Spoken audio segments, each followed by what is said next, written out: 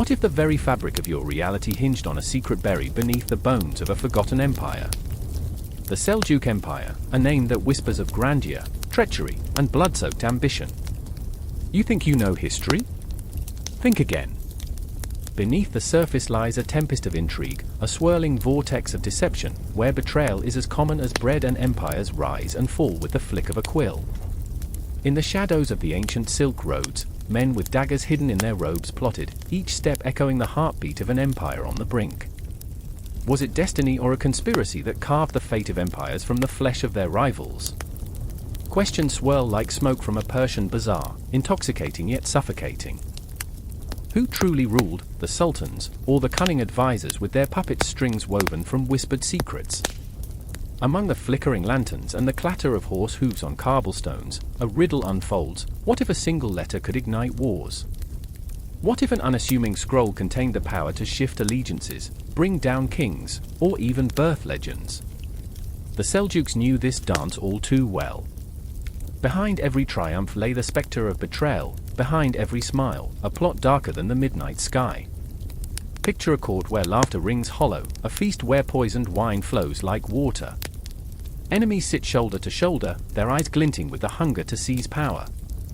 In this world, the right words carve empires, while the wrong ones ignite infernos. And among these players, a shadowy figure moves unseen, an enigmatic scribe recording each treacherous turn, each whispered betrayal, waiting for the moment to unveil the truth. But truth is a treacherous mistress, capable of collapsing thrones and shattering bonds. How many plots can one man weave before the fabric of loyalty unravels into chaos? As the Seljuks expanded, so did their enemies, and alliances shifted like desert sands. You'd think betrayal is a modern invention, but in the tapestry of the Seljuks, it's an ancient art, performed with the grace of a dancer and the malice of a scorpion. Each battle fought was but a prelude to the real war, or a war of wits, where the stakes were not just lives but legacies, where the pen proved mightier than the sword. And in the heart of it all, a prophecy lay dormant, waiting for the foolhardy or the brave to awaken it. What if that prophecy was never meant to be fulfilled? What if it was just a bait, a trap set by the cleverest of minds to entangle the unwitting in its web of schemes? Dare you peel back the layers of this complex narrative? Or will you remain ensnared in the comfortable illusion that history is simply a chronicle of the past? The Seljuk Empire offers no easy answers, only an intoxicating glimpse into a world where every truth is suspect and every ally could be a dagger in disguise. The stage is set, the players are dangerous, and the stakes higher than the minarets that pierce the sky. Welcome to the enigma that is the Seljuk Empire. Once you enter, there's no turning back. The wind howled across the endless steppes, a mournful wail of lost souls and unremarked dreams. I remember the chill in my bones, the way it gnawed at my spirit as I watched my father, a silhouette against the dying light, his figure bending under the weight of unyielding tradition. The shadows danced around us, eerie goblins that pulled at my heartstrings, whispering of battles yet to come, of destinies forged in blood and desperation. "Are you ready, son?" His voice was thick with an unfathomable sorrow, a blend of hope and despair, a plea that hung in the air like the scent of damp earth after a storm, heavy and pregnant with promise. He was a warrior, yet here he stood, faltering before the spectre of change, the rising tide of a new age that would swallow everything we knew whole. I felt it in my bones, a tremor, a heartbeat, the pulse of history crashing against the shores of our existence. I glanced at my brother, Tughril, his eyes gleaming with a reckless fire. He was always the wild one, the storm in our hearts, wrestling with the ghosts of our ancestors, yearning to break free from their shadows. "We can't stay here," he hissed, urgency sparking in every syllable.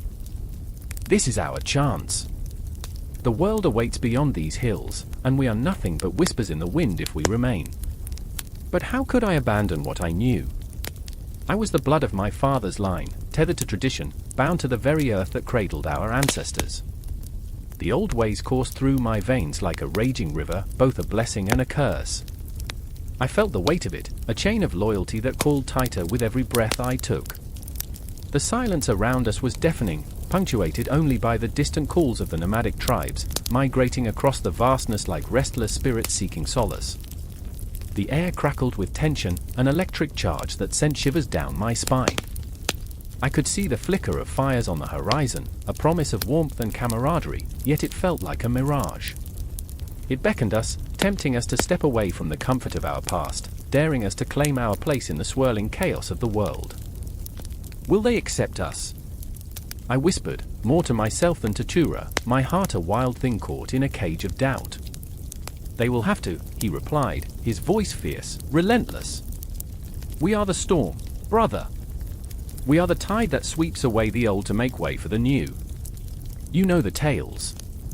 The rise of the Seljuks is written in the stars. Stars, a cosmic dance of ancient dreams and forgotten sorrows, they twinkled above like the eyes of 1,000 ancestors, watching and waiting. I felt their weight upon my shoulders, an echo of a time when the world was raw and untamed, and men were defined by their courage and conquest. But dreams can be cruel, and so I hesitated, the silence stretching between us like a chasm, a wound that begged to be filled. Then came the shout, the sharp, piercing cry of a scout racing toward us, a harbinger of chaos. The Khwarezmid horseman approach. His breath came in gasps, desperation etched into every line of his face. They've caught our trail. The revelation crashed over us, a wave of panic that swept me off my feet and slammed me into the reality of our situation. Fear gripped my heart like a vice. It wasn't just our lives at stake. It was our identity, our legacy, teetering on the brink of annihilation. We cannot face them, I stammered, a whisper of surrender clawing at my throat.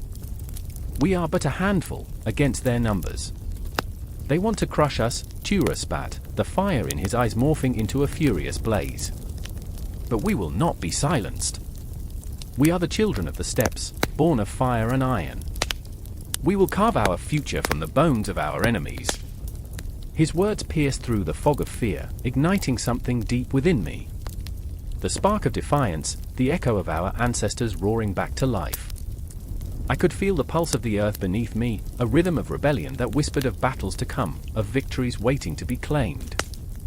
I was no longer just a boy fearful of losing his home, I was part of something greater, a tide shifting in the night. Then we fight. My voice was steady now, a declaration that rang out against the encroaching darkness. The night wrapped around us, a velvet cloak of uncertainty, yet within it glimmered the promise of destiny. As we prepared, shadows flickered in the twilight, ominous figures cloaked in the fabric of the past. They were our ancestors, haunting reminders of the blood that had been spilled on these very grounds, gathering to witness our defiance. I could almost hear their whispers, a cacophony of dreams and sorrows as their stories intertwined with ours, weaving a tapestry of fate. Time shifted, grew heavy with expectation. We could feel the approach of the Khwarezmid forces, a storm rolling across the horizon, and with it came the weight of our choices, the spectre of what could be lost.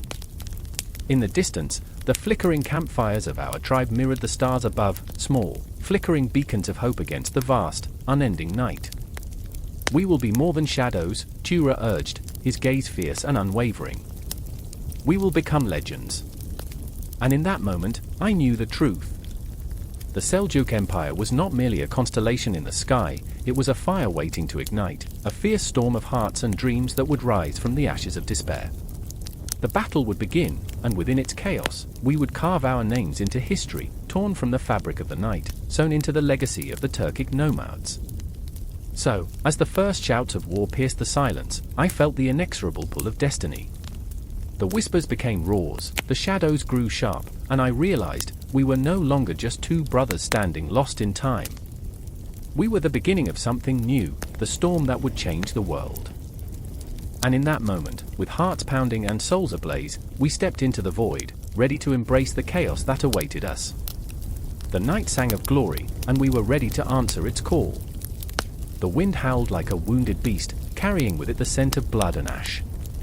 Shadows danced on the crumbling stones of the ancient fortress as the sun dipped low, a dying ember in the sky. I remember the moment I first saw Tughril beg, standing at the edge of the precipice like a thunderstorm about to break. His dark hair whipped wildly around his face, eyes alight with the fire of 1,000 suns, yet haunted by ghosts of betrayal. I remember the air crackling with tension. Around us, the Turkish tribes stood divided, empires of pride and blood with blades drawn, each man's heart a drum echoing the rhythm of war. They were warriors, yes, but also fathers, brothers, men gripped by fear of losing their way of life. Each one of them carried their own weight of history, their own scars etched deep into their souls. The echoes of their ancestors whispered in their ears, demanding loyalty, vengeance, unity, but who would heed their call?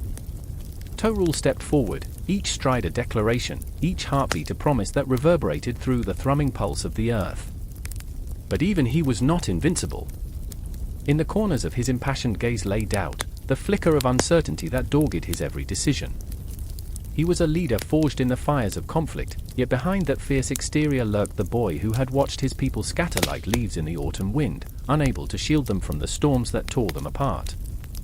And then there was Ilturish, a warrior with scars that told stories of betrayal.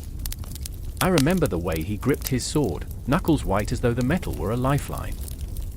His heart was a battlefield, torn between loyalty to the old world and the hope that Tughril could weave a new tapestry from the tattered threads of their past. He had watched his family fall apart, his brothers name a whispered curse on the lips of their enemies. In every clash of steel, he sought solace, but it was always fleeting. "Why should we trust you?" Ilturish spat, his voice a low growl, riddled with skepticism. "You promise unity, yet all I see is chaos. You think your fire can burn away the darkness? You're a dreamer, Tughril, a child playing king in a world that devours the weak." Tughril's gaze held steady, unyielding. "I am not just a dreamer, Ilturish. I am the storm that will change everything. I feel the weight of our history, heavy as a mountain, yet I dream of a future where we are not just scattered tribes but a force to be reckoned with. We can stand together or we can fall apart.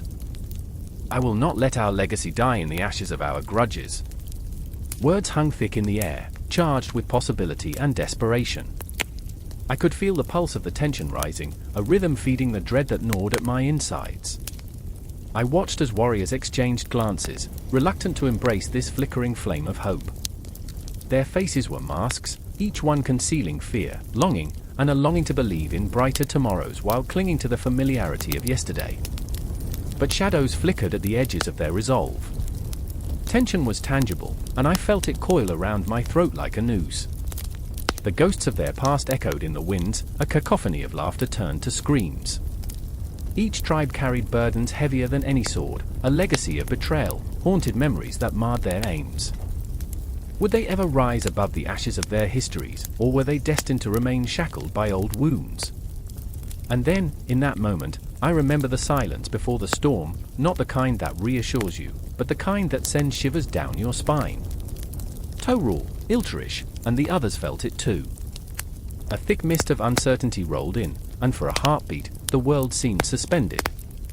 It was the calm of the eye, a fleeting respite before chaos erupted.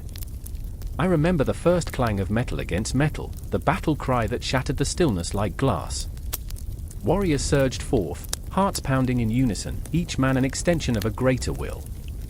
Tughril led the charge, his spirit igniting a fire within his men, but fear clawed at their souls. For every soldier who fought for unity, 10 more rallied behind the banner of division, loyal to clan, not to dream.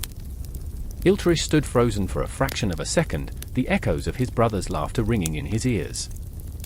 He had sworn to protect his family, yet here he was, torn between two paths. The weight of his choice bore down like a mountain, and in that hesitation, he felt the tendrils of despair wrapping tighter around his heart. Would he take the leap into the unknown, or cling to the familiar embrace of anger and vengeance? As swords clashed and cries of pain cut through the air, I could feel history folding in on itself. Each swing of a blade was a prayer, a plea for redemption, for belonging, for a future that didn't taste like ashes. The battlefield became a canvas, painted with blood and valor, fear and fierce hope, each moment a brushstroke in the greater masterpiece of their shared destiny. And as the night fell, a darkness deeper than the absence of light swept over them. Tughril and Ilturish stood at the precipice of change, but the path forward was murky and treacherous. I could feel the weight of their choices, the burdens of their pasts, pressing them into the earth. The clock ticked with an ominous finality, each second peeling away at the fabric of their choices.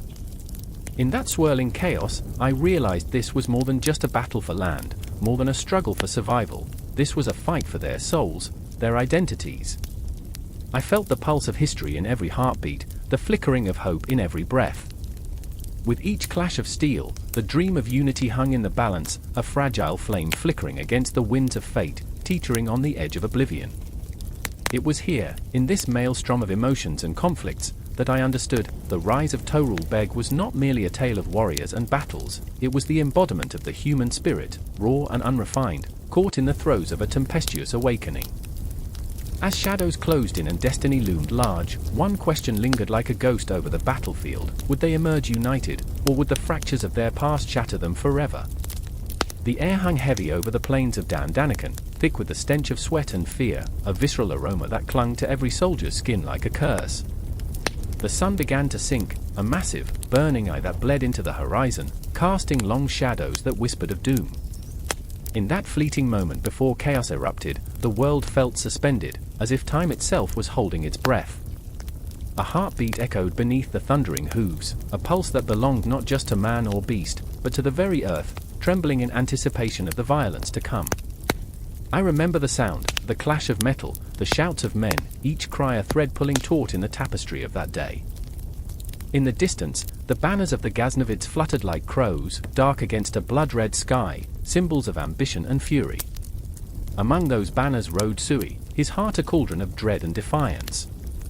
He gripped his sword tighter, knuckles white, the leather hilt slick beneath his fingers. He was not just a soldier, he was a man torn between duty and desire, a son longing to carve a name for himself while the ghosts of his ancestors loomed large behind him, their whispers cold as the grave. And then there was Farah, standing at the edge of the battlefield, her eyes wide and luminous. She was no warrior, yet she felt the weight of the world on her shoulders, a burden she never asked for. Her heart raced, not from the thrill of battle but from the love she harbored for Sui, love that felt like a raw wound exposed to the open air. She remembered the laughter they shared on warm nights, the way he had looked at her beneath the stars, eyes filled with dreams, promises unspoken. But love, like the tide, could turn. In war, there was no room for such sweetness, only blood would spill now, and perhaps her heart along with it. As the first horn sounded, a chilling wail that pierced the twilight, the calm shattered like fragile glass. Sui felt fear wrap around him, a serpent coiling tight, squeezing out the courage he desperately sought. But there was no turning back. The Ghaznavid surged forward, a wall of fury and steel, while Sui stepped into the fray, a reluctant hero thrust into destiny's maw. Every swing of his sword felt like a prayer, each enemy he felled a step closer to that elusive glory he craved, yet with every life extinguished, he felt a piece of himself wither, a darkness tightening its grip around his soul. I remember the rain of arrows, a deadly shower that fell like a harbinger of doom. The sky wept, or perhaps it laughed, a cruel joke played upon those who dared to dream too fiercely. Farah, caught in the chaos, felt the ground tremble beneath her as bodies fell around her, men she had seen laughing, drinking, sharing stories over fires now reduced to mere echoes of what they had once been. Each thud of a collapsing body struck her like a hammer against her chest, a reminder of her own fragility, the fleeting nature of existence. Then came the moment. Sui's gaze met a familiar face amidst the turmoil, his childhood friend, Ramin, who had once shared secrets under the cover of darkness, their laughter mingling with the winds of their homeland. But now, Ramin was a man transformed, eyes wild with fury, a foe instead of a brother. Time slowed, the world twisted and turned, the night stretching long and thick like a nightmare from which there was no waking. "Why did you choose this path?" Sui shouted, his voice breaking over the din of battle. The question hung between them, a fragile thing, laden with years of unspoken words and shared dreams now turned to ash. Ramin's laughter was a knife, sharp and bitter.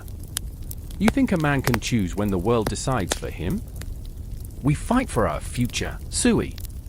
For power, for blood. You would prefer the softness of your dreams while the world burns. But dreams are powerful, I thought, as I watched their confrontation unfold, a tempest of emotion swirled around them, forging and breaking bonds in an instant. Sui lunged, desperation fueling his every move, a primal instinct to protect what remained of his shattered world. Ramin parried, their blades clashing with a resonance that echoed through time, a rhythm that pulsed with the sorrow of countless battles fought in the name of honor and glory. Farah could only watch, a spectator trapped in a horrifying play, her heart twisting as she realized the inevitable. This was not just a battle of swords, but a collision of souls. She felt the tears burn her cheeks, tasted the salt of her own anguish as she called out to Sui, her voice trembling like the last fragile leaf clinging to a branch before winter's grip. "Come back to me. Please?"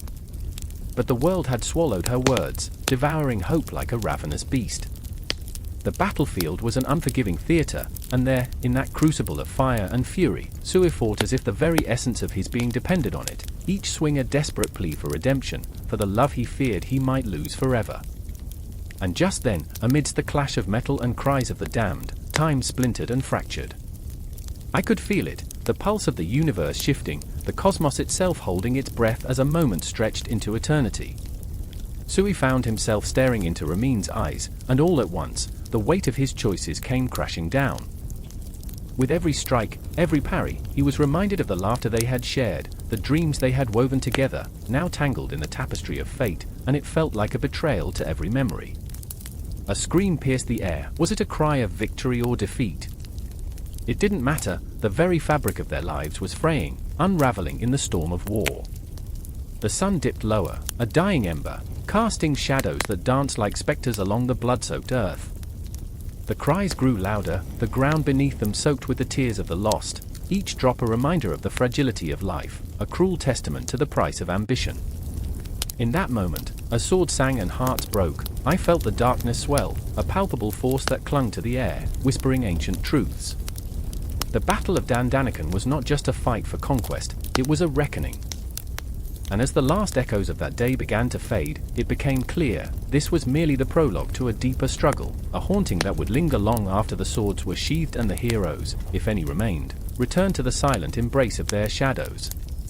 And so they clashed, the echoes of their choices reverberating through the ages as the night enveloped them, the stars above indifferent witnesses to the chaos below.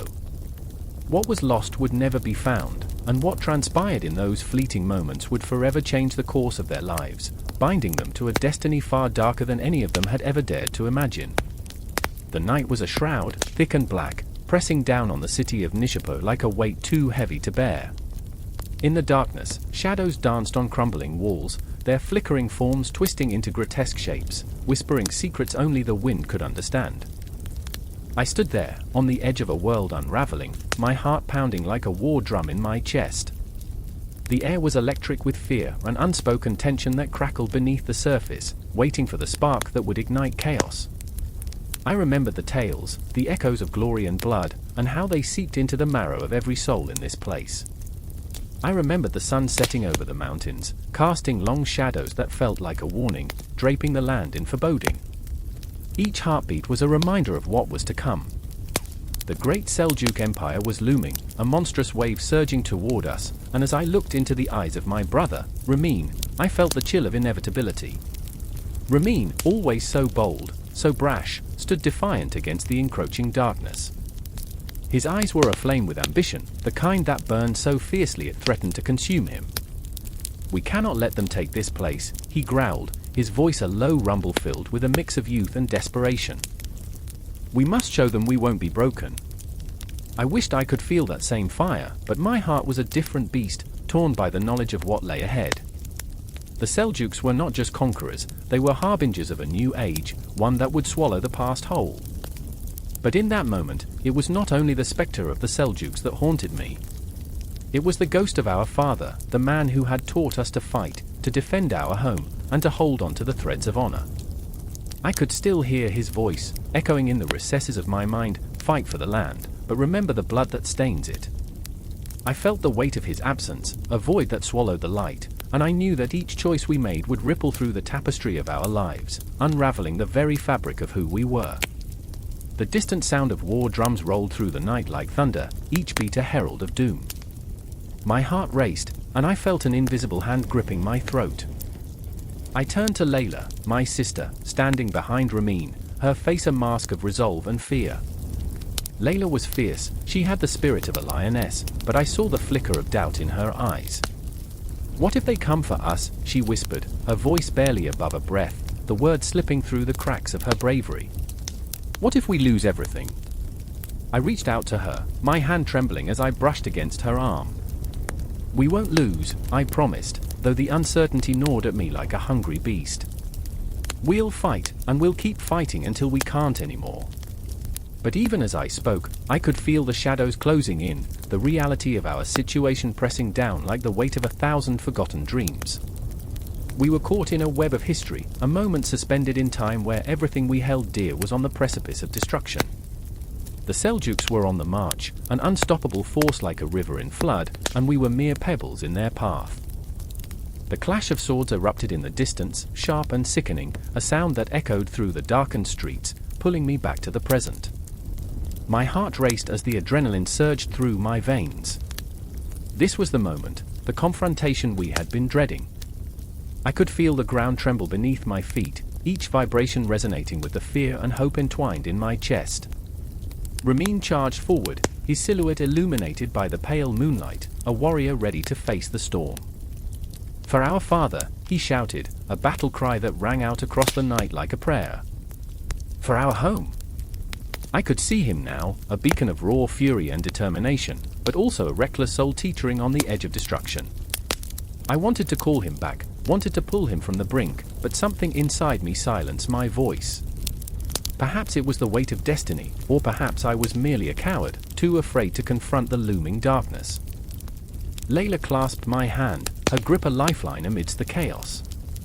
"We have to go," she urged, her eyes wide with fear and determination.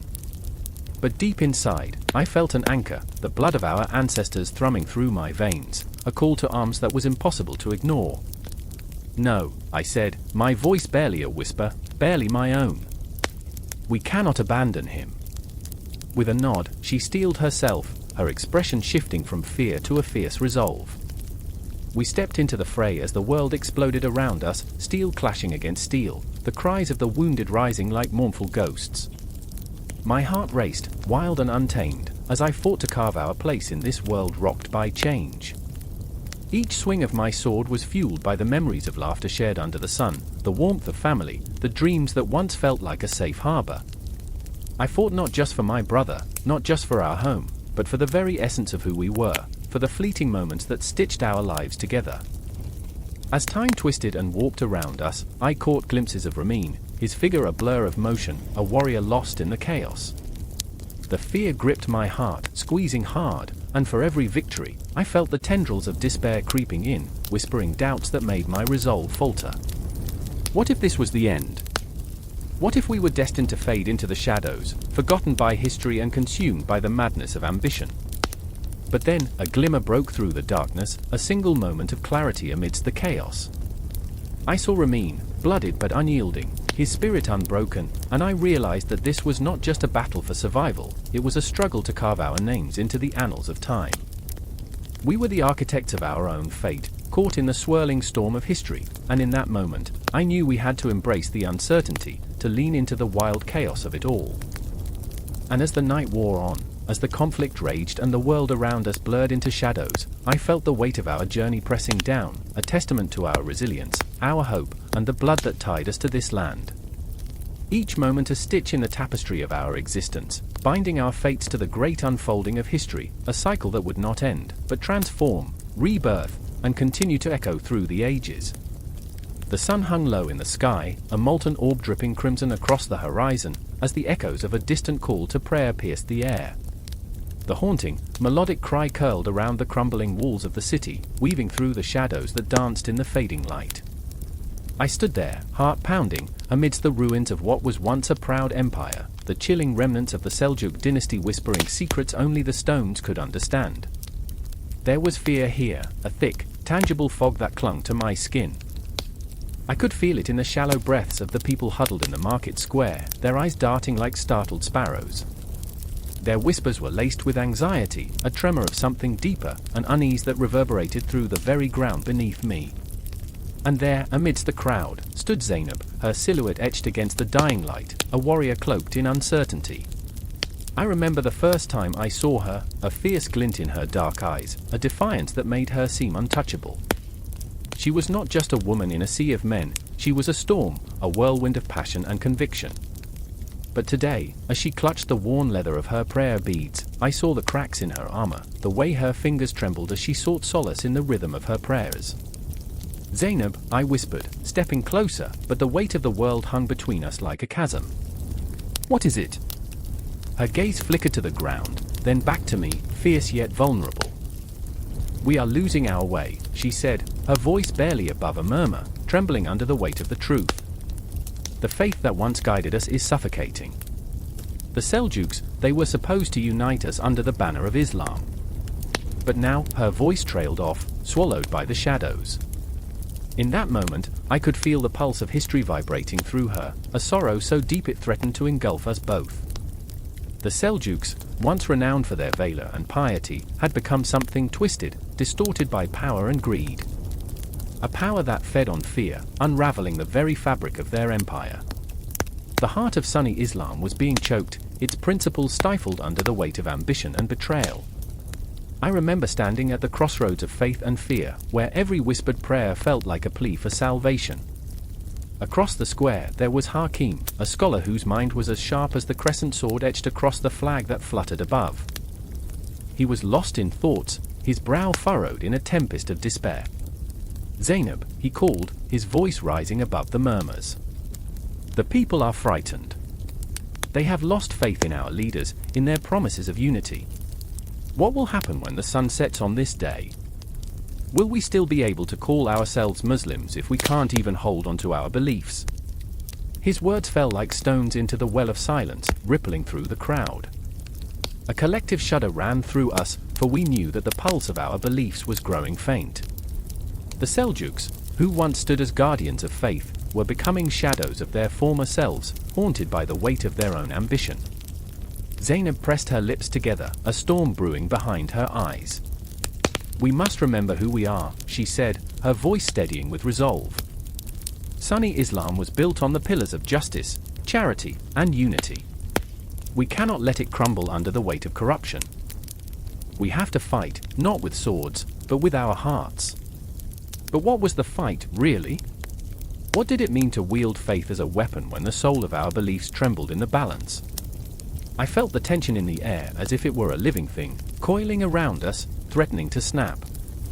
The clock tower in the distance chimed, its sound echoing ominously, marking the passage of time, a reminder that every moment we hesitated was a moment lost.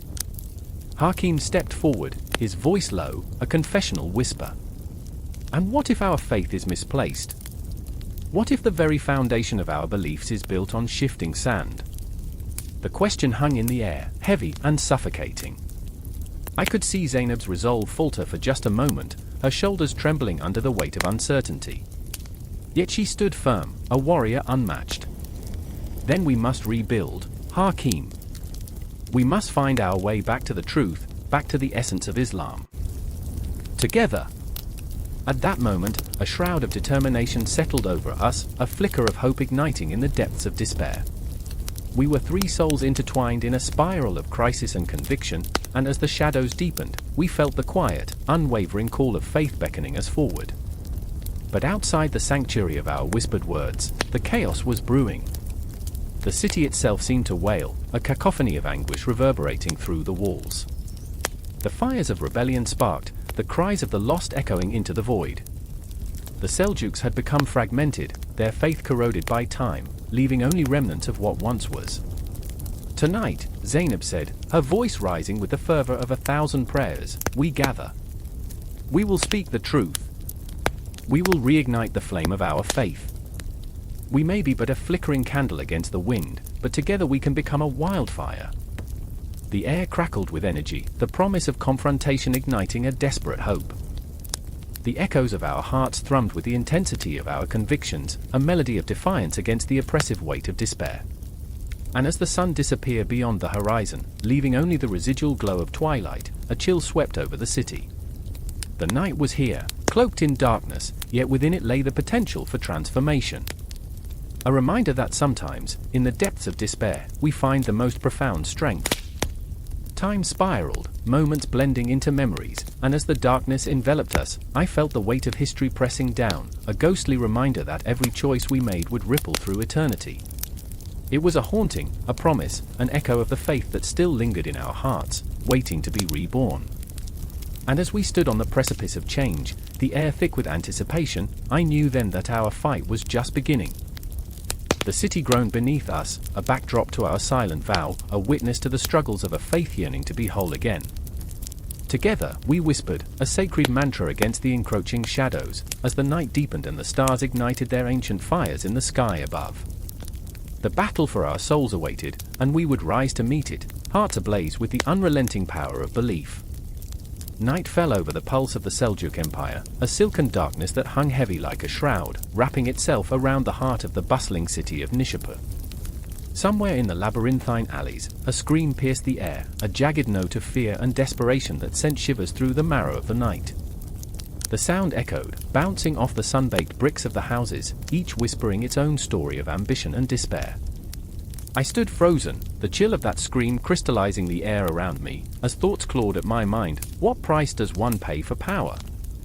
Husin, my friend and confidant, stood beside me, his face pale as if he'd seen a ghost. His fingers trembled, brushing against the hilt of a small dagger that had always felt more like a security blanket than a weapon. "They will come for us, you know," he murmured, his voice barely a whisper, but it held the weight of an unspoken truth. The Seljuk administration was a world of shadows and whispers, a delicate tapestry woven from threads of loyalty, treachery, and relentless ambition. I remember the day I first understood this brutal dance. The Grand Vizier, a man whose eyes sparkled with cunning, delivered decrees with a voice so smooth it could slice through flesh. He was the architect of our fate, brokering deals with the finesse of a merchant peddling silk. But beneath that polished exterior lay a labyrinth of manipulation and control, a system built on fear rather than love. "Power is a double-edged sword," he once said, his lips curling in a smile that sent a shiver down my spine. "It cuts both ways. Be wise, or it will be your head on the block." I could see the flicker of candlelight in the Hall of Justice, where men sat in judgment, a council of the damned. Each face was a mask of ambition, eyes glinting with the thrill of potential betrayal. They could condemn a man to death with a single glance, and here we were, mere spectators to the theater of governance, a cacophony of voices shouting louder than any blade could strike. I watched as a young man, trembling in his tattered garments, pleaded for mercy, his words like fragile glass shattering against stone walls. "Mercy? In this world?" Husin spat, his frustration spilling over like a pot left too long over the flame. "They bathe once a year, you know." The absurdity of it hung in the air, mingling with the ghosts of the past. The humor was dark, but it was a lifeline, pulling us back from the edge of despair. "So yeah, romance was earthy," he joked, and I forced a laugh, but the sound felt hollow, echoing off the walls like the fading heartbeat of a dying man. The Seljuk bureaucrats had a wretched flair for the dramatic. "Can you imagine?" I asked, my voice laced with a bitter edge. They wield their power like a master painter, splashing the colors of life and death across the canvas of the empire. Yet, underneath the artistry lay the bones of the forgotten, the whispers of those who had dared to challenge the system, their memories snuffed out before they could even take root. As night deepened, I felt the weight of time pressing down on us, each tick of the clock a reminder that our moments were limited. Shadows danced around us, morphing as the chaos unfolded in the streets. I could still hear the young man's cries, a haunting melody that would linger long after the echoes faded. What if it were us? I asked Husin, and the realization settled like a stone in our hearts. In a world ruled by the Seljuk administration, all it took was one slip, one misstep, and we could be the next to face judgment. "Fear not," Husin said, though his own eyes betrayed him, flickering with uncertainty. "We are not the ones on trial." But the truth is, we were all on trial. Beneath the veil of governance, we were judged by the very air we breathed. The laws were as fickle as the winds, changing with the whims of the powerful, leaving us scrambling in their wake. I remember the tension mounting as we made our way through the streets, where whispers spiraled like smoke, intoxicating yet suffocating. A merchant hawked his wares, his voice a desperate plea for survival, while the guards patrolled with an indifference that crushed the spirit. I could feel the weight of their boots on the cobblestones, a march of inevitability that echoed through the very fabric of our lives. In those moments, I found myself torn between the shadows of despair and the flickering light of hope. The Seljuk administration, with its intricate web of governance, was a reflection of humanity itself, flawed, beautiful, grotesque. I often wondered about the men who crafted the laws, the architects of this empire, each one a ghost of ambition. Did they sleep at night, or did the cries of the condemned haunt their dreams? As the air thickened with tension, we stumbled upon a gathering, people huddled together like moths drawn to a flame.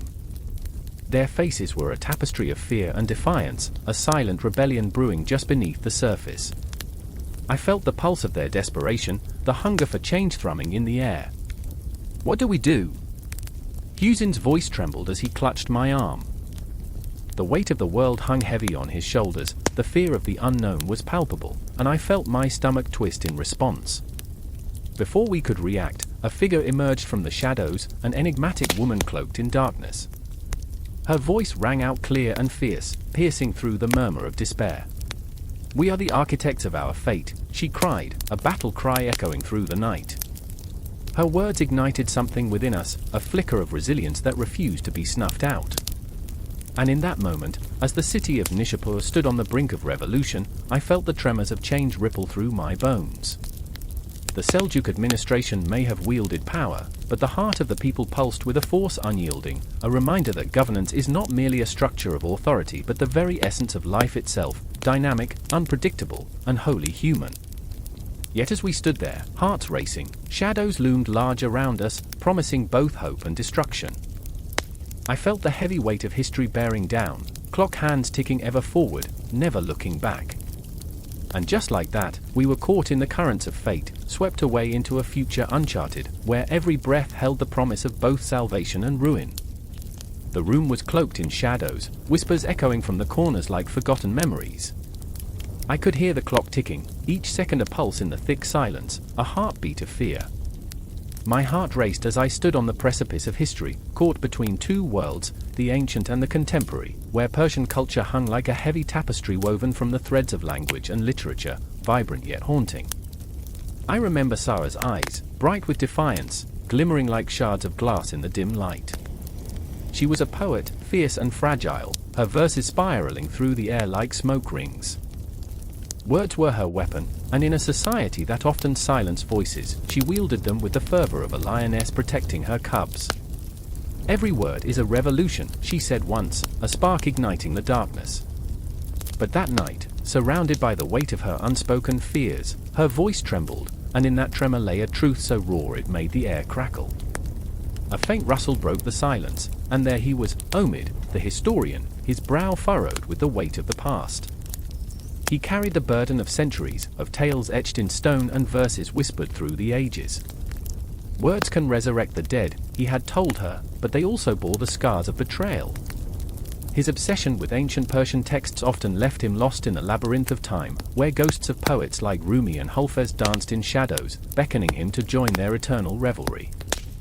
Yet, here he stood, a prisoner of the present, yearning to sift through the ashes of history while the flames of urgency licked at his heels. A gust of wind swept through the room, carrying the scent of jasmine and despair. I caught fragments of their conversation, a fierce debate, the air thick with tension. "Our language is dying, Omid." Sarah's voice cracked, an arrow shot from her heart. "They want to erase us, to silence our stories, but I won't let them." I felt the weight of her words pressing against my chest, a suffocating reminder of the stakes. Persian culture, with its lilting poetry and philosophical musings, hung by a thread, caught in the crossfire of modernity and tradition. The intricacies of Farsi, a language that wrapped itself around thoughts like a lover's embrace, were fading, brushed aside by the relentless tide of globalization. Omid replied, his voice low and steady, like the distant rumble of thunder before a storm. "And what will you do, Sarah? Write verses into the void? The world doesn't hear us." His frustration bled through every syllable, a mix of love and despair that cut deeper than any blade. "I'm fighting for the past, and you're fighting for the future. But what if we're both wrong?" The words hung in the air, heavy and pungent, like the scent of ripe pomegranates. I watched them, each grappling with their demons, each a reflection of the other, a clash of dreams and despair. The glow of a fading candle flickered, casting shadows that twisted their features, turning hope into anguish.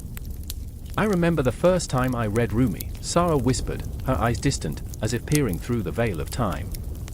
The way his words wrapped around me, like a warm embrace in the cold of night. Poetry isn't just art, it's a lifeline. Without it, what are we? Her voice trembled, the weight of 1,000 unuttered verses pressing down on her. Omid closed his eyes, the pain of the moment etched into his face. And yet, the ink runs dry, doesn't it? We're drowning in a sea of noise, drowning in a language that no one understands. The world is moving on, while we cling to the ghosts of our ancestors. There it was, the heart of their conflict, a dizzying dance between preservation and progress. I felt the walls closing in, stifling their dreams like a stranglehold of vines, wrapping tighter around their throats. The world outside whispered promises of freedom, but here, within these walls, they were bound by the legacy of a culture that both nourished and suffocated.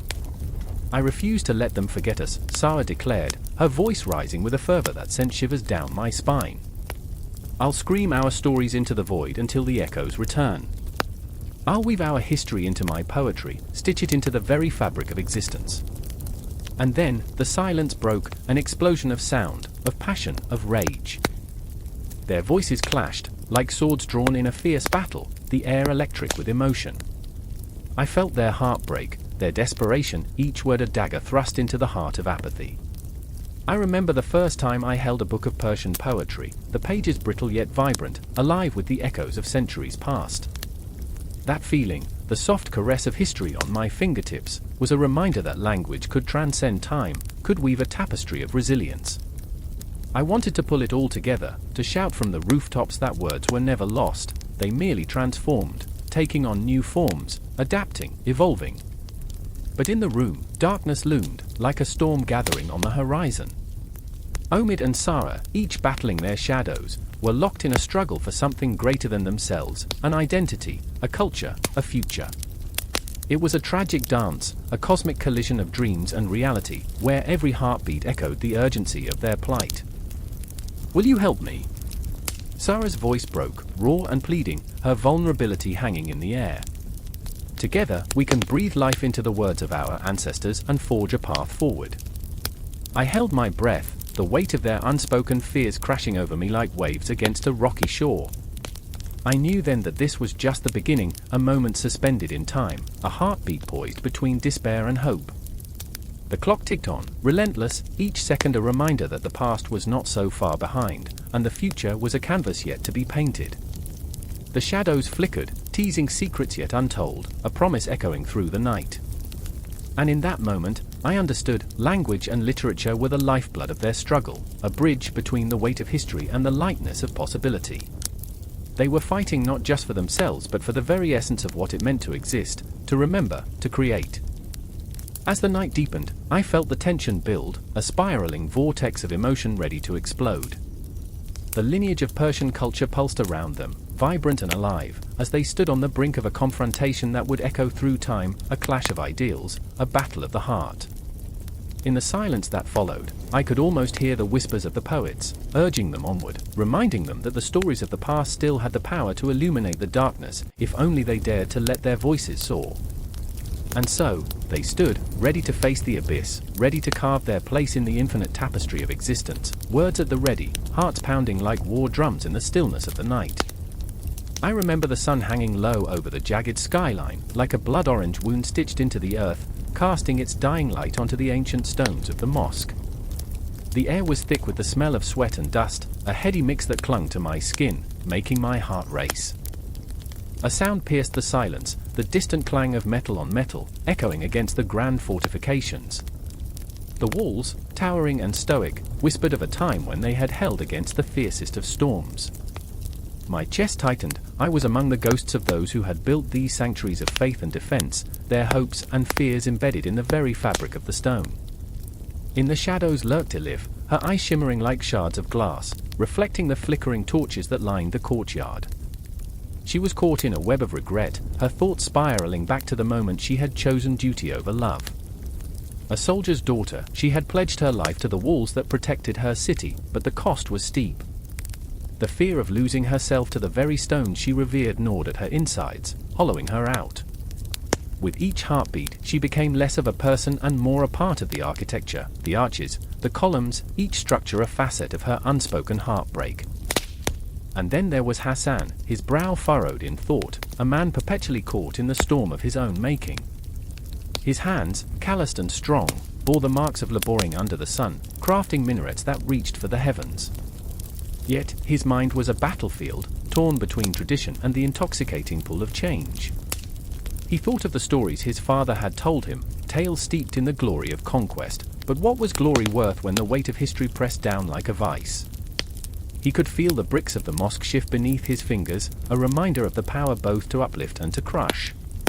His heart wrestled with the question, was he building a future or merely preserving a past that would soon be lost?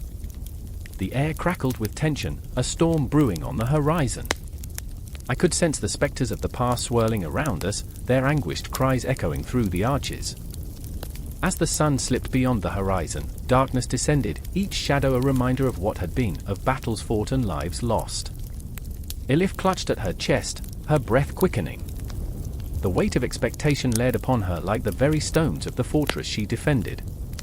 She was the embodiment of every whispered prayer, every longing gaze directed toward the heavens. Yet, in her soul, a tempest raged, a longing for freedom, for the chance to run barefoot through the wildflower fields her mother had spoken of, instead of standing guard in this prison of her own making. "Are we just building monuments to our suffering?" she whispered, a tremor in her voice. The question hung in the air, unsettling, like a specter. Hassan turned to her, his voice low, edged with despair. "Or are we fortifying our hearts against the chaos that is life?" And in that moment, the world felt impossibly vast. Time was a cruel trickster, it slipped through fingers like sand, and the cosmos turned without care for their strife. The fortifications loomed around them, shadows stretching longer as the stars began to flicker above, a reminder that they were but tiny blips in a grand narrative, yet to be authored. Elif watched as the moon rose, pale and haunting, casting an eerie glow upon the stones. She could almost see the ghosts of craftsmen, sweat dripping from their brows as they shaped the intricate calligraphy that danced across the mosque's walls. "I remember," she began, her voice trembling like the flicker of a dying flame. "I remember the stories my grandmother told me. About how the minarets were built to touch the sky, to remind us of the divine.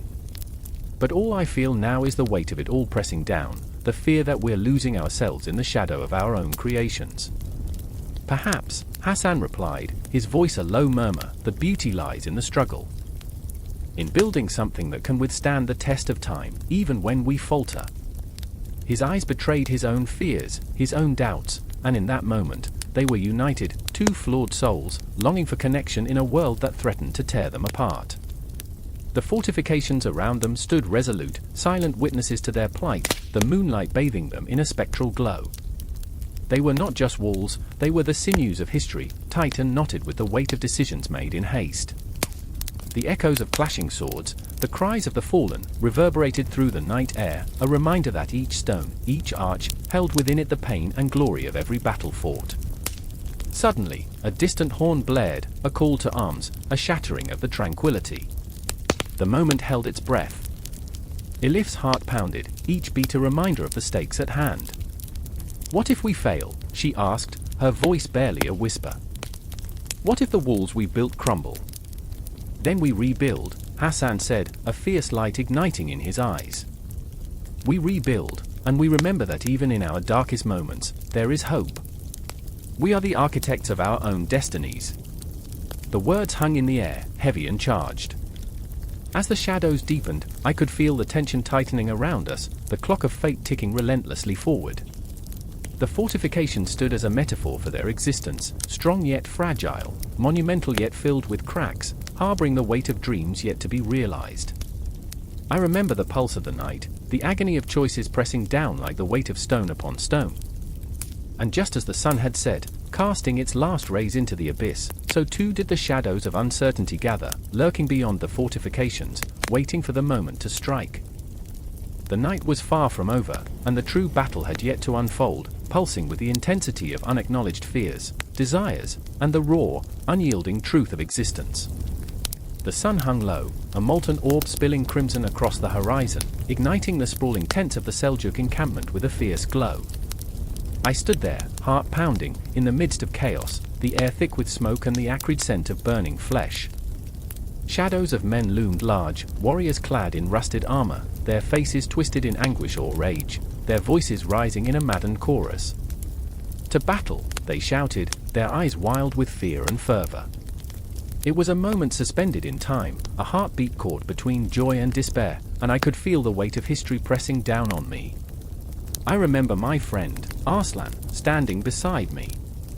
His eyes were wide, mirroring the very sky, a tempest of uncertainty. He was a soldier, brave yet scarred, wrestling with demons that convened in the recesses of his mind. The great Seljuk Empire, at its zenith, spread its fingers across vast territories like an insatiable beast, Persia, Syria, the Anatolian plateau, but for Arslan, it was never enough. The glory of battle sang to him, but haunting memories whispered of a past that haunted his sleep.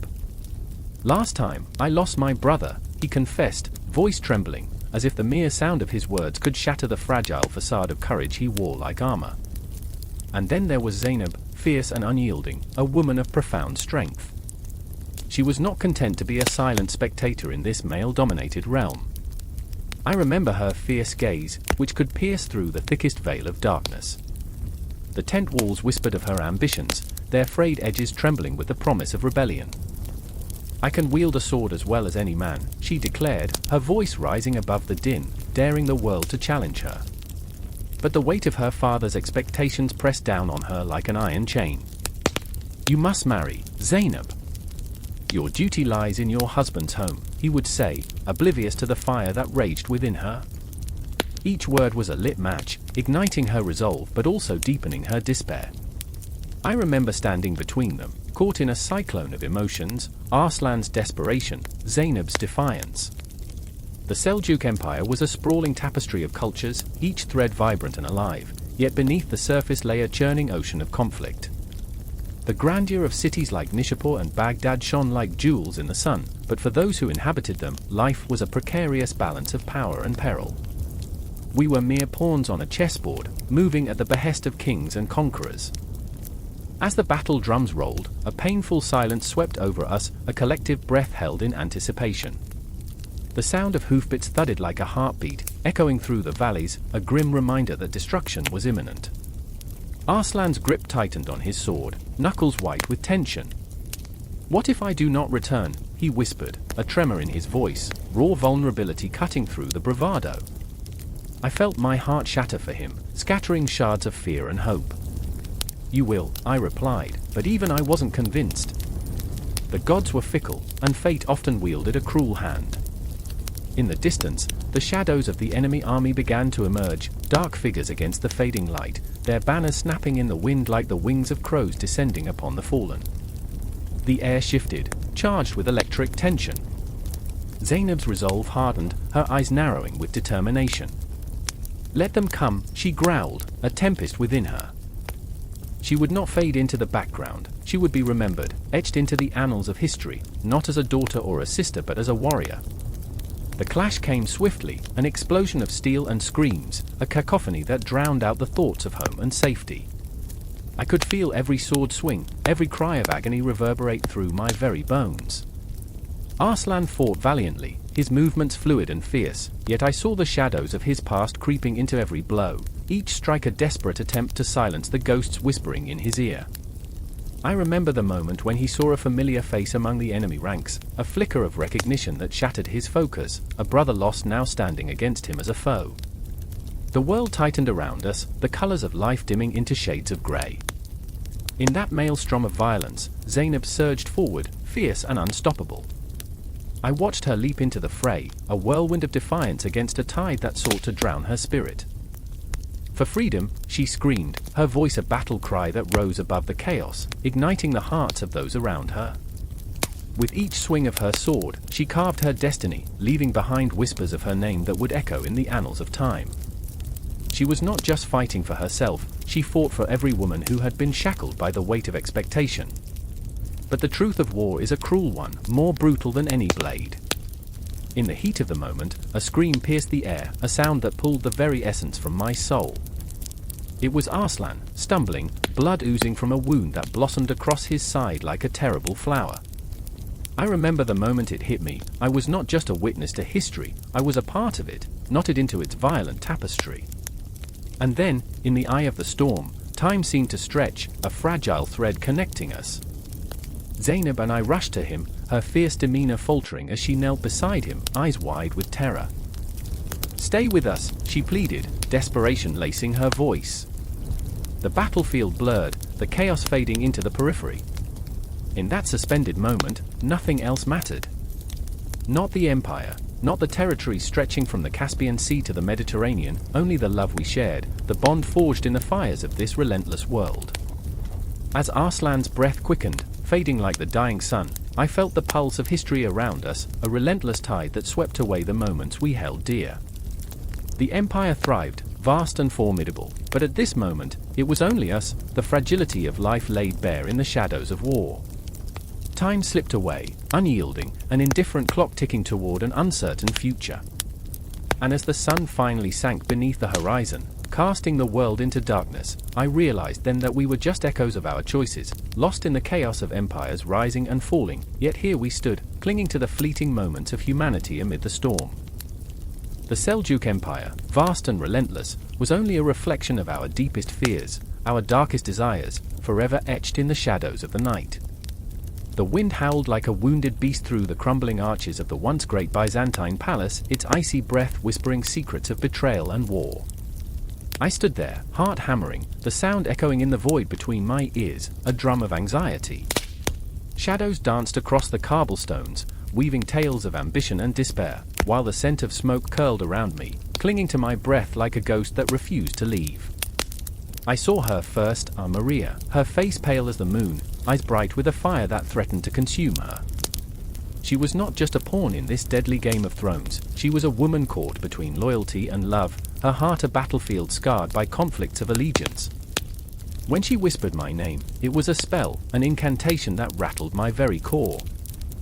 "Isaac," she said, and the world around us blurred, reduced to nothing but the two of us, tangled in a web of choices we never made. "You must go," her voice trembled, breaking like fragile glass. The Seljuks approach. This isn't just politics, it's death. Her fear cut through the air, sharp and visceral. I could see the dark stains of uncertainty pooling in her eyes, the reflection of an empire on the brink of destruction. But I was no hero. I was a soldier, a man with blood on my hands and doubt in my heart. I couldn't leave the city, not when the weight of the emperor's crown pressed down on me. "Maria, if I abandon my post, what will happen to the people?" I could have told her about honor, about duty, but all that spilled from my lips was the bitterness of regret. I remember the way her face fell, the flicker of hope extinguished like a guttering candle. And then, there was Arslan, a Seljuk commander whose fierce loyalty to his people mirrored my own. A man born from the same furnace of ambition, his heart beat to the rhythm of conquest. I could almost see him now, galloping across the plains, his laughter echoing through valleys as he led his warriors into battle. Yet beneath that fierce exterior, I sensed a loneliness, a hunger for something more than bloodshed. A land won could be a land shared, he often mused while polishing the hilt of his sword, a moment of fleeting softness swallowed by the violence of his world. In the space between our worlds, I could feel the tension snapping like a drawn bowstring, a shuddering promise of conflict. I remember standing in the marketplace as the whispers of the gathered crowd swirled around me like a brewing storm. "The Seljuks are coming," they said, voices trembling with fear and anticipation. "They will take everything." I glanced at the faces around me, their eyes mirrors of my own turmoil, each heartbeat an echo of what was to come. The moment exploded like a bomb dropping in the night, the ground shook as the Seljuk forces surged toward our city like a tidal wave. The clash of swords would soon drown out the cries of innocence, the shadow of death lurking at every corner. I wanted to scream, to grab hold of the people I loved, to shield them from the horrors that loomed just beyond our walls. But duty held me fast, a noose tightening around my resolve.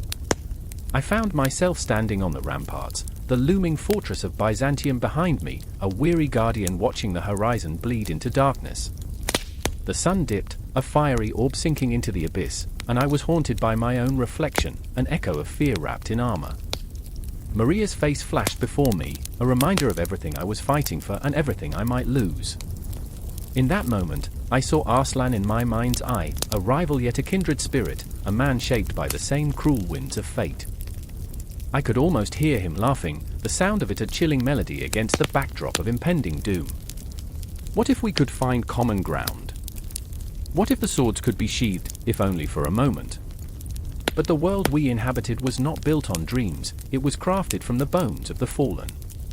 The night descended with an eerie silence, broken only by the distant clatter of hooves and the flickering of torches. I remember the weight of the sword at my side, its cool metal a reminder of the choices I had made, the blood I had spilled. Each heartbeat felt like a countdown, a reminder that every moment brought us closer to the inevitable clash. "Isaac!"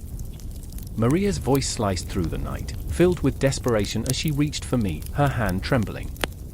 I turned to her, our eyes locking, and in that fleeting glance, we shared a world, a truth that cut deeper than any blade. "You don't have to do this," she pleaded, and the vulnerability in her voice broke something deep within me. But outside our fragile bubble, the sounds of war began to swell, the drums of conflict echoing like a heartbeat, marking the rhythm of our demise. I glanced one last time at the horizon, where shadows gathered like vultures, waiting for the moment to feast on the spoils of our lives. Then, the first arrow flew, a dark streak slicing through the night, and with that sound, our fate was sealed. I felt the world shift beneath my feet, the ground trembling with the impact of destiny. And as the chaos erupted, I knew then that the lines had been drawn, not just between empires, but in the hearts of men and women who stood at the precipice of history, clutching their dreams, their fears, and their humanity. In an instant, it all shattered, the walls, the hopes, the fragile connections. I remember the cries, the agony, the blood on my hands, mingling with the dust of fallen dreams. And even in that horror, I sensed the unyielding truth. We were all just echoes, ghosts in the night, fighting for a place in the story of a world that spun mercilessly on. And with every clash of steel and cry of despair, the tale of the Seljuks and Byzantines unfurled, a tapestry woven from threads of conflict and diplomacy, binding us all in the relentless march of fate. The air crackled like a thunderstorm, heavy with the scent of sweat and fear, as the sun dipped beneath the horizon, casting long shadows that danced wickedly across the dusty ground of the battlefield. Somewhere in the distance, a wolf howled, a mournful sound that echoed the hearts of men, torn between faith and fury, between the call of duty and the instinct for survival. The world was unraveling, and all around, the cries of the dying mingled with the clamor of clashing steel, creating a symphony of chaos that threatened to swallow everything whole. Allah stood at the edge of the fray, his heart pounding like a war drum in his chest. He could feel the weight of history pressing down on him, the burden of his ancestors' dreams coursing through his veins. The First Crusade was not just a distant tale woven in the fabric of time, it was now, it was here, and it was consuming him whole. His hands trembled on the hilt of his sword, slick with sweat, a knife's edge of doubt slicing through his thoughts. What was courage, he wondered. Was it the fierce resolve to defend one's land, or the sheer terror that kept him rooted in place, paralyzed by the horror unfolding before his eyes? He remembered the stories told by the fireside, tales of glory and honor, of brave men who fought for their faith with unwavering conviction. Yet here he was, a soldier caught in the maelstrom of violence, watching as comrades fell like autumn leaves, one after another. He felt a sharp pang in his chest, a reminder of his brother, Yasin, who had clung to his side just days before, eyes bright with youthful zeal. "We will make them remember us," Yasin had whispered, his voice a hopeful melody amidst the darkness. But now, Yasin was gone, swallowed by the earth, a ghost that would haunt him forever. As the night deepened, a figure emerged from the shadows, an ominous silhouette that seemed to materialize from the very fabric of the darkness, a harbinger of fate. It was Zainab, fierce and unyielding, her presence like a storm rolling in. She was a warrior in her own right, a woman who had faced down the demons of her past to rise in defiance. To her, the war was not merely a battle for land, it was a fight for her people, for every child who would grow up under the shadow of tyranny. She had seen enough death to fill 1,000 lifetimes, and yet, the fire in her spirit burned brighter than ever. Allah, she called, her voice cutting through the cacophony. "Do you want to live in fear, or do you want to fight?" Fear clenched like a vice around Allah's heart, tightening until he could hardly breathe. He didn't want to be afraid. He wanted to believe in something greater, a future where families could thrive without the specter of war looming over them. But the weight of responsibility bore down on him, the dread of loss making every heartbeat feel like a countdown to oblivion. "I remember," he whispered, more to himself than to her. "I remember the laughter of children, the warmth of home. Those dreams feel so distant now." Zainab's eyes softened, and for a moment, the chaos around them faded into a muffled backdrop. "We cannot let those dreams die," she urged, stepping closer. "We fight for them. We fight for the ones we love." But her words, though fierce, were laced with an undercurrent of desperation, a plea that resonated within him. She, too, was a woman of scars, her heart marked by loss, her spirit forged in fire. Allah could see it in her eyes, the fierce determination cloaked in vulnerability. They were warriors, yes, but they were also human, bound by pain and longing. Just then, a horn blared, splitting the air like a crack of thunder. The enemy surged forward, Seljuk forces, fierce and relentless, fueled by a fervor that seemed to rise from the very earth itself. The shadows around them shifted and writhed, and Allah's heart raced as he felt the ground tremble beneath him, as if it, too, sensed the impending doom. "Now!" Zainab shouted, her voice cutting through the haze of fear, igniting a fire within him. "Now or never!" Allah charged forward, the roar of battle enveloping him, a chaotic cacophony pulling him into its clutches. Each swing of his sword felt like a heartbeat, each clash of steel a reminder of the lives hanging in the balance. And as he fought, memories flooded back, Yasin's laughter, the smell of spices wafting through the air, the warmth of their mother's embrace. They were ghosts now, but they gave him strength, a tether to the world he fought to protect. But as the fight raged on, he glimpsed a figure among the chaos, a soldier clad in the distinctive armor of the Seljuks, his eyes wild with fury. In that moment, everything slowed. Allah saw not an enemy, but a reflection of his own fear, mirrored back at him. They were both caught in a dance of fate, two souls battling against the tide of destiny, longing for peace yet shackled by war. With a scream that echoed in the night, Allah charged, his sword arcing through the air, a blur of steel and desperation. Would he strike true, or would he become just another ghost haunting the battlefield, another victim of a war that seemed never-ending, an echo of despair that would resonate through time? As steel met steel, the world closed in around him, a vortex of emotion and chaos that blurred the lines of right and wrong. He fought not just for survival, but for the memory of laughter, the warmth of home, and the dreams that whispered like ghosts in the shadows. And in that moment, beneath the weight of history and the crushing inevitability of fate, Allah became more than just a soldier, he became a testament to resilience, a flicker of hope amidst the encroaching darkness. And as the battle raged on, he understood, this was not just a fight for land but a fight for the essence of humanity itself, a struggle that would echo through the ages, binding their souls in an eternal dance of light and shadow. The first crusade was only the beginning, and the consequences were yet to unfold, like the turning of a page that had no end. The moon hung low over a city that was both a cradle and a tomb. Shadows danced under the flickering lanterns like ghosts of the past, whispering secrets to those who dared to listen. I remember the chill in the night air, it wrapped around me like a cloak, tight and suffocating. Fear had a taste, bitter and metallic, as if the very fabric of the Seljuk Empire was unraveling beneath my feet. Malik Shah's reign was painted in gold, but within those golden hues lurked the dark tides of betrayal and ambition. "Stay close," urged Nizam ul-Mulk, his voice a sharp blade cutting through the thick night. His eyes, usually so resolute, flickered with anxiety, haunted by the specter of those who sought to usurp the power they'd built together. He was my mentor, my guide, a man who wore the weight of the empire on his shoulders like a shroud. I felt the tension between his fists, clenched against the chaos that brewed within the palace walls. A fire crackled in the distance, a reminder of the wild storm brewing in the hearts of men.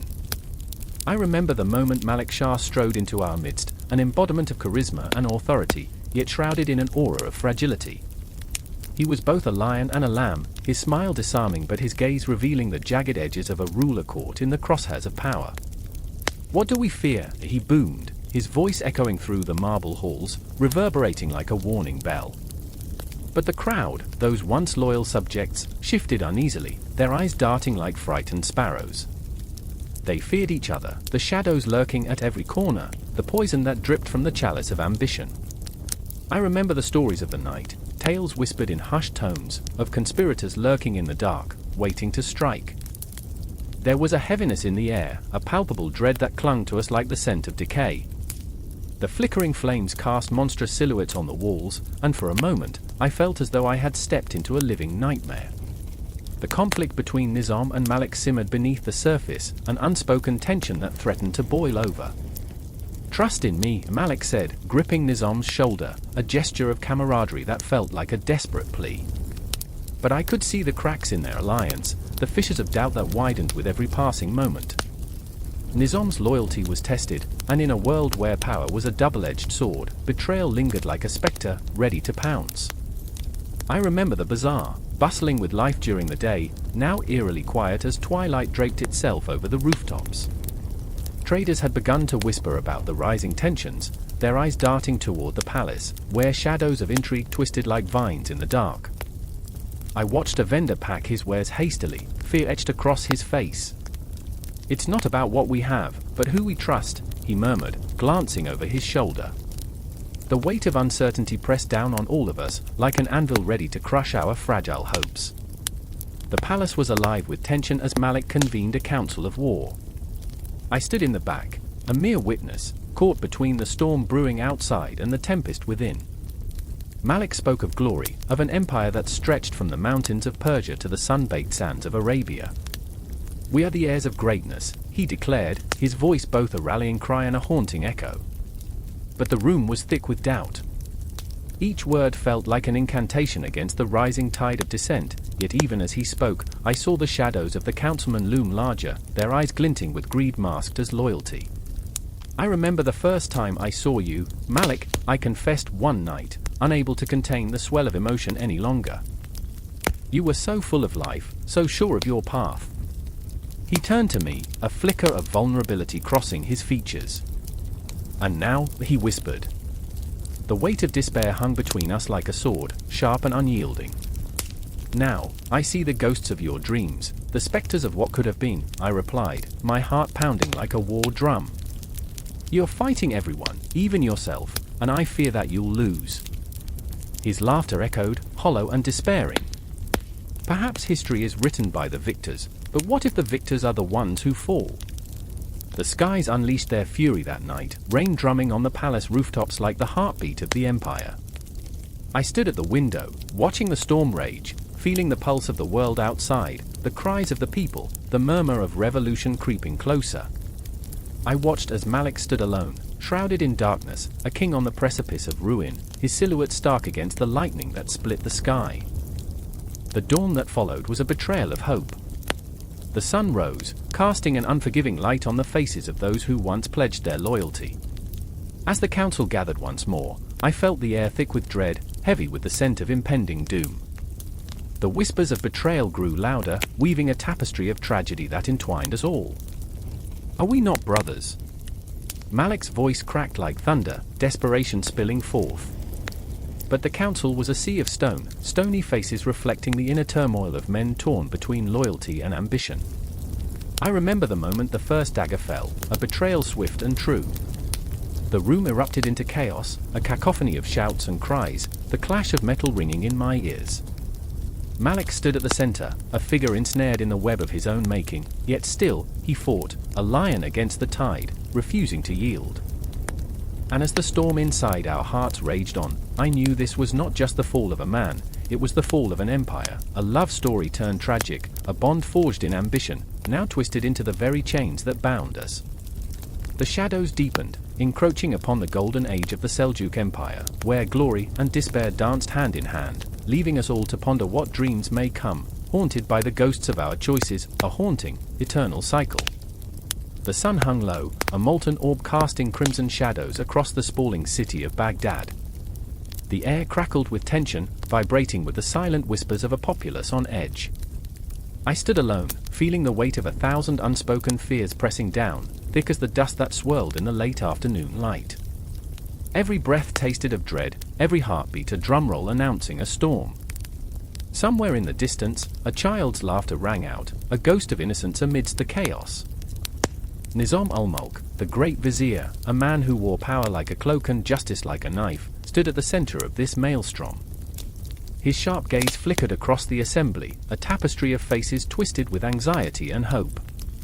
I recognized the fire in his eyes, it ignited my own fears and aspirations. He was a man caught between the demands of a fragile empire and the relentless tide of ambition. My heart thudded as I watched him grip the arms of his chair, knuckles white, as if the weight of the world were truly there. "Justice," he thundered, his voice slicing through the murmur like a blade. "Justice is not an abstract concept, it is the marrow of our existence. Without it, we are nothing but shadows flitting through a dying world." A shiver ran down my spine as I absorbed his words, the truth of them resonating with the very core of my being. I wanted to believe in his vision, but the shadows were deepening. Across the room, a figure emerged, Abd al-Rahman, Nizam's trusted advisor, a man whose loyalty often wavered like the flickering flame of a dying candle. His brow furrowed, the tension radiating off him like heat from a forge. He was the epitome of conflict, wrestling with his duality, the desire for power and the love for his friend. "But my lord," he said, voice trembling, "what if justice is merely a blade that cuts both ways? What if it is not our enemies we should fear, but ourselves?" Those words hung in the air, a noose tightening around our collective throat. I could see the doubt in Nizam's eyes, a tempest swirling beneath his steel facade. He was a man who had reformed the very fabric of governance, instituting schools and infrastructures, a visionary in a world that often clung to the past like a lover to a ghost. Yet here he was, faced with an unsettling reality, the very reforms he championed had begun to sow discord among the powerful. His mind raced, and I could almost hear the gears turning, the clash of ideals echoing in the silence. "Fear is the best of teachers, Abd al-Rahman," Nizam replied, his voice low, heavy with the burden of leadership. "But it is also the worst of shackles. We must not let it bind us." His eyes glinted, and I felt the spark of his determination, electric and intoxicating. It ignited an ember within me, stirring a longing for justice that was as primal as hunger, as relentless as the tide. I remembered the whispers I had heard, rumors of plots, of dissent brewing in the shadows like a storm ready to break. The cost of his reforms had been steep, and now, it felt like the world was holding its breath, teetering on the edge of a precipice. I could almost taste the betrayal, bitter and metallic, as if the very air were laced with poison. Then, the doors crashed open. The sound echoed like a gunshot, slicing through the tension. A cloaked figure entered, eyes hidden beneath the fabric, but the aura of menace was palpable. My heart raced, dread coiling around my throat like a serpent. The room fell silent, the anticipation thick enough to choke on. Nizam's posture shifted, the weight of his resolve momentarily faltering under the weight of this unexpected arrival. "Your reforms have sown seeds of discord," the figure hissed, voice dripping with malice. "The people rise not for justice, but for vengeance. They seek a reckoning, a bloodletting to cleanse their rage." Each word was a dagger, twisting deeper into the fragile fabric of hope that Nizam had woven. The air crackled with the promise of violence, and I could feel the pulse of the crowd, a living organism, hungry for blood. "Silence!" Nizam roared, his voice reverberating like thunder. Yet, I saw the flicker of doubt in his eyes. Was he truly the master of his fate, or merely a pawn dancing on the strings of a merciless fate? The wall seemed to close in, shadows creeping like the fingers of a dark omen. Abd al-Rahman stepped forward, a shield for his friend, but the fear in his gaze betrayed him. "We can quell the unrest," he began, but Nizam cut him off, the anguish in his voice palpable, a raw wound laid bare. "No. I refuse to wield fear as a weapon. Let them come, if that is their will. We will face the storm together, even if it breaks us." And in that moment, I sensed the fracture in their bond, a rift spreading like a chasm, threatening to swallow them both whole. The battle within them mirrored the tumult in the city beyond, a mirror reflecting the chaos of hearts wrestling with loyalty, power, and the insatiable hunger for justice. A haunting silence enveloped us, draping the room in a shroud of uncertainty. Was this a turning point, or merely the calm before the tempest? I felt the enormity of the moment, a pause pregnant with anticipation. Every heartbeat echoed with the weight of the future, every breath laden with the scent of impending conflict. The shadows deepened, and I could almost hear the city, feel its heart pounding in rhythm with our own. It was alive, a living entity that hungered for change, for reform, for a leader who could stand against the tides of despair. But was Nizam that leader? A sudden chill swept through me, whispering of the ghosts of ambition, and I knew then that this was only the beginning. The fog of uncertainty wrapped around us, and I held my breath, waiting for the storm to break, for the moment of reckoning to dawn. The climax loomed, dark and palpable, while the world outside continued to pulse with urgency, unaware of the shifting tides that would soon engulf us all. The air was heavy, thick with the scent of smoke and blood, the kind that clings to the throat like a bad memory. I stood there, in the heart of Alamut, watching the flames licker the night sky, dancing like ghosts trapped between worlds. They crackled with a ferocity that mirrored the tension tightening in my chest, a pressure cooker about to explode. Beneath the shimmering stars, the very fabric of power was unraveling, and I could feel it, electric and alive, coursing through my veins. I remember the moment vividly. The clang of metal on metal, swords clashing, the guttural cries of men as they fought not just for territory, but for survival. The Seljuks were ruthless, their ambition sprawling like the vast desert that surrounded us. They were the shadows on the walls, the looming figures that threatened to extinguish our light. But the Ismailis, oh, we were flames, flickering defiantly in the dark, and I was one among them, caught in the storm of our struggle. Then there was my brother, Hassan. He stood beside me, a wall of calm amidst chaos, his dark eyes fierce with resolve even as doubt gnawed at the corners of his mind. He was our leader, the one chosen to embody the spirit of our cause. But within him, I saw the cracks, the flicker of fear masked by bravado. "We cannot let them take our home, our beliefs," he shouted, but I could hear the tremor in his voice, the thin veneer of confidence slipping away. I wanted to shake him awake, to make him see the darker shades of reality, the cost of our defiance. "Do you remember, Hassan?" I whispered, barely audible over the tumult. "When we played in the gardens, and we thought the world was ours. Innocent dreams, now look at us." He turned to me, his face a mask of anguish, and I knew he felt it too, the weight of 1,000 expectations, the burden of our people's hopes. If we fell, if our flame flickered out, what would become of our legacy? The thought twisted my stomach into knots. I remember Zainab, our sister, fierce as a lioness and as nurturing as the soil that birthed our crops. She was our anchor, the heart of our family. As the battle raged, she tended to the wounded, her hands stained crimson, her spirit unyielding. Yet, her laughter, once a melody that filled our home, had become a haunting echo. "I can't lose you both," she cried, her voice breaking like glass, sharp and painful. Each word punctured me, a reminder of what we stood to lose, the culmination of our history, our very breath. The Seljuks marched forward, their banners fluttering ominously as if heralding doom. Each step was a challenge, a declaration of war against our existence. I could see the glint of their armor, the cold steel that promised only death and despair. My heart raced, pounding like a war drum inside my chest, each bit a countdown to an uncertain fate. "Fight!" Hassan roared, his voice slicing through the chaos like a blade. "Fight for our truth. Fight for our souls." The words ignited a fire, an urgency that spread through our ranks like wildfire. But the fear, oh, the fear hung thick as fog. It gripped my throat, stung my eyes.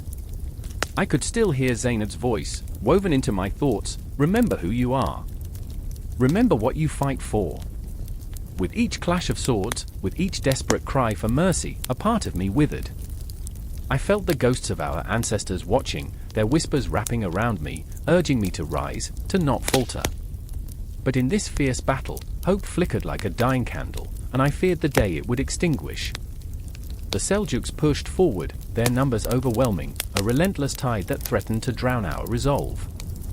I felt the world tilt, felt myself slipping beneath the weight of despair. I gripped my dagger, a familiar comfort in this nightmare, but my hands trembled as if betraying my conviction. Then, through the haze of chaos, I saw him, my brother, surrounded, outnumbered. Time slowed, every heartbeat stretching into eternity as I sprinted toward him. I remember the dread clawing at my insides, a primal fear that screamed I couldn't lose him, not in this way, not a madman who would rob us of our very identity. No! I bellowed, my voice raw, tearing itself out of me like a desperate prayer. But the din of battle drowned my cry as I lunged, my dagger glimmering like a shooting star, a fleeting hope against the dark void that threatened to swallow us whole.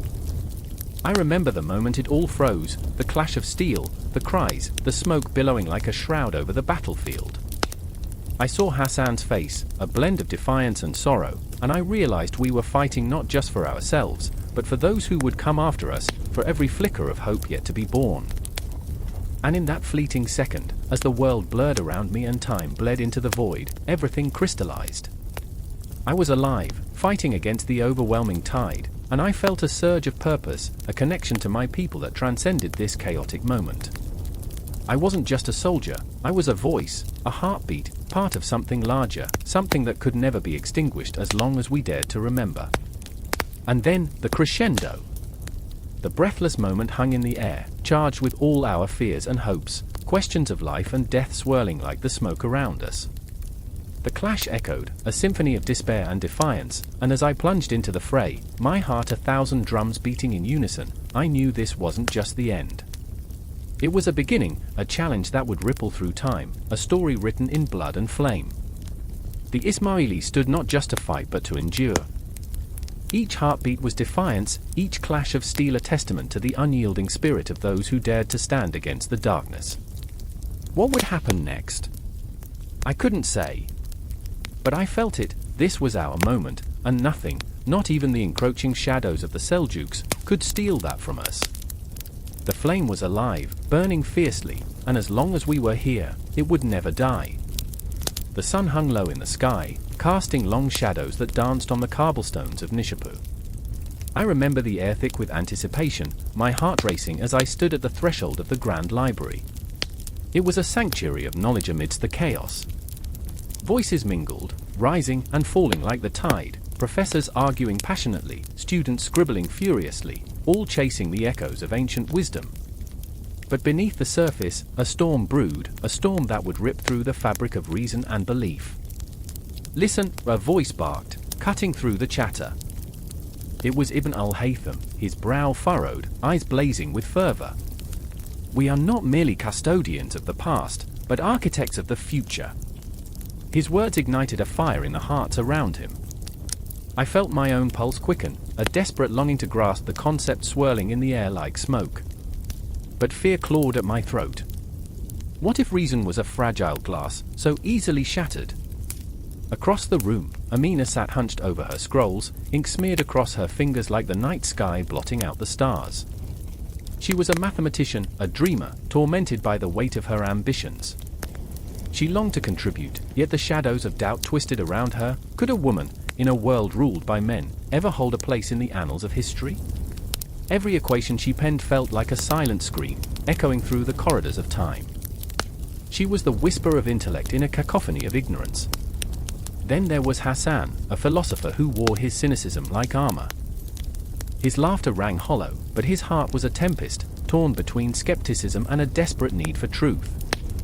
What if all of this is folly? He mused aloud, gesturing with a sweep of his arm that encompassed the library, the city, the very cosmos. What if we're just dust in the wind, grasping at shadows? His words struck me like a thunderclap, reverberating deep into my core. I remembered my own fears, my own doubts, like gnawing rats in the corners of my mind. The clash of ideas was electric, a symphony of intellect that swirled around us. But the world outside rumbled with discord. The Seljuk Empire was a cradle of culture and learning, but it teetered on the brink of chaos, conspiracies weaving through the streets like serpents, whispers of war curling in the shadows.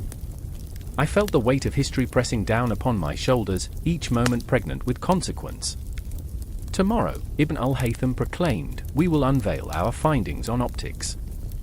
The way light dances upon the surface of reality could change everything.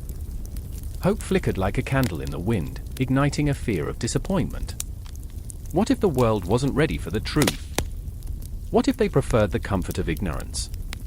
Amina clenched her jaw, her fingers trembling as she brushed past her own insecurities. I will not be invisible, she whispered to herself, even as the specter of doubt loomed large. She knew that to step into the light was to risk being extinguished.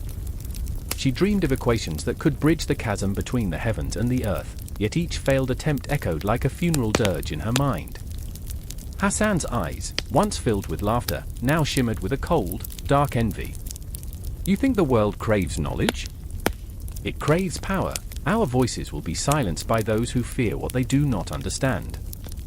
His cynicism wrapped around him like a cloak, a shield against the vulnerability of hope. I felt the pull of his despair, a gravity dragging us all into an abyss of fatalism. The night deepened, and the library grew hushed, the flicker of oil lamps casting shadows that writhed like tortured souls. I found myself caught in a web of their struggles, the tension crackling around us like a storm about to break. Amina's breath hitched as Ibn al-Haytham prepared for his presentation. Outside, the distant clash of swords echoed, a reminder that knowledge could be as dangerous as any weapon. My heart pounded in my chest. What if their ideas sparked a revolution, or worse, a bloody uprising? The weight of the moment pressed heavily on my soul, suffocating and exhilarating.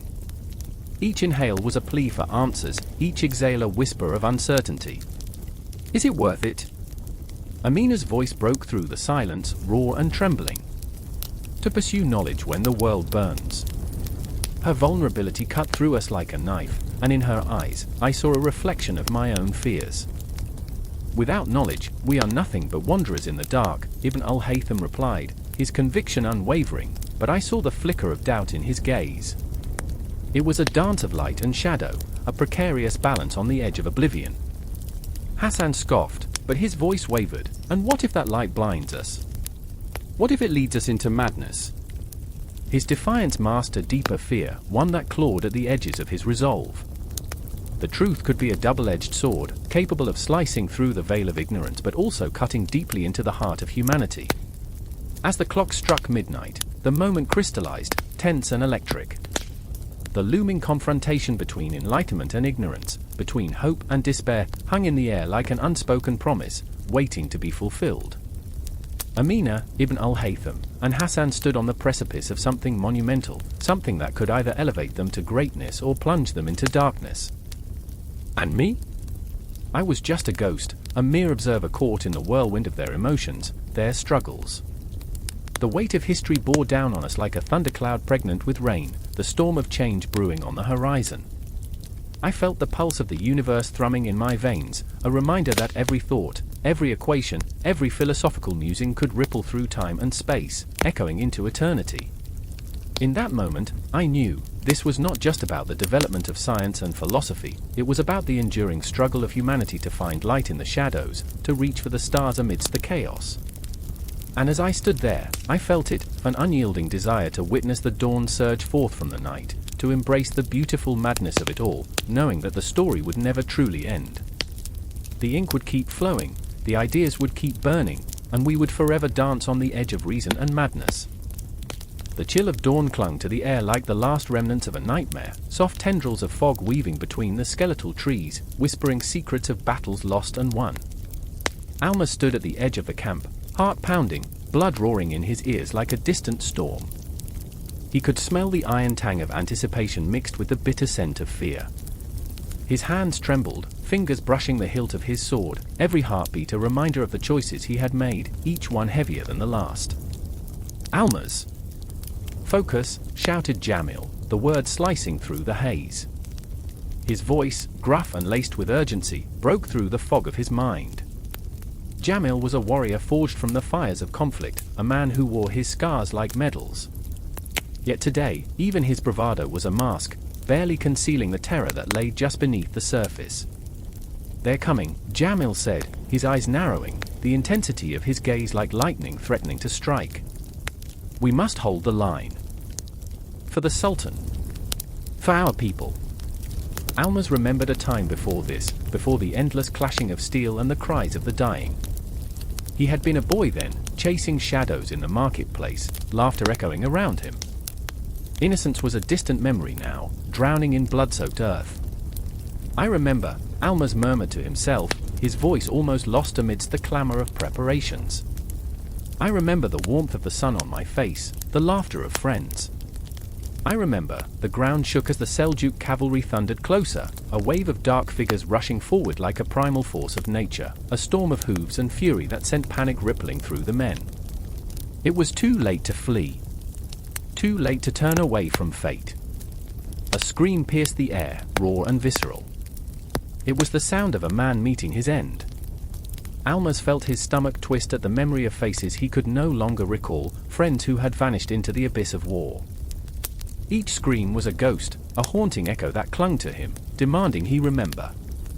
"Form ranks!" Jamil barked, urgency igniting a fire in his voice. "Stand firm!" The soldiers, faces pale, eyes wide with terror, hastily adjusted their formations. Almaz could see the trembling hands gripping weapons, could feel the weight of doubt pressing down on him like a dark shroud. But Jamil was right, they had no choice. They had to stand together. "Together," Almaz whispered, though it felt more like a prayer than a promise.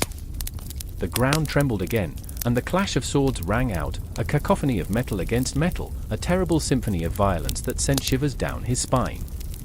The first wave hit like a tidal force, and chaos erupted. Almaz found himself swept into the fray, the weight of his sword both an anchor and a burden, each swing a desperate attempt to survive, to escape the encroaching despair. In the whirlwind of battle, he glimpsed a figure across the chaos, Aziza, a fierce woman clad in armor, her presence luminous amidst the carnage. She fought with a ferocity born from loss, each strike echoing the pain she had endured. Almaz had watched her rise from mere whispers to a legend among them, but even legends could bleed. "Almaz," she shouted, dodging a blow with the grace of a dancer, her eyes locked onto his. "Stay close. We fight as one." He wanted to scream back, wanted to shout that he was terrified, that the weight of impending doom crushed him like a leaden cloak. But there was no time for hesitation, no room for doubt. He could only nod, and together they surged forward, a tide of wills entwined in the storm. The air was thick, suffocating, the clamor of battle roared around him, a monstrous creature that fed on fear and desperation.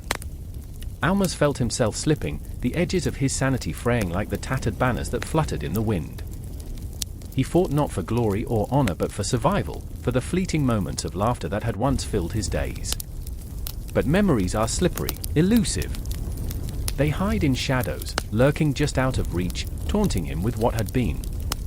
The faces of fallen comrades swirled in his mind, and he felt the haunting weight of their absence, an echo that reverberated with every clash of swords. "We can't hold." Jamil's voice broke through the fog of his thoughts. "Fall back. Regroup." The order sent a wave of panic through the ranks, soldiers faltering as fear clawed at their resolve. Almaz felt the thrum of uncertainty tremble in the air. Would they fall to this relentless tide? Would they be remembered as mere footnotes in some forgotten history? The Seljuks pressed harder, relentless as the tide, and with each fallen comrade, the shadows grew longer, stretching into the depths of their hearts. Almaz glimpsed Aziza fighting fiercely, a lioness amidst the wolves, but even her strength was faltering. He felt it in his bones, this was the moment that could shatter them all. And then it happened, a flash of steel, a moment of brilliance turned to horror. Jamil was struck, the glint of blood shining like a grotesque star in the chaos. Time froze, and Almaz felt the world tilt on its axis. "Jamil!" The cry tore from his throat, a sound so raw, so primal, it echoed across the battlefield. Jamil fell, the ground swallowing him whole, the light dimming in his eyes. The reality of loss hit Almaz like a tidal wave, crashing upon him with unrelenting force. In that instant, everything shifted, the fear morphed into rage, a molten fury igniting within him. He could not let Jamil's sacrifice be in vain. He could not allow the ghosts of the past to consume him. Together, he bellowed, raising his sword, a beacon in the dark. "We fight for those who cannot. We fight for tomorrow." Aziz's eyes met his, fierce and unyielding, and in that moment, they were more than mere soldiers. They were a united front, a conflagration of anger and hope, ready to battle the shadows creeping closer. But the storm was far from over. The clash of steel continued, and with it, the reminder that life hangs by a thread, that the dance of war is unforgiving. And still, they fought, hearts pounding, souls entwined in the chaos, knowing that in the shadows, the true battle against despair had only just begun. The moon hung low, a sickly yellow eye gazing down upon the city of Caelorn, its streets twisting like the gnarled roots of an ancient tree. The air was thick with tension, the kind that clings to your skin like a second layer, as if the very walls were holding their breath. I could hear the distant clash of swords, the metallic taste of fear on my tongue.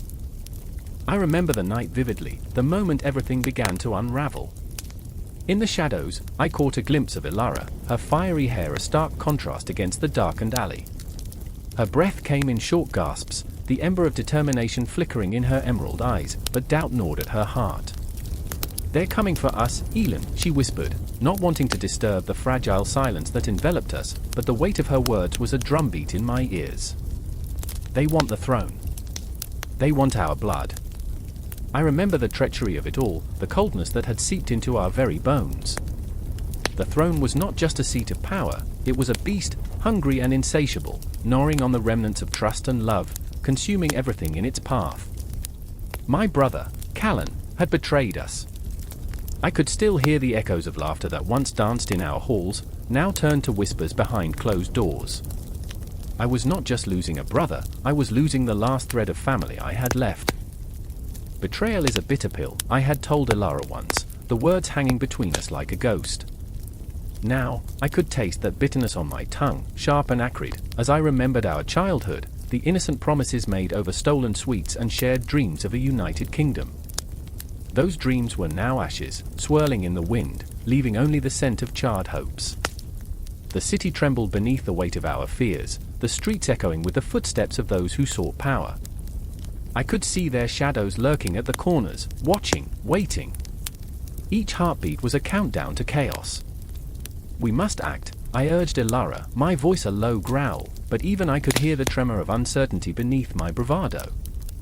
"Act," she scoffed, a flicker of defiance igniting the shadows in her eyes. "What do you propose?"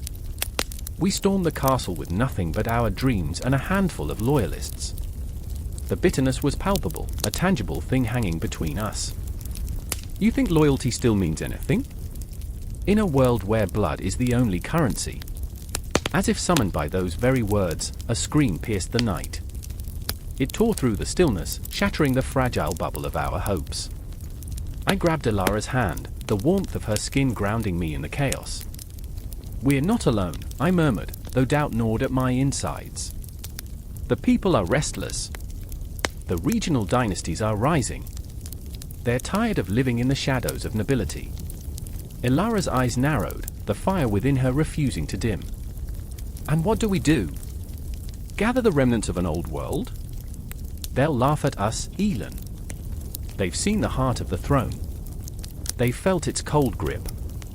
We can't just throw ourselves at the mercy of a fractured alliance. Isn't that what we've always done?"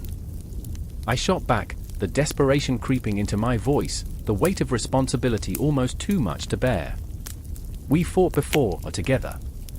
I remember the last battle, Ilara. I remember the way we stood against the tide. We can do it again." But even as I said it, doubt slithered into my mind. I could see the shadow of her brother, Corwin, looming behind her, a specter of what could be, a reminder that loyalty doesn't always wear a friendly face. A betrayal, a slip of trust, could unravel us all. Just then, the ground beneath us shattered with the sound of hoofbeats thundering down the street. The enemy was here. I could feel the vibrations in my bones, the terror wrapping around my heart like a constrictor. "We have to move," I rasped, the urgency igniting the air between us. The time for cowardice was over. Ilara, fierce and unyielding, stood tall despite the storm brewing around us. "If we're going to face them, let's not do it with fear. Let's do it with fire." Her resolve swept through me, igniting a flicker of hope in the darkest recesses of my heart. I remember her words even now, echoing in the silence of my thoughts, a mantra for the desperate. We sprinted through the narrow streets, weaving past the crumbling remnants of a city that had once been whole, our footsteps pounding in sync with our racing hearts. The air was thick with smoke, the scent of burning dreams and lost ambitions. I could see the flickers of flames from the torches held by our enemies, illuminating the faces of those who had once been our friends. I could feel the weight of their betrayal, the bitterness in the air like salt on an open wound. And then, in the center of it all, a figure emerged, Callan, my brother, standing defiantly among a throng of soldiers, the very embodiment of everything I had lost. His eyes glinted with a dark fire, and I could see the flicker of a smile on his lips, a cruel twist that sent a shiver down my spine. "Welcome back, Elin," he called, mockery dripping from every word. "Did you think you could hide forever?" I could feel Elara tense beside me, her grip tightening like a vice. "You've made your choice," I spat, the words burning as they escaped my lips. "You've turned your back on the very blood that raised you." Callan's laughter was sharp, slicing through the darkness. "And you've clung to dreams that have long since turned to dust. In this world, it's not the kind of blood that matters, it's the blood that spills." The truth of his words hung heavy in the air, a reminder that we were all just pawns in a game much larger than ourselves. The flickering torchlight danced on his face, casting shadows that whispered of the fragmented world around us, a world where loyalty shattered like glass, where families were torn apart, and where hope lay buried beneath the weight of ambition. I felt the tremors of the coming storm, the looming confrontation that would reshape our fate. The world was shifting beneath our feet, and in that moment, I realized the battle was not just for the throne, it was for the very soul of the kingdom. As I locked eyes with Callan, I felt the pull of destiny tightening around us, the darkness swirling with possibilities. The confrontation was inevitable. The air crackled with tension, and in that instant, anything felt possible: love, betrayal, hope, despair, all woven into the fabric of our fragile existence. And maybe, just maybe, we would rise from the ashes of what had been. As the night pressed closer, I could feel the heartbeat of a city poised on the brink of chaos, the pulse of its people echoing through the dark. I remember that even in the deepest despair, there existed a flicker of defiance, a spark that could transform the night and ignite the dawn. The night was a canvas of silence, the kind that swallows sound until the only thing left is the ticking of a clock, each tick a reminder that time is running out, that the world is collapsing in on itself. I stood in the shadows of the crumbling stone walls, my heart racing, the thud echoing like a war drum against my ribcage. Rain dripped from the eaves above, each drop a reminder of something lost, something that might never return. Beside me, Elara's breath was shallow, her eyes wide and haunted, filled with the ghosts of decisions unmade. I remember how she had once laughed, how that laugh had danced through the air like sunlight slicing through dark clouds. Now, that laughter felt like a distant, mocking echo. "They don't understand," she whispered, her voice trembling like a fragile leaf caught in a storm. "They don't know what it's like to feel the ground beneath them crumble." And there it was, the heart of our crisis, the relentless grip of internal strife tightening around us like a noose, smothering hope. The city was unraveling, once a vibrant tapestry of unity now frayed at the edges, torn apart by fear and suspicion. I could almost hear the whispers in the dark alleys. "Betrayer," they would say, their voices tinged with anger and pain. "Traitor." I felt those words slice through me, leaving raw wounds that would never heal. Marcus, my brother, a man I once admired for his strength, was now a stranger. He stood across the room, fists clenched, jaw set tight, his once beloved ideals now suffocated by the weight of ambition. "We can't keep living like this," he shouted, his voice a tempest that stirred the still air, shaking us from our reverie. "We must act, or we will drown in this chaos." There was fire in his eyes, but it felt like a wildfire, consuming everything in its path, leaving only ash and despair. I remember the day when he had pointed toward the horizon, filled with dreams of a brighter future. Together, he had said, we could change the world. But now, together felt like a distant memory, replaced by the bitter taste of betrayal. The flames of conflict flickered dangerously close, and I could feel my heart straining against the weight of our shared history. Change? Change took everything from us. Ilara cried, her voice cracking like fragile glass. We're losing ourselves in this fight, Marcus. Look around. This isn't the solution, this is madness. She stepped closer to him, her eyes pleading, searching for the brother she once knew behind the hardened exterior. But he only turned away, a wall of stubbornness rising between them, a chasm of hurt and misunderstandings that seemed insurmountable. Outside, the wind howled like a wounded beast, rattling the shutters against the encroaching night. I could hear the distant sounds of chaos, frantic footsteps, shouts that sliced through the air, and in the depths of my mind, the persistent echo of impending doom. I felt it tightening, like a noose around our collective necks. Every heartbeat was a countdown, a reminder that we were teetering on the edge of an abyss. I remember, I whispered to no one, when we were whole. When we believed in something greater than ourselves. The memories washed over me like a tidal wave, laughter shared under the stars, dreams whispered in the quiet hours when the world slept. But those shimmering moments felt like ghosts now, slipping through my fingers like grains of sand. Marcus turned to me, his expression conflicted, a storm brewing behind his eyes. You don't understand, he said, his tone sharp as glass. This is the only way to reclaim what we've lost. To take back our future. But what future remained? What was left worth fighting for if it meant tearing each other apart? Ilara's shoulders slumped, a heartbreaking surrender in her stance. And what of our humanity? What of the bonds between us? You think this bloodshed will bring peace? Her voice trembled, a haunting plea that fell upon deaf ears. Marcus's heart was a fortress, impenetrable and cold, encased in the steel of ambition. I took a step forward, heart pounding, desperate to bridge the widening gap. Marcus! Look around. The shadows are closing in. Do we want to destroy everything we've worked for? Everything we are.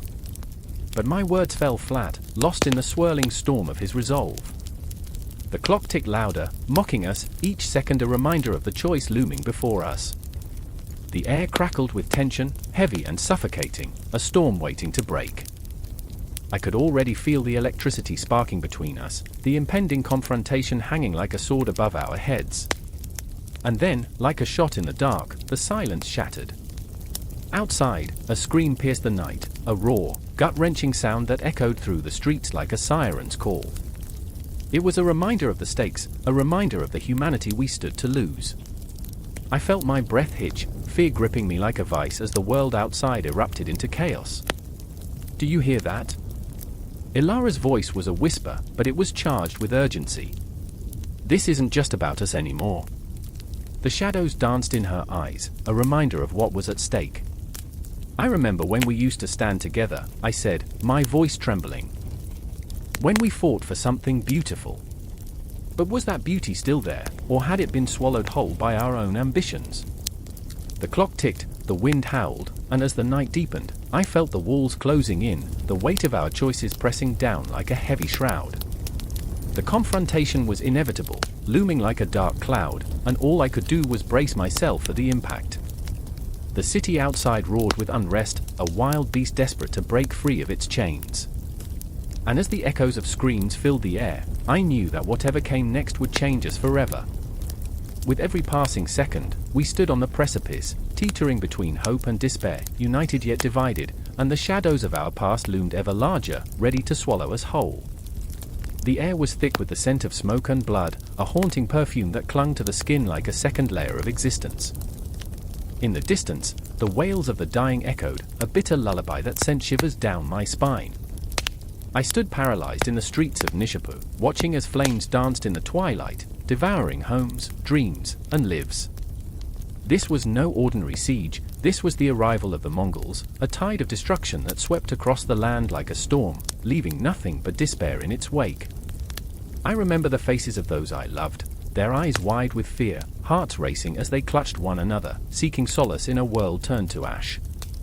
My younger brother, Yasin, clung to my side, his tiny hand trembling in mine, a fragile lifeline in a chaotic sea of horror. Will they come for us? He whispered, and the innocence in his voice stabbed at my heart. I wanted to tell him it would be all right, that this was just another nightmare soon to fade, but the truth lay heavy on my tongue: Mongols did not leave survivors.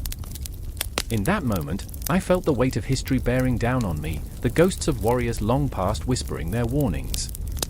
My name is Aidin, a mere scholar turned reluctant soldier, thrust into a battle not of my choosing. I had spent years buried in forgotten books, scribbling notes on the great empires of the world, only to find myself in the midst of a war that threatened to consume everything I had ever known. I had romanticized the past, but now, as I watched flames lick the sky, I felt the bitter sting of reality. They bathed once a year, I recalled absently, trying to lighten the suffocating weight of fear. So yeah, romance was earthy.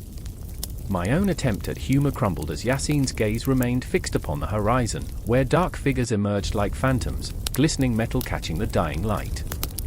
The Mongols were not just warriors, they were harbingers of doom, their presence a storm cloud ready to unleash chaos. "Do you see them?" I breathed, nudging Yasin. The men on horseback, like shadows against the night. My voice trembled, uncertain if I should shield him from the truth or prepare him for the inevitable. He nodded, eyes wide as saucers, but his thoughts churned beneath the surface, a tempest of fear. In the depths of his innocence, I saw echoes of my own childhood dreams, now shattered. I had envisioned tales of gallant knights and noble causes, but this was something else entirely. This was survival, a desperate fight against a tide that threatened to drown us all. And then, there was Zera, my childhood friend, now a woman forged by fire and loss. Her laughter once rang like silver bells through the streets of Nishapu, but today it lay buried beneath the ashes. I spotted her in the crowd, her face smeared with dirt, eyes hardened by the grim reality that encircled us. "Aidin," she called, her voice slicing through the chaos. "We must flee. There's no time." Her urgency snapped me back to the present, a jolt of adrenaline coursing through my veins. I could see the Mongols now, their cavalry moving with an unsettling grace, the ground shaking beneath their horses' hooves like the heartbeat of the earth itself. "Zera!" I shouted, pushing through the throng, despair blending with determination. "We have to save the others." But the weight of the world pressed against us, people stumbled in fear, their faces twisted in anguish, a macabre dance of desperation. Children cried out for their parents, a symphony of heartbreak rising above the crackle of burning wood. I wanted to stand tall, to be the hero of my own story, but my heart raced like a frightened rabbit, pounding against my chest with each passing moment. Panic surged as flames reached out like greedy fingers, swallowing everything in their path. "Aidin!" Zera's voice was insistent, pulling me back from the brink of despair.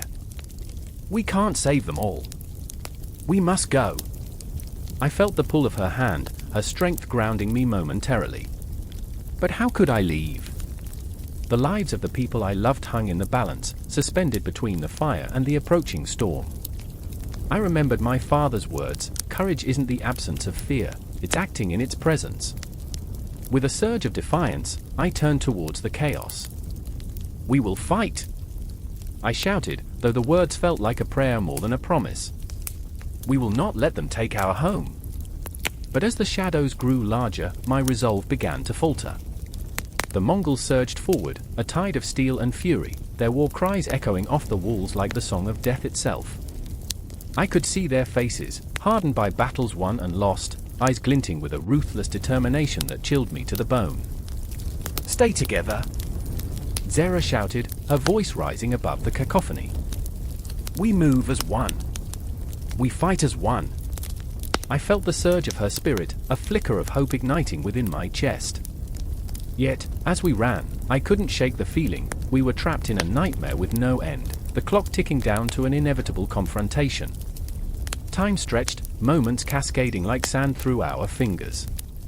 I saw my brother's face, pale and terrified, and I knew in that instant that even in the face of destruction, love remained our greatest weapon. A reminder of what we were fighting for, even if the shadows loomed larger by the second. "Together," I breathed, a mantra against the despair.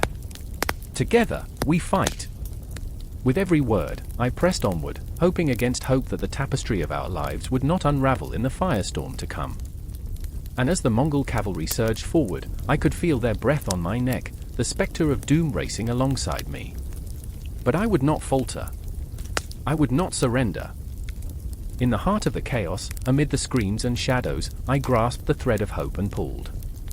This was not the end, it was merely the beginning. The sun hung low, an angry ember in a shroud of smoke, casting eerie shadows over the valley of Ain Jalut.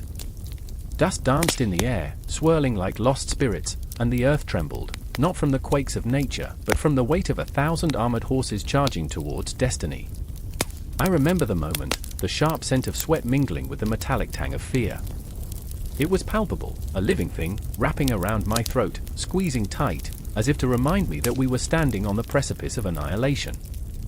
There, amidst the chaos, stood Tarkhan, his broad shoulders squared against the horizon, the fierce resolve in his eyes igniting a flicker of hope within me. He was a giant among men, a warrior forged in the fires of countless battles, yet today, I saw doubt flicker across his brow, a crack in the armor of his indomitable spirit. "We fight for our future," he roared to the men around him, though I could still hear the tremor in his voice, a haunting echo of uncertainty. I clutched my sword, its weight a reminder of the life and death clashing around us, each heartbeat a drum signaling the march toward an uncertain fate. And beside him, always the steady flame in the storm, was Asra. Fierce and unyielding, she had trained with the men, her laughter ringing like a bell cutting through the fog of despair. Yet, in the depths of her eyes, I saw shadows of fear, a crack in her armor. "If we fail today," she whispered to me, her voice barely audible over the clanging of swords, "what will become of our people?" The vulnerability in her question struck me harder than any blade. I wanted to promise her that we would survive, that we would reign victorious, but my voice faltered, swallowed by the roaring tide of uncertainty. I remember the whispers of the night before, the dreams that haunted me. Shadows danced behind my eyelids, ghosts of the fallen, their faces twisted in anguish. I could almost hear the echoes of their screams, the way they called out for justice, for vengeance. I had no time to mourn them now. The present was a volatile storm, a churning sea of dread crashing against the shores of our resolve. The enemy loomed on the horizon, a dark wave of Mongol warriors, their numbers a suffocating tide, an ocean of death crashing against our fragile shoreline. I could see their banners flapping in the wind, a macabre symphony of silk and bone. "They think us weak," Tarkhan growled, his jaw clenched, determination etching itself into every line of his face. "They think we'll bow." But I wondered, what if they were right? What if courage alone could not shield us from the inevitable? Then came the charge, the world erupting into chaos. I was swept along, caught in the whirlwind of adrenaline and fear. The clash of steel echoed like thunder, and I swung my sword, feeling the rush of life pulse through me, an intoxicating mix of fear and fury. Each strike was a prayer, each shout a desperate plea for survival. I felt the warmth of blood splatter against my skin, a grotesque baptism that marked me as one of the living, a participant in this brutal dance of existence. In the thick of the battle, I lost sight of Asra and Tarkhan. I was alone in a sea of bodies, each face a reflection of my own terror. I fought not just for survival, but for them, those who had dared to dream of a future beyond this day. I swung my sword, every movement a heartbeat, every gasp a reminder of life amidst chaos. I remember the eyes of my enemies, they were hungry, desperate, a reflection of my own fear. And in the midst of it all, I lost myself, an echo in a chasm of despair, fighting against the weight of the world pressing down upon me. Then, a scream pierced through the cacophony, a raw, visceral sound that shattered the moment, and my heart stopped as I turned, searching for the source. And there she was, Asra, her fierce determination transformed into sheer terror as a Mongol soldier bore down on her. Time slowed, stretching like a taut bowstring, and I felt the pull of fate, a breath drawn in, a life hanging by a thread. The world around me vanished, became a blur of colors and sounds as instinct kicked in. I charged, feet pounding against the earth, heart racing against the clock of destiny. Everything narrowed to the singular moment, the arc of my sword slicing through the air, the flash of steel, and then silence. I remember the moment before impact, the connection of my blade against the enemy, the way it felt like the universe paused to witness the collision of fate and free will. There was no glory, no triumphant shout, just the grim weight of survival. The battle surged all around us, chaos reigning, But in that singular moment, I felt something shift, a bond forged in the crucible of fear and survival. Asra met my gaze, and in her eyes, I saw a flicker of gratitude, a shared understanding that transcended words.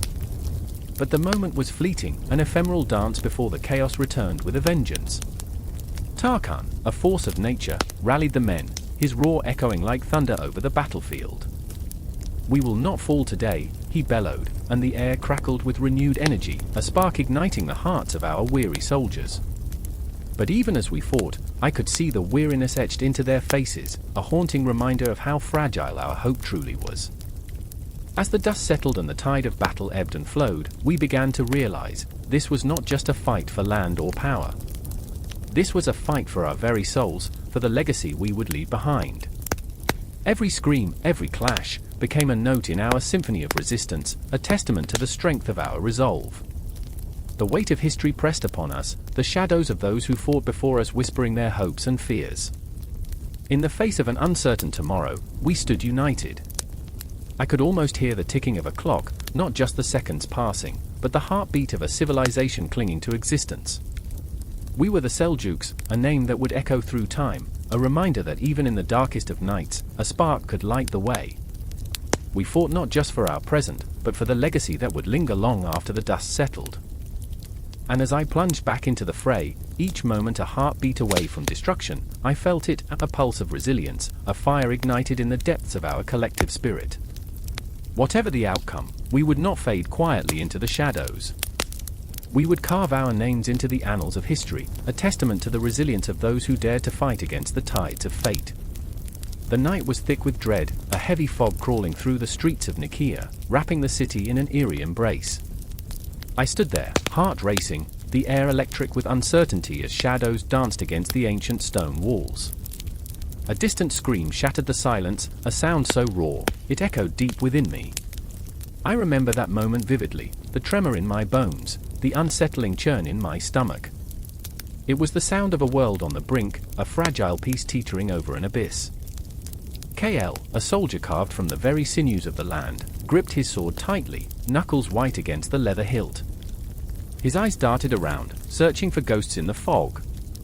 A man caught between duty and fear, torn between love for his homeland and the blood-soaked reality of war. I thought of the family he left behind, the laughter of children now overshadowed by the specter of violence. He had promised to return, and yet, in the pit of his stomach, he felt the gnawing doubt that this promise lay in ruins, lost like the dreams they shared under the stars. A lantern flickered as Iqbal emerged from the shadows, a woman of fierce spirit, her heart a tempest of love and despair. She was more than the gentle hands that tended to her dying mother, she was a flame, a beacon of hope amidst encroaching darkness. She had heard the whispers of war, felt the tremors beneath her feet as the Seljuks advanced. But it was not just the fate of her city that weighed heavily upon her shoulders, it was KL, the man who had stolen her heart, standing at the precipice of an uncertain fate. Each heartbeat was a reminder of what she could lose, each breath a silent prayer for his safety. "I remember the way you laughed," she whispered to herself, fingertips brushing against the cool stones of the wall as if seeking solace in their steadfastness. "I remember," her voice trailed off, swallowed by the thick fog. Laughter felt like a distant memory, a cruel joke that mocked her resolve. How could she find joy in the face of such impending doom? And then, the rumble began, a low growl of marching boots, the sound of destiny approaching. The Seljuks had come, their banners flapping like crows in the sky, dark and foreboding. KL's heart thundered in his chest, the familiar weight of his sword now a reminder of his faltering courage. He had trained for this, yet when faced with the reality of war, the thrill of combat felt more like a death sentence than a heroic calling. I stood there, frozen in time, feeling every beat of their march reverberate against the cobblestones, like a haunting symphony of chaos. I breathed in the thick scent of earth and steel, the sweet tang of fear mingling with the bitter taste of sweat. Would this night bring glory or despair? Would the dawn rise on a city drenched in blood or a people united in resistance? As Iqbal watched, her heart twisted with impending loss, she took a step forward, the shadows clinging to her like an unwelcome shroud. "KL," she shouted, voice sharp against the dark, slicing through the tension like a blade. The wind caught her words and tossed them into the night, but they were swallowed whole, faded into the cacophony of an oncoming storm. He turned, eyes wide, a flame flickering against the night's chill. For a moment, they were suspended in time, two souls bound by love yet torn apart by fate. "You shouldn't be here," he said, but the words were lost in the fragile air between them. "Let me go with you," she pleaded, desperation clawing at her throat. "I will not be left behind." But he shook his head, the weight of his resolve like a stone in his chest. "It's too dangerous. I can't lose you as well." In that fleeting moment, the world around them vanished, the soldiers, the marching, the fear. It was just KL and Iqbal, locked in a gaze that teetered between defiance and despair. I remember the way they stood, two figures framed by the chaos, love and fear intertwined like the thorns of a rose.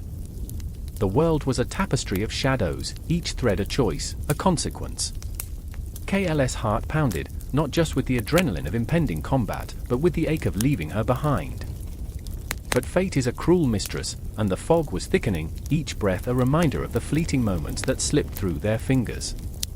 He took a step back, eyes glistening with unshed tears, a soldier torn between duty and the love that could ground him. "If I don't return, remember the laughter," he whispered, voice trembling with unspoken fears.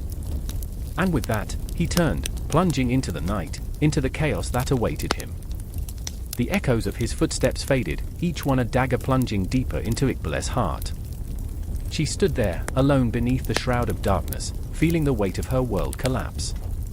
The Seljuks surged forward, and I felt the air crackle with the tension of impending chaos. The clash of metal, the cries of the wounded, the desperate prayers whispered into the night.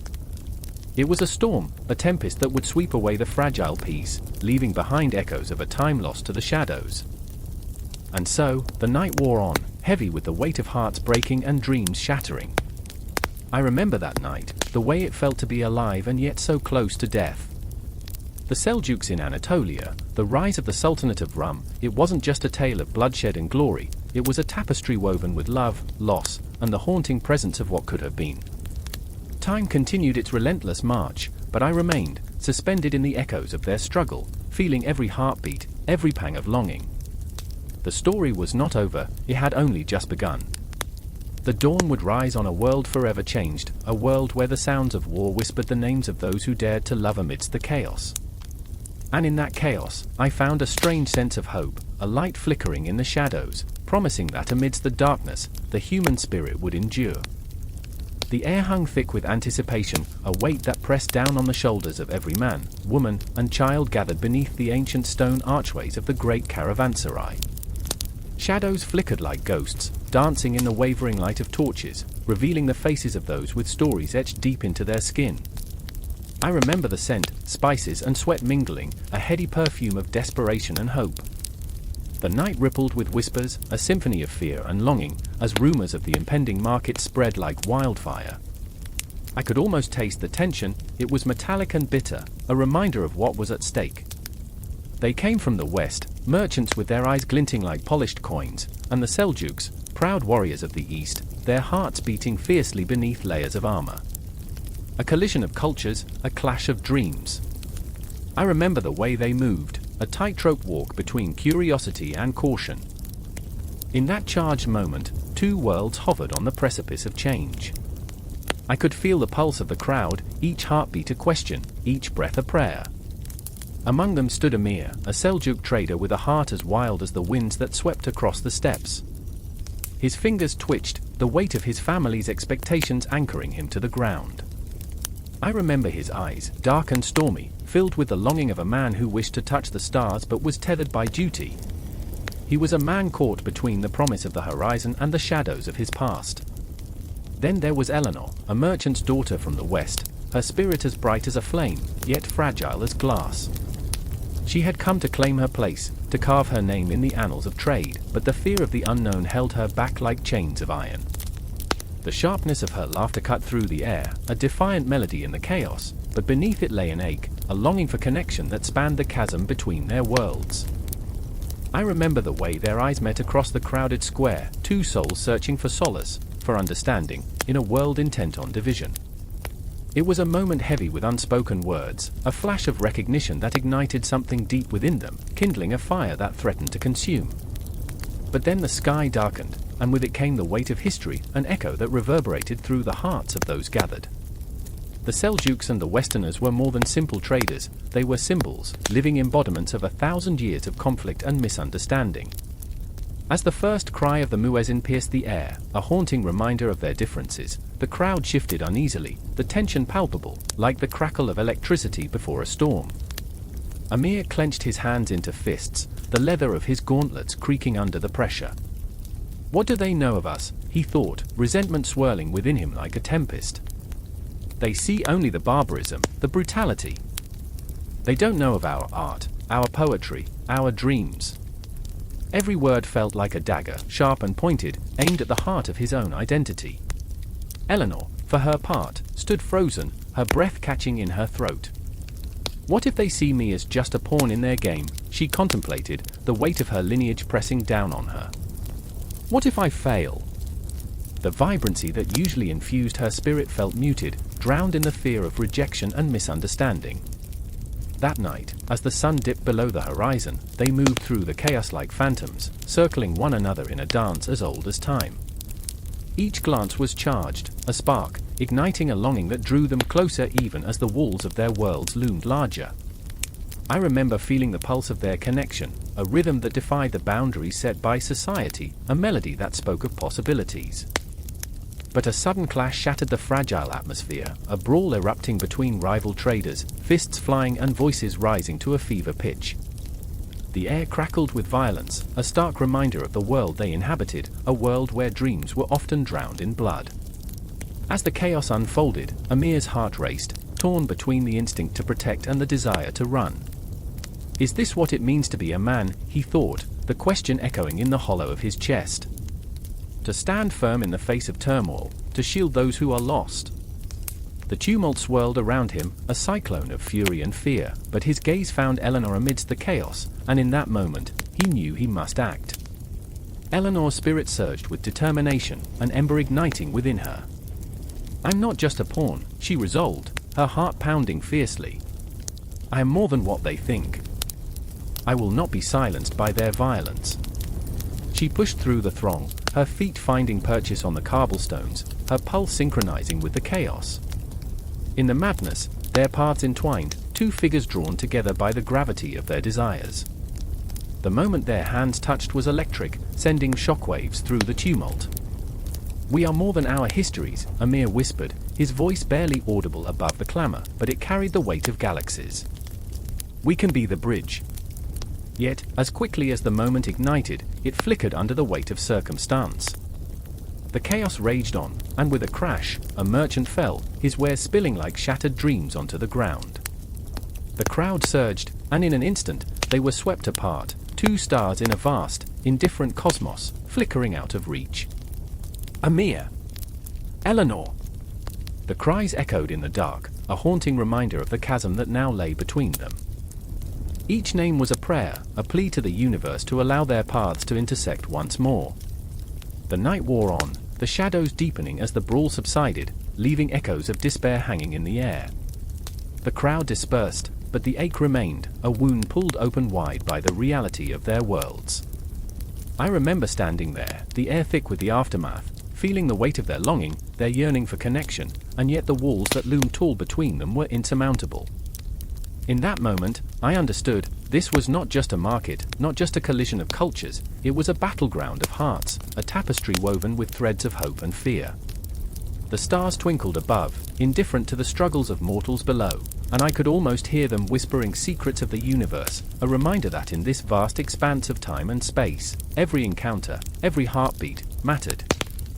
As I watched Amir and Eleanor fade into the shadows, I knew this was only the beginning. Their story was just a note in an eternal symphony, echoing through the ages, urging us all to listen, to feel, to dream of a world united.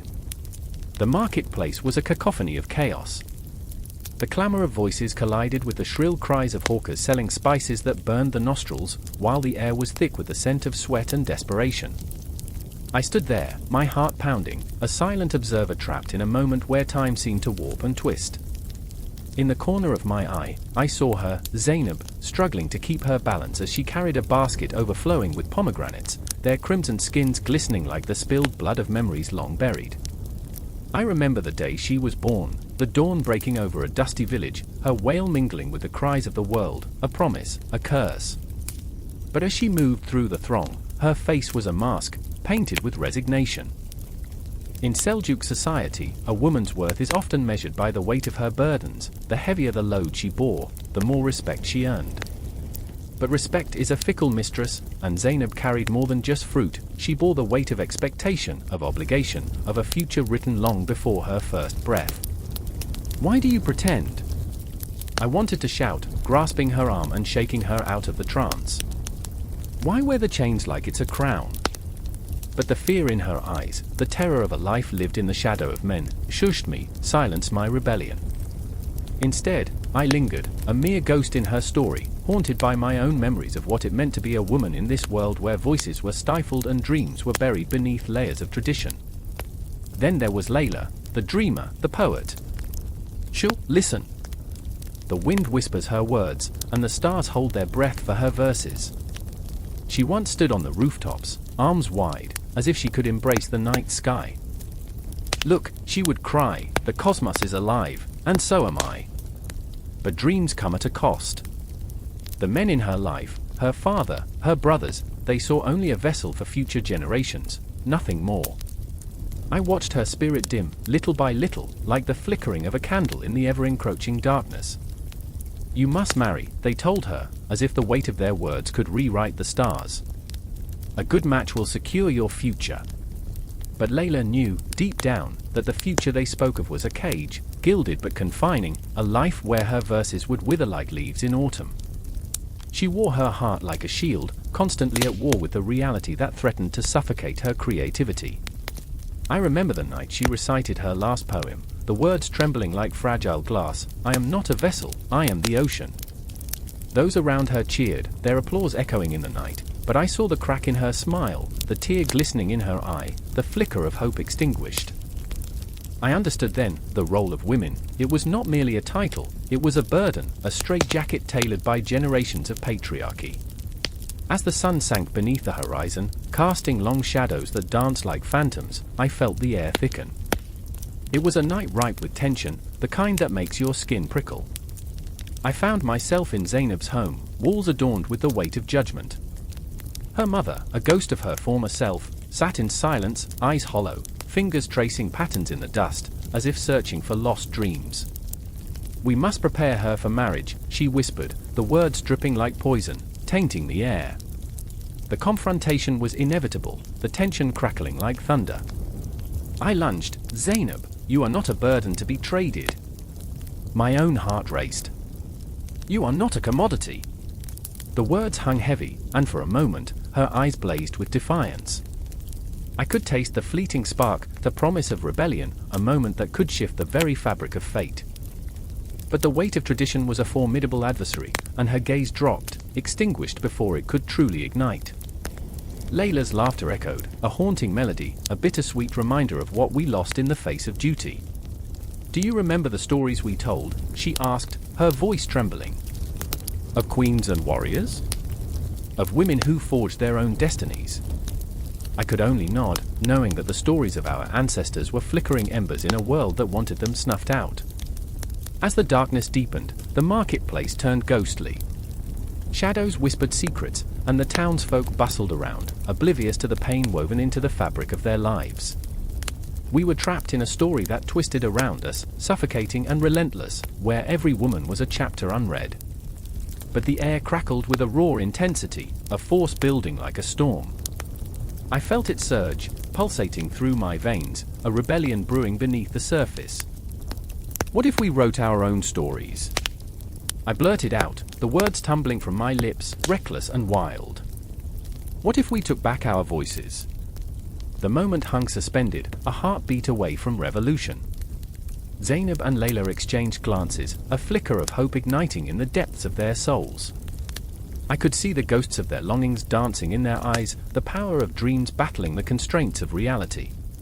But the spectre of our circumstances loomed large. Tradition was a relentless tide, and we were but leaves tossed in its wake. The confrontation was imminent, the air thick with anticipation. I held my breath, my heart racing, not just for myself, but for them, for every woman whose voice had been silenced, for the weight of generations pressing down on us. And so we stood in that moment, on the precipice of change. We were the ghosts of what could be, haunted by the past but yearning for freedom. The night stretched before us, filled with possibilities, and as I looked at Zainab and Layla, I realized we were more than just women of the Seljuk society, we were the echo of a revolution waiting to break free. In the distance, the moon rose, a gleaming reminder that even in the darkest of nights, light can emerge, a glimmer of hope, a spark of rebellion, a promise that the story was far from over. With every heartbeat, the tension built, a silent vow that the chains would not hold us forever. And as the first whispers of dawn approached, I knew we would rise, not just as individuals, but as a chorus of voices, ready to reclaim our place in the world. The story awaited us, and we would not be silenced. The marketplace throbbed with life, a pulsating heart of the Seljuk Empire. Vendors spat out haggled prices, their voices blending into a chaotic symphony that could drown out the cries of the dying. I stood there, frozen, my throat dry as dust under a sun that seemed determined to burn the very earth. I could feel the weight of the world on my shoulders, a crushing burden of responsibility that threatened to shatter my resolve. My name is Arosh, a merchant caught in the endless cycle of trade that thrummed within the veins of this empire. I remember the day it all spiraled into chaos, the day the fragile strands of commerce unraveled before my eyes. Through the crowd, I spotted Lole, her face painted with concern, yet fierce. She was my partner in this chaotic waltz of barter and trade, my heart's compass amid the shifting sands. Her dark eyes, usually bright and full of ambition, now held shadows, ghosts of the past swirling in their depths as she called out for me, her voice rising above the din, desperate, pleading. Arosh! The caravans from Baghdad, I turned, but it was too late. A figure materialized from the throng, cloaked in the stench of desperation and despair, a merchant from the distant west. His gaze was wild, feverish, like a beast cornered, and he grasped my arm, his fingers curling like iron shackles. They've been ambushed. The roads are no longer safe. His words ricocheted through me, a chilling echo of dread. I felt the world spin, the fabric of my life unraveling like a fraying tapestry.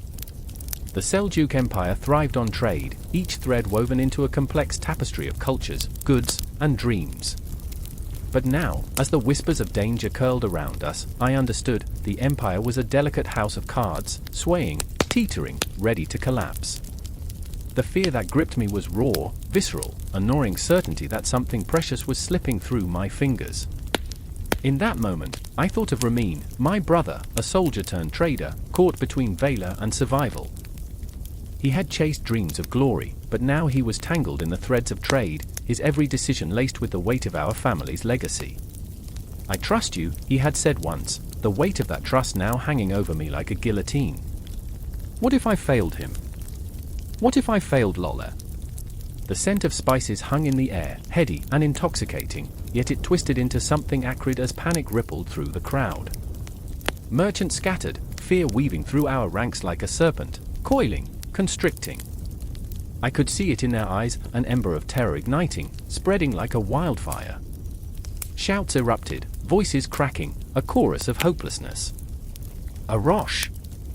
Lola's voice cut through the chaos, urgency wrapped in despair. We must gather our goods and leave. If we stay, we'll be trapped. She was right, but the thought of abandoning our wares, the fruits of our labor, felt like severing a limb. I felt the weight of every silken thread we'd bartered for, every spice and bolt of cloth that had become a part of us. But the reality loomed, monstrous and undeniable. Shadows danced at the edge of my vision, dark figures lurking just beyond the horizon. I could hear them, the whispers of thieves and bandits, their laughter echoing in the recesses of my mind. They bathed once a year, so romance was earthy, I joked bitterly, trying to stave off the encroaching dread. But inside, my heart raced, a wild stallion yearning for freedom. We ran, Lola's hand gripping mine, a lifeline in the storm. The marketplace, once vibrant, transformed into a labyrinth of despair. Merchants turned to ghosts, their hopes dashed against the jagged rocks of violence. Each step echoed with memories of laughter and dreams, now drowned in the cacophony of chaos. In the throbbing chaos, I caught a glimpse of Ramin, his face smeared with dust and blood, a warrior stripped of glory. Our eyes locked, a silent acknowledgement passing between us. The weight of survival bore down on us, an unbreakable bond forged in the fires of desperation. "Hold on," he mouthed, but what did that mean in a world where every thread was severing? I remembered a time when the world felt safe. As children, we'd played beneath a starlit sky, dreams unfurling like banners. Now, I clutched at those memories, desperate to pull them into the present, to cling to the remnants of a life that felt more and more like a haunting specter. The cosmos spun above us, indifferent to our plight, while the fabric of our existence frayed dangerously. A Rosh! Lola's voice was a lifeline, a pullback from the precipice. We can't lose faith. We can rebuild, find a new path. Her conviction crackled like fire, igniting something deep within me. Hope danced in the shadows, taunting me, whispering promises I dared not believe.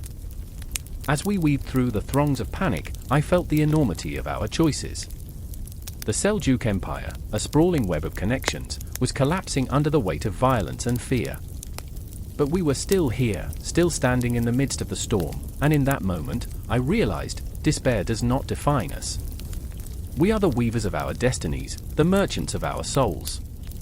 And as the sun dipped below the horizon, casting long shadows across the marketplace, I knew that whatever lay ahead, betrayal or redemption, would shape us into something unbreakable.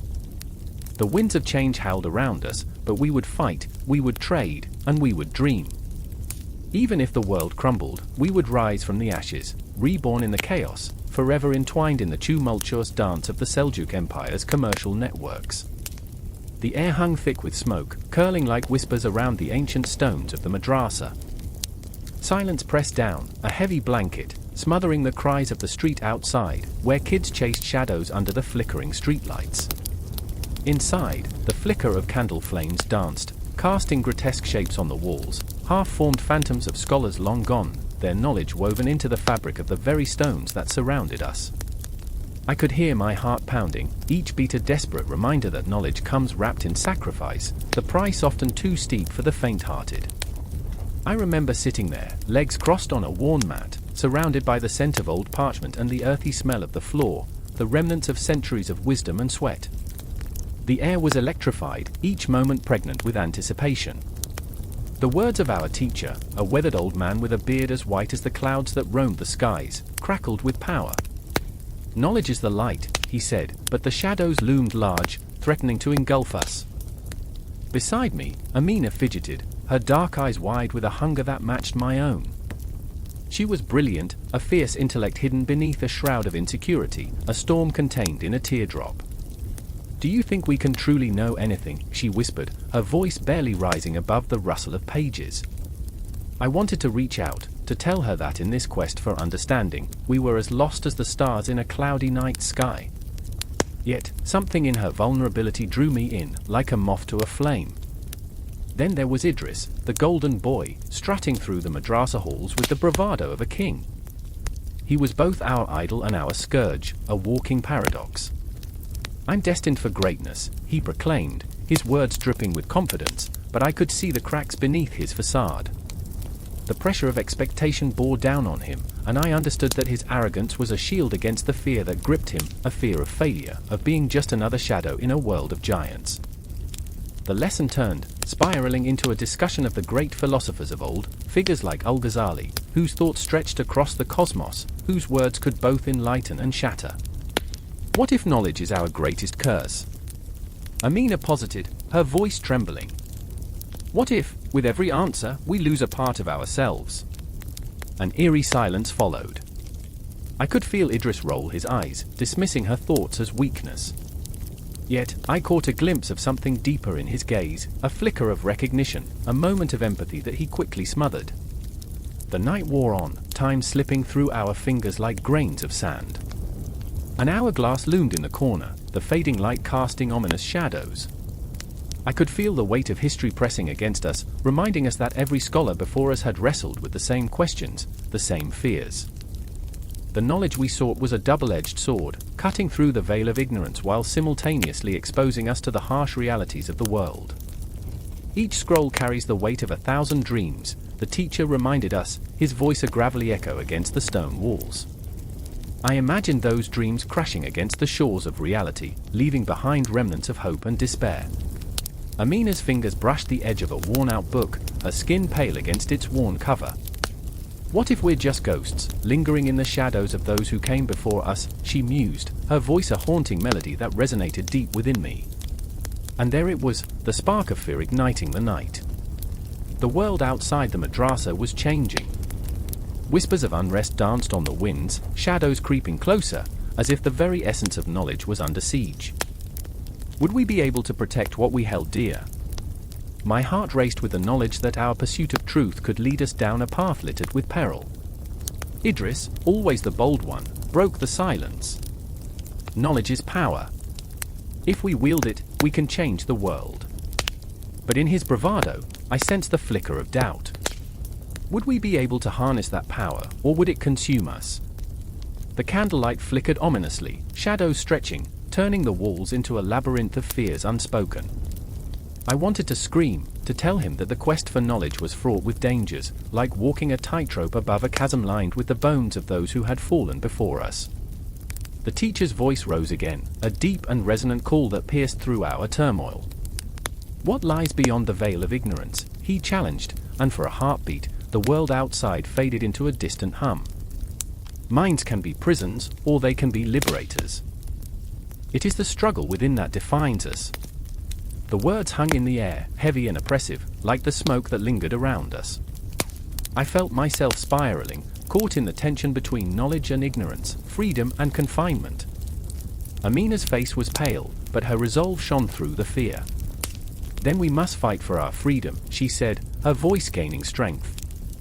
To know is to live, she declared, and in that moment, a light ignited in her eyes, breaking through the encroaching darkness. As we sat there, the weight of the universe pressing down on our shoulders, I knew then that this was just the beginning. The walls of the madrasa, once a sanctuary, began to feel like a cage. Would our pursuit of knowledge lead us to enlightenment, or would it drown us in the depths of despair? In the stillness of the night, I could almost hear the ticking clock, each second an echo of our heartbeat, a reminder that every quest has its price, and every truth comes wrapped in shadows. The candle flickered once more, the flame dancing defiantly against the gathering gloom, and I knew our story was far from over. The chapters of our youth and dreams, intertwined with the relentless pursuit of truth, had just begun to unfold. The air hung heavy, thick like a woolen cloak, suffocating yet oddly comforting.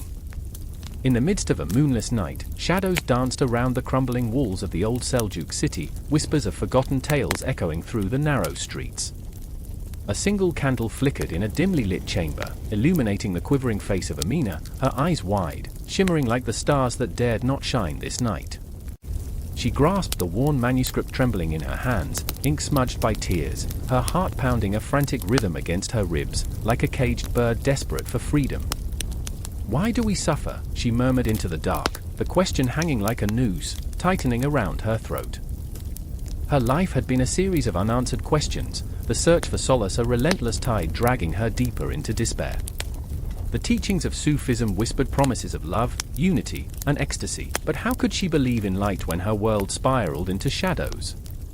Across the city, in a mud-brick dwelling, a man named Hassan sat cross-legged, fingers caressing prayer beads, his mind trapped within a storm of doubt. The call to prayer rang out, but it felt hollow, devoid of meaning. I remember the laughter of my mother, the warmth of her embrace.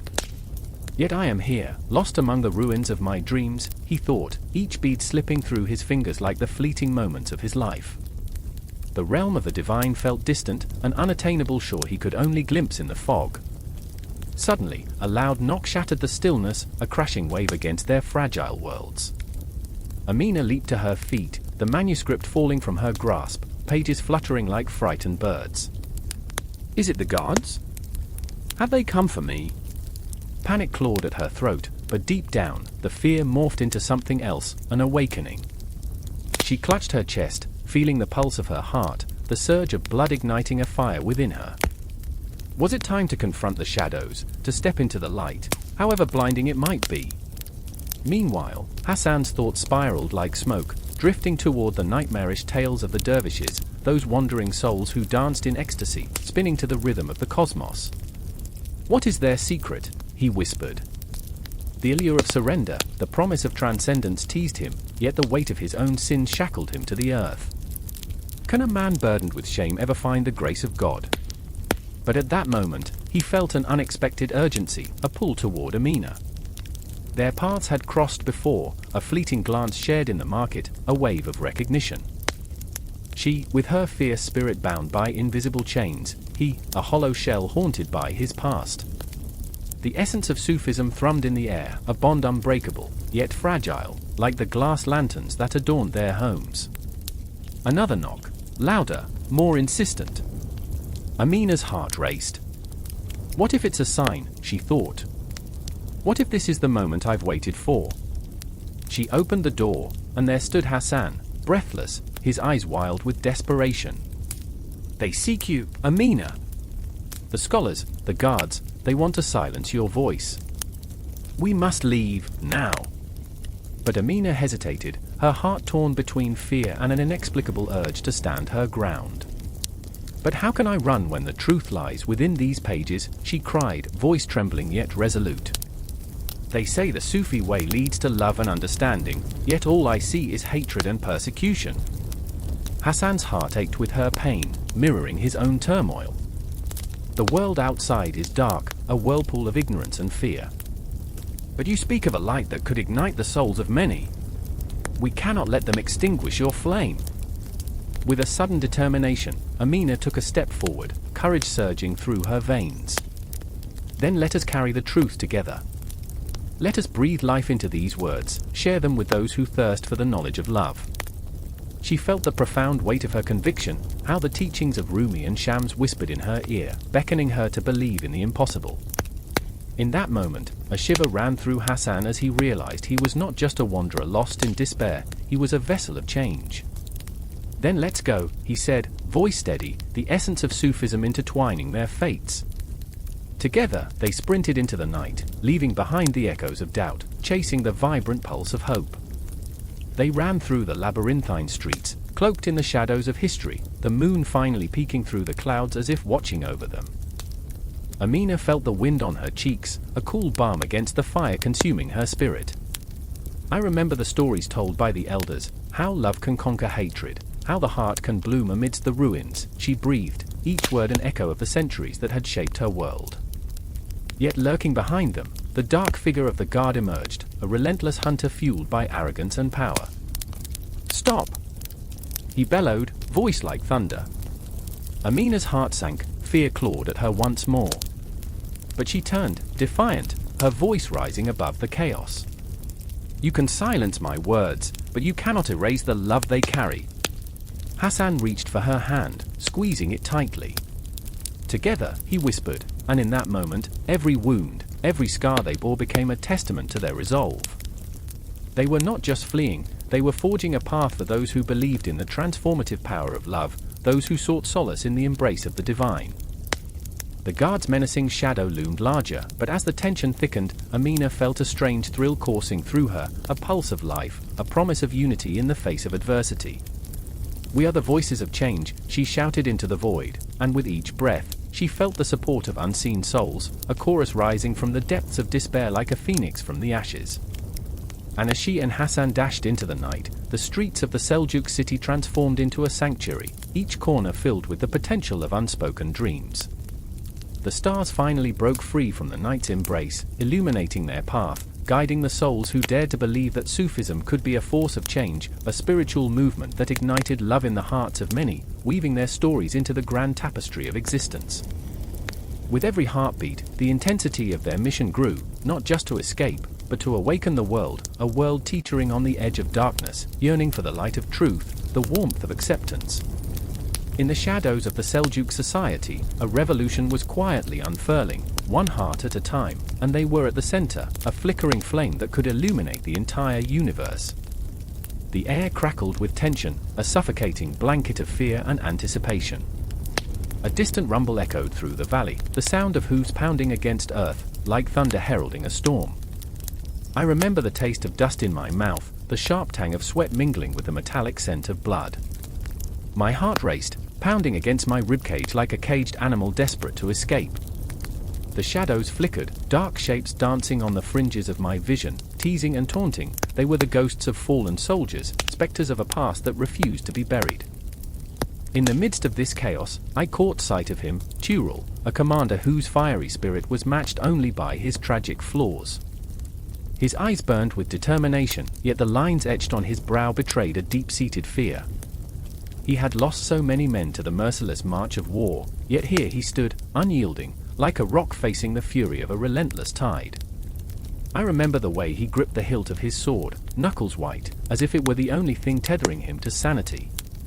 "Stay close, Zainab," he shouted, the urgency of his voice cutting through the clamor around us. I nodded, though my heart sank. I was a woman in a man's world, and every instinct screamed at me to flee, to hide away from the violence.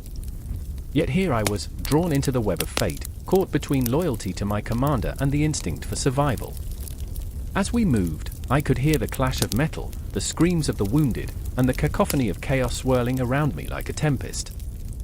The Seljuk military was a fearsome beast, its innovations sharp and deadly, men on horseback, archers with unerring precision, the use of siege engines that belched fire and death. But in that moment, all I felt was the raw, pulsating fear of what was to come. There was a strategy behind the madness, a brutal ballet of tactics that Tughril had mastered.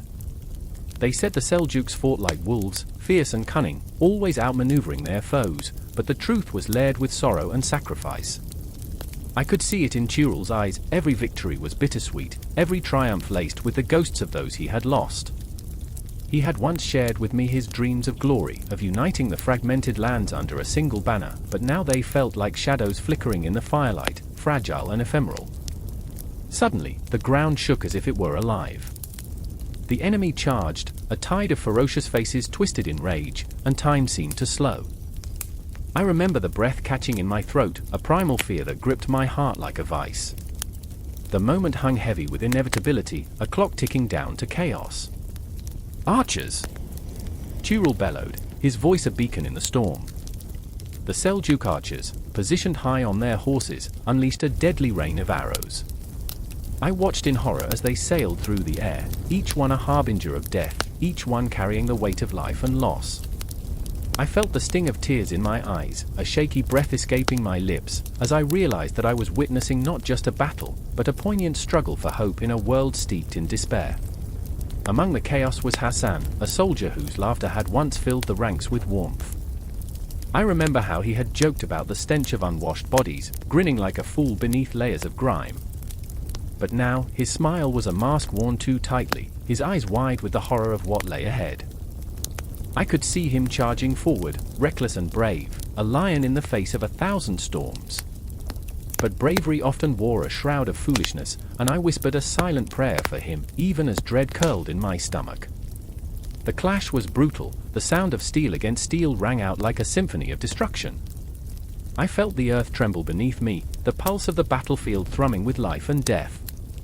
Tughril was a whirlwind, cutting through the enemy with a ferocity that sent shivers down my spine.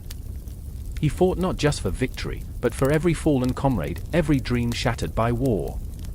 I watched, breathless, as he fell into the rhythm of battle, a dance of desperation and resolve. Hassan's laughter faded like a whisper in the wind as the tide of battle surged. I saw him stumble, wounded, a flash of bright red stark against the dirt. My heart clenched, a vice of pain. "Hassan!" I screamed, the sound raw and desperate. Tughril, in a moment of hesitation, turned to me, his eyes a storm of emotions, fear, duty, helplessness. He knew I could not leave Hassan behind, yet every second put us all at risk. "Go!" he shouted, voice cutting through the din. "We can't lose you too." But what was a soldier without his brothers? What was survival without sacrifice? I lunged forward, ignoring Tughril's shout, my heart pounding in my ears. I remembered the taste of dust, the smell of sweat and blood. I felt the weight of history pressing down, the stories of those who had come before us, who had fought and bled for what they believed in. This was more than a battle, it was a testament to the human spirit, and I would not back down.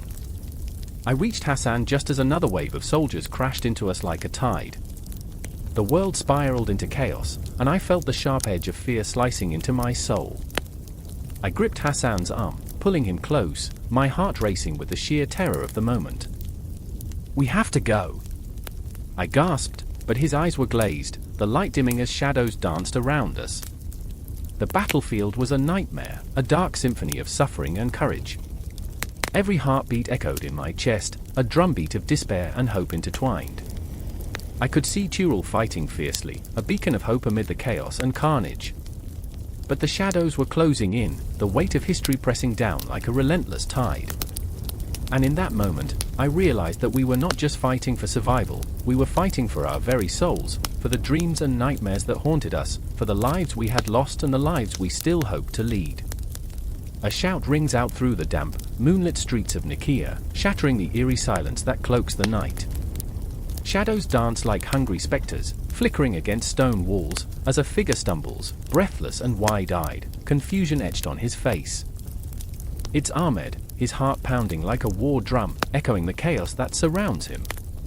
The city is alive, but not with the warmth of camaraderie, it's alive with the specter of betrayal, the gnashing teeth of desperation.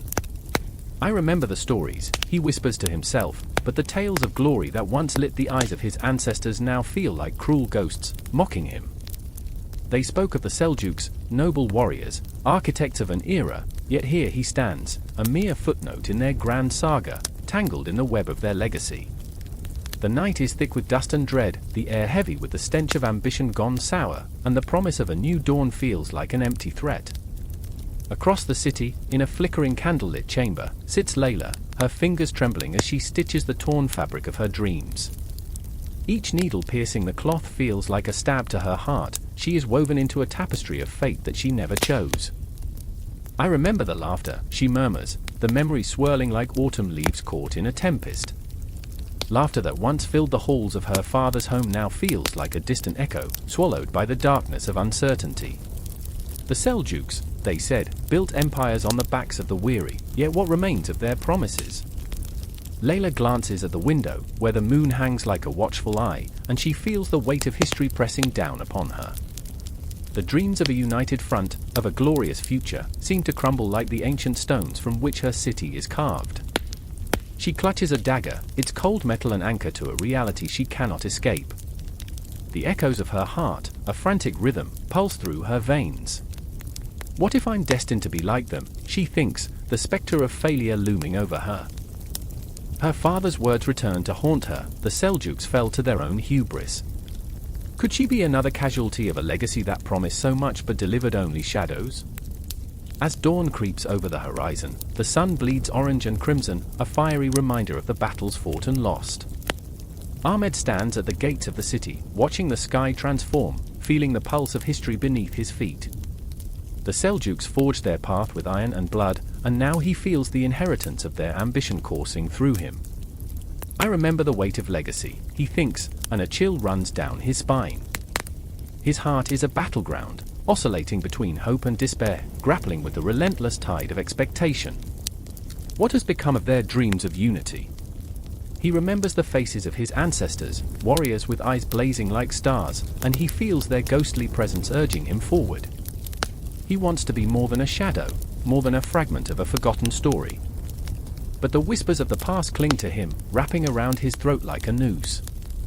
You will fail, they taunt. You will become a stain on the canvas of history. Ahmed's breath quickens. No, he shouts into the void, I will carve my own destiny. In her chamber, Layla hears the distant echoes of his defiance. The sun casts golden rays into her room, illuminating her resolve. I will not be swept away by the tide, she vows to herself, and the dagger feels less like a weapon and more like a symbol of her defiance. She rises, determination solidifying in her chest, and for the first time, she sees a glimmer of the Seljuk strength within her. As the two of them move through the city, their paths converge like the threads of fate. They meet at the heart of Nicaea, beneath the towering walls that have witnessed centuries of triumph and tragedy. Here, the air hums with tension, the history palpable, as if the stones themselves are holding their breath. "What are you fighting for?" Ahmed demands, his voice cutting through the din of uncertainty. The city around them buzzes with rumors of upheaval, of a new order rising from the ashes of the old. "For freedom!" Layla responds, her voice fierce, igniting the air with fiery passion. "For a future that is ours to shape." And in that moment, as they stand beneath the looming shadows of the Seljuk legacy, something stirs within them, a shared understanding of struggle, of longing, and the audacity to dream. The city thrums with their heartbeat, the echoes of past glories mingling with the promise of rebellion. But just as the spark of hope ignites, the ground trembles beneath them, a reminder of the weight of history. They feel the echo of 1,000 voices, the specters of the fallen Seljuks pulling at their sleeves, urging them to remember the glory, the ambition, the inevitable downfall. The clock ticks ominously, each second a reminder of the fragility of dreams. Ahmed and Layla know that the path ahead is fraught with peril. The shadows of the Seljuks loom large over their ambitions, whispering of battles yet to come, of choices that could lead to glory or ruin. And as the sun climbs higher, casting light on their determined faces, they realize that their struggle is not just against the echoes of the past, but against the fears that claw at their hearts. They are the inheritors of a legacy, yes, but they are also the architects of their own fate. "I will not be defined by their shadows," Ahmed swears, and Layla, standing beside him, nods, her heart pounding with the thrill of possibility. Their destinies are intertwined, a delicate dance upon the precipice of history, and with every heartbeat, they step closer to a future they dare to imagine. In this moment, beneath the weight of the Seljuk legacy, they are not just echoes of the past, they are the fierce, unyielding promise of what is yet to come. The air crackles with potential, the dawn of a new era shimmering on the horizon, waiting for them to seize it. The battle for their souls has just begun, and the city of Nicaea holds its breath, caught in the haunting embrace of history and the relentless pursuit of destiny. I remember the moment the sky cracked open, a thunderous roar echoing through the valley, sending shivers through the hearts of the faithful. It wasn't just a storm, it was a harbinger, a clash of ideologies swirled into a tempest, an electrical tension that hung in the air, thick and suffocating. I stood at the edge of a crumbling balcony, breath hitching as I watched the clouds scud across the horizon, dark and foreboding. In that moment, I could feel the weight of history pressing down upon me, 1,000 whispers snaking through the winds, telling me of the Fatimids and their relentless pursuit of power. There was a man named Amir, a sunny scholar, his brow furrowed, eyes flickering like candle flames against the gathering storm. He was brilliant and flawed, a mind that could recite the entire Quran, yet he was haunted by a fear that gnawed at him, relentless and cold.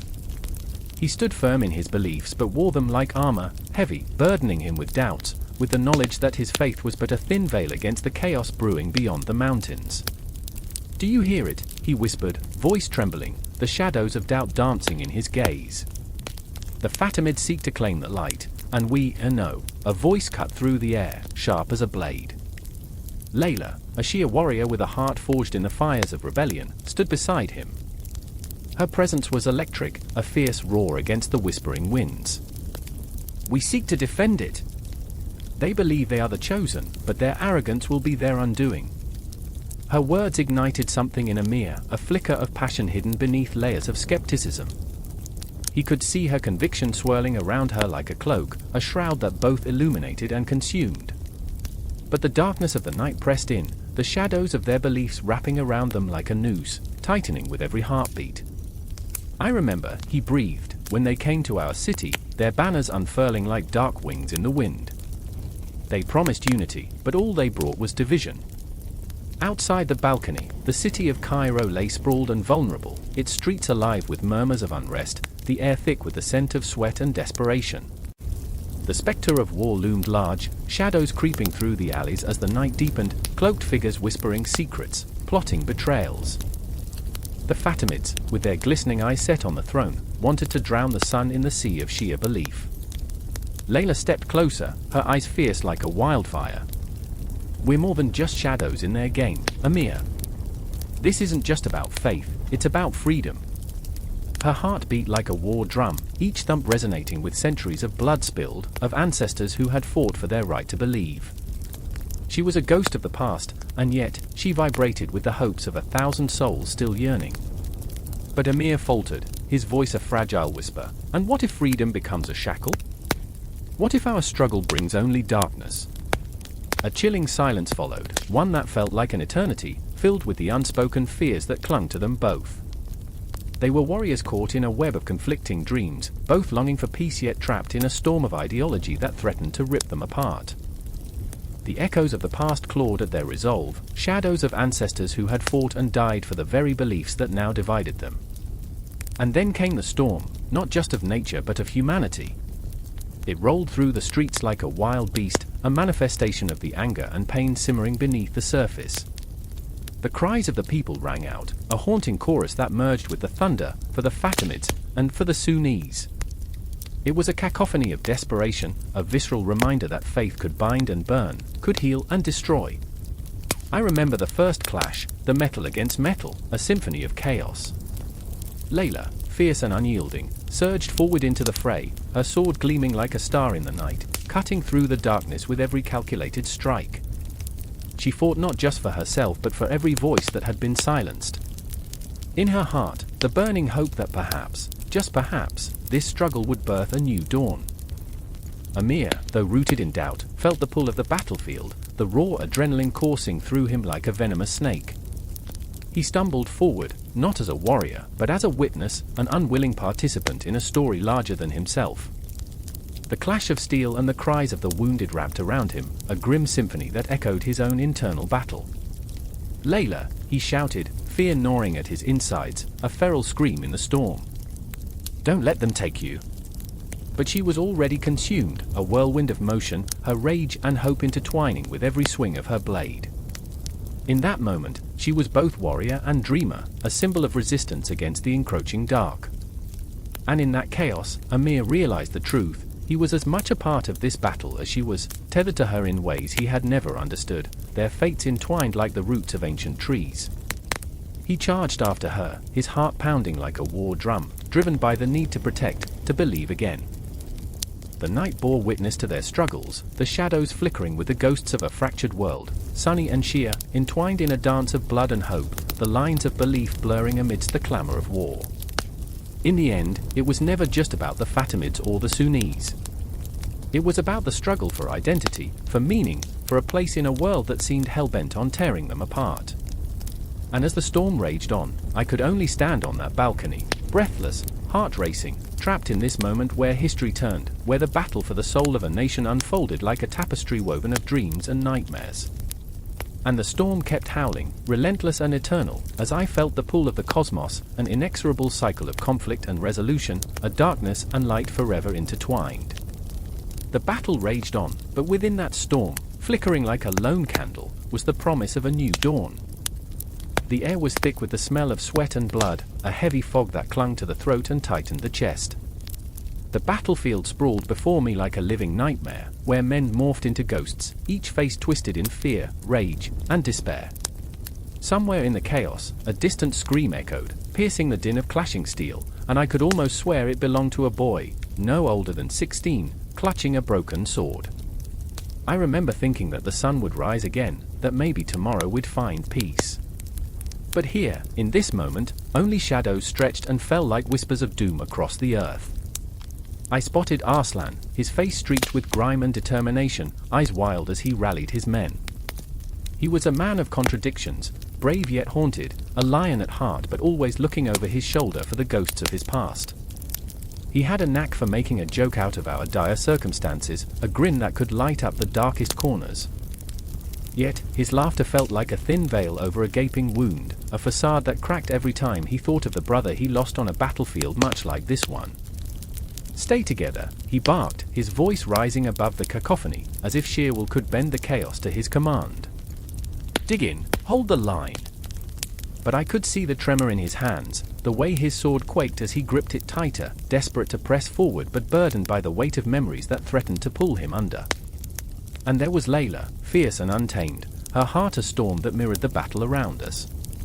She fought with a ferocity that should have scared me, but instead, it pulled me closer, like a moth to a flame. Each swing of her axe sent a shiver down my spine. This was a warrior, yes, but also a woman filled with love for her lost kinfolk, a fierce protector who wore her pain like armor. I remember her laugh, bright like a spark in a darkened world, but now it was swallowed by the cries of the dying, a bitter reminder of all that was lost. "Arslan!" Layla shouted, her voice breaking through the haze, fierce and unyielding. "Watch your flank!" But even as she fought, I could see her eyes darting around, searching, for what, I can't say. Perhaps she was searching for a flicker of hope amidst the despair, or maybe she was searching for a sign that all this slaughter wasn't in vain. Time distorted, stretched into an agonizing spiral, and I was caught in its grip, every second an eternity. The clang of metal was a symphony of destruction, every note a testament to a life slipping away. I could hear the whispers of the past, the tales of glory and honor that felt like a cruel joke amidst the carnage. We bathe once a year, I chuckled darkly to myself, and here we are, soaked in an entirely different kind of fluid. The ground beneath us trembled with the weight of our despair, and I fought to keep my footing, teetering on the brink of madness as the battle raged on. The sun hung low, a blood orange orb that blazed ominously in the sky, a cruel reminder of the day slipping away from us, of futures unmade. I remember the feeling of life coursing through my veins, pulsing with every heartbeat, the primal instinct to survive screaming louder than the cries around me. "Hold the line!" Arslan shouted again, and I felt a surge of energy, raw, unrefined, coursing through me. For a moment, I believed in him, in us. But faith is a fragile thing, easily shattered by the reality of a spear-piercing flesh. I watched as one of our men fell, a life extinguished with a sickening thud. "Every breath is a choice," I muttered, feeling the weight of that choice crush me. I chose to fight, to remember those who fell rather than let their names slip into obscurity. But what did it mean, really? What was it all for? And then I saw Layla, her axe spinning like a whirlwind, her eyes fierce yet distant, as if she were fighting not just for survival but for memories that haunted her. I caught her gaze, and in that fleeting moment, I understood, the war was not just against the enemy before us, it was against the very ghosts that taunted us from within. A shadow fell over us, the enemy forming an impenetrable wall, an avalanche of bodies crashing against our thin line of defenders. I could feel the fear rising, thick as smoke, suffocating. Suddenly the ground erupted beneath us, shouts were muffled as the world spiraled into chaos, a maelstrom of violence and despair. I watched Arslan falter, a moment of hesitation that felt like an eternity, and then he surged forward, a feral roar spilling from his lips, his spirit refusing to be quelled. But the tide was turning. I could sense it. The relentless onslaught pressed us back like waves against a crumbling shore. I closed my eyes for a heartbeat, a futile attempt to silence the screams, to block out the horror. Memories flickered like candle flames, happier times, laughter shared under the stars, the taste of sweet fruit in the summer. But then there was only darkness, the hollow sound of flint striking steel, the chilling silence of a life extinguished. In the haze of battle, I glimpsed Layla, charging forward with a reckless abandon that was both beautiful and terrifying. She was a comet streaking through the night, a force of nature fueled by rage and grief. I knew then that she wasn't just fighting for survival, she was fighting for vengeance, to reclaim what had been torn from her. Every swing of her axe was a question, a demand for justice that rang through the chaos. "Arslan," she screamed, and the world around us seemed to blur, the thrum of battle fading as I watched him turn, eyes locking onto hers. There was a moment of understanding, an unspoken bond forged in fire, and then they both charged forward, their movements seamless, like dancers in a deadly ballet. As the sun dipped below the horizon, shadows lengthened, cloaking the battlefield in an eerie twilight. I stood frozen, heart racing, knowing that this was only the beginning, that the night held more terror than I could fathom. Each heartbeat echoed the reality of war, a relentless tide that swept away everything in its path. And just like that, I was lost in the chaos, a fragment of a memory spiraling into the abyss, waiting for the dawn that may never come. There was no resolution in that moment, only the fight, and the ghosts of what could have been. The sound of horses' hooves thundered through the streets of Baghdad like a heartbeat quickening with fear. Dust swirled around, swirling memories of a once vibrant city now cloaked in dread. The sun, a blistering orb, hung in the sky, but the air was thick with shadows, darker than the gathering storm on the horizon. I stood at the edge of chaos, my heart pounding, an echo of the city's pulse, frantic and desperate. I remember how the cries of the marketplace had faded, replaced by whispers of impending doom. People clutched their wares, eyes wide with panic, as if the very fibers of their lives were unraveling before them. I remember the fleeting glances, the silent prayers exchanged in the thrumming silence. Would this be the day everything changed? Ali, a ragged soul with haunted eyes, darted through the throng. His hands trembled as he clutched a worn leather satchel, a lifeline, a fragment of his world.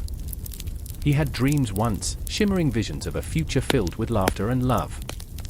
Now, those thoughts felt as heavy as the iron blade soon to descend upon their city. His brother, Ahmed, had joined the Caliphate's guards, convinced he could protect their home, but Ali's heart was a tempest of doubt. Foolish boy, he muttered under his breath, knowing the odds were not in their favor. What is honor against the storm? And then there was Layla, a woman whose spirit was like a flame, flickering yet defiant in the wind. She stood at the window of her modest home, watching the chaos unfold. She had always dreamed of distant lands, of love stories that echoed through time, but now, her dreams were shackled by the grim reality outside. The scent of smoke wafted through the air, a promise of destruction. As her fingers traced the glass, she thought of Ahmed. Would he return to her, or would he become just another ghost haunting the streets of a fallen Baghdad? My heart ached for them. I remember the weight of despair that descended like a shroud, the silence punctuated by the distant clang of metal on metal. A gathering storm, indeed.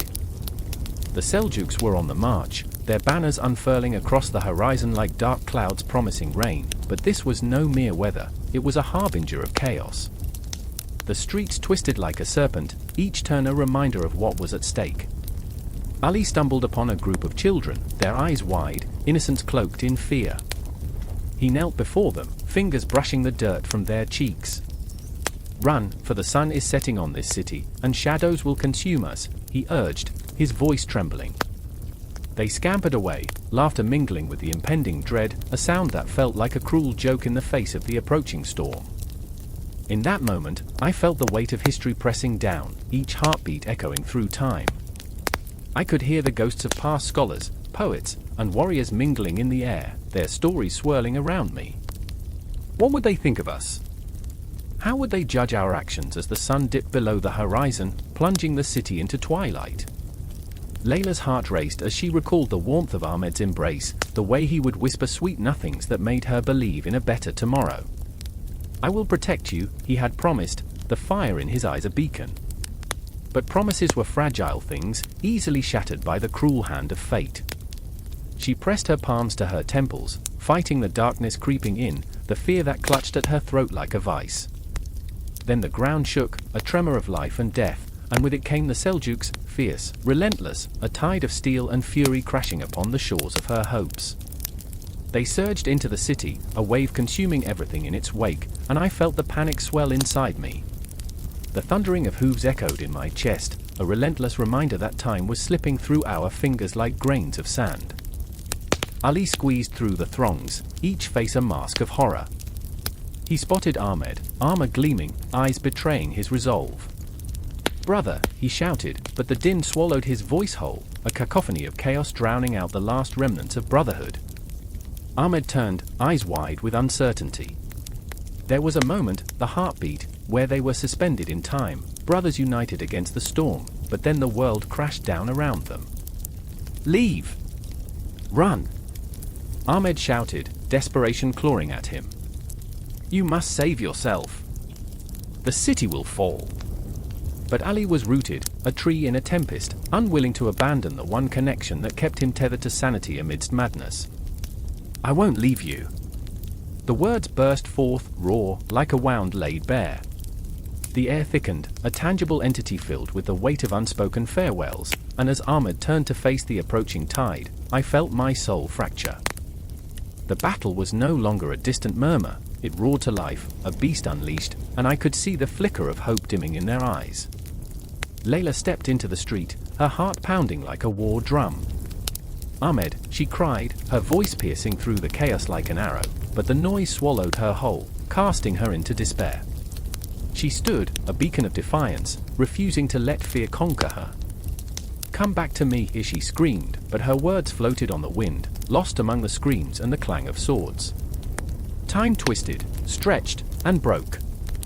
I could feel the tension vibrate through the air, electric and alive, a heartbeat away from disaster. Each moment was a whisper of what could be lost, and I clung to it, desperate to protect the fragile dream of a future that felt like smoke slipping through my fingers.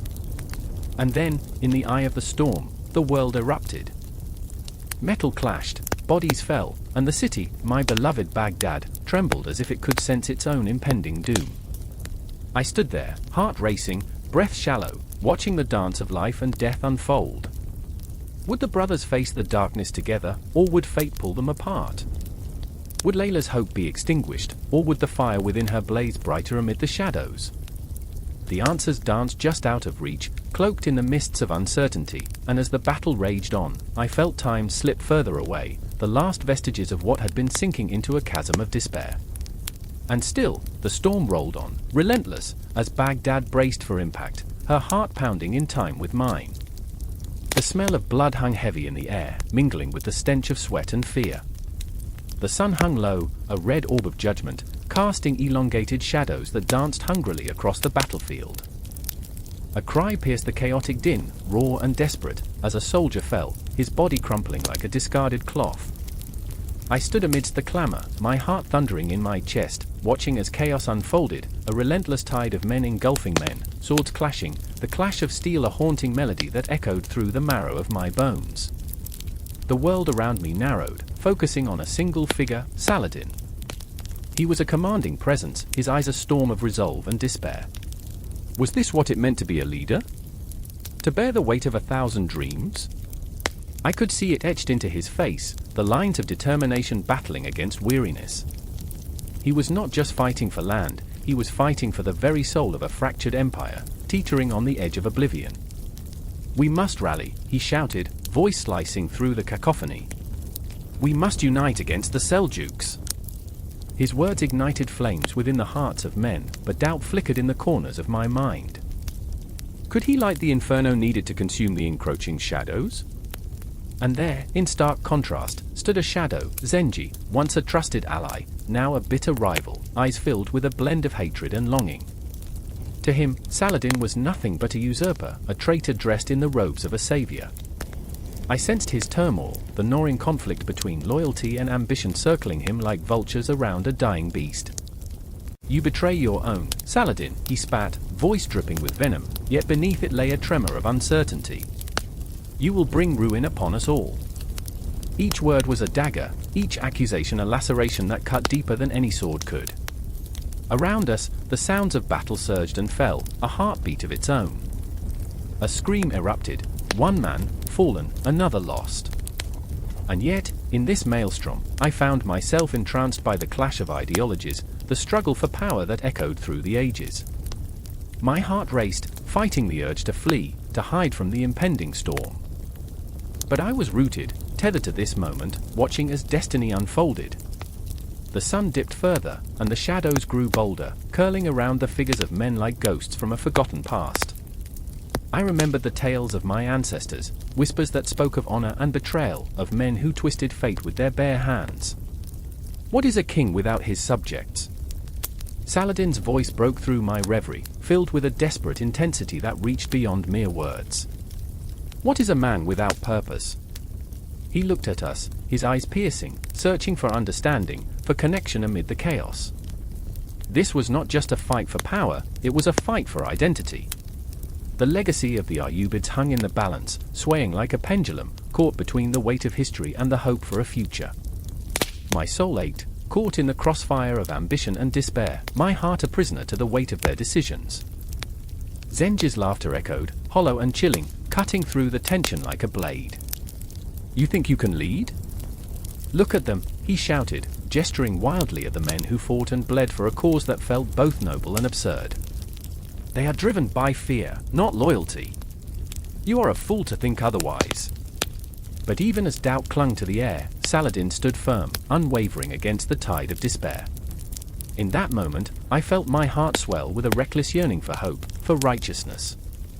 There was something so deeply human about their struggle. It was a reflection of my own battles, the desire to carve a place in a world that often felt indifferent to our existence. Time unraveled, a moment stretched into eternity. I could see the threads of fate weaving themselves, inch by inch, into a tapestry of glory or ruin. Each breath felt heavy with significance, the scent of sweat and steel mingling with the promise of history. I remembered the nights spent in whispered conversations, the dreams of what could be. And then it came, the explosion of violence, their swords clashing, the cries of men mingling with the cries of anguish. Saladin surged forward, a lion among sheep, rallying his men with a ferocity that ignited their spirits.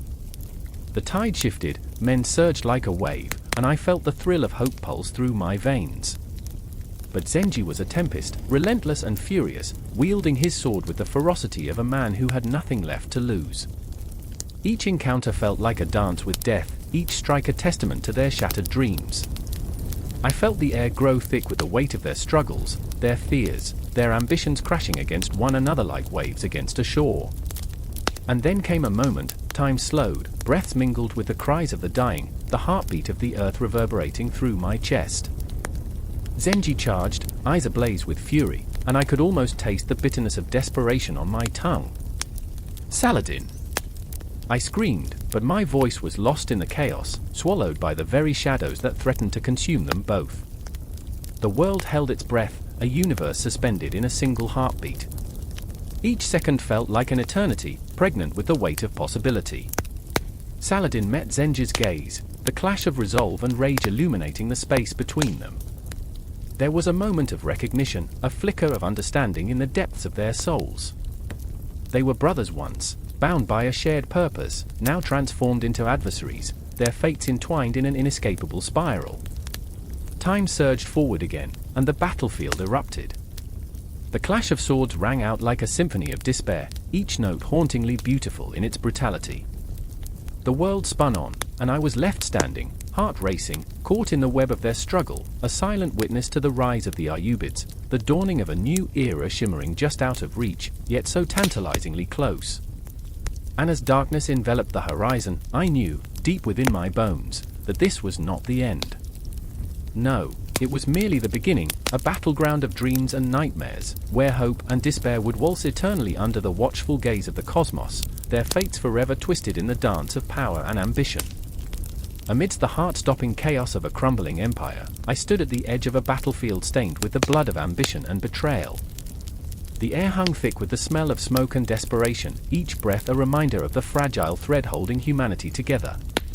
In the distance, the battle cries of men echoing against the twilight sky were punctuated by the sickening thud of bodies hitting the ground, a grim symphony of war.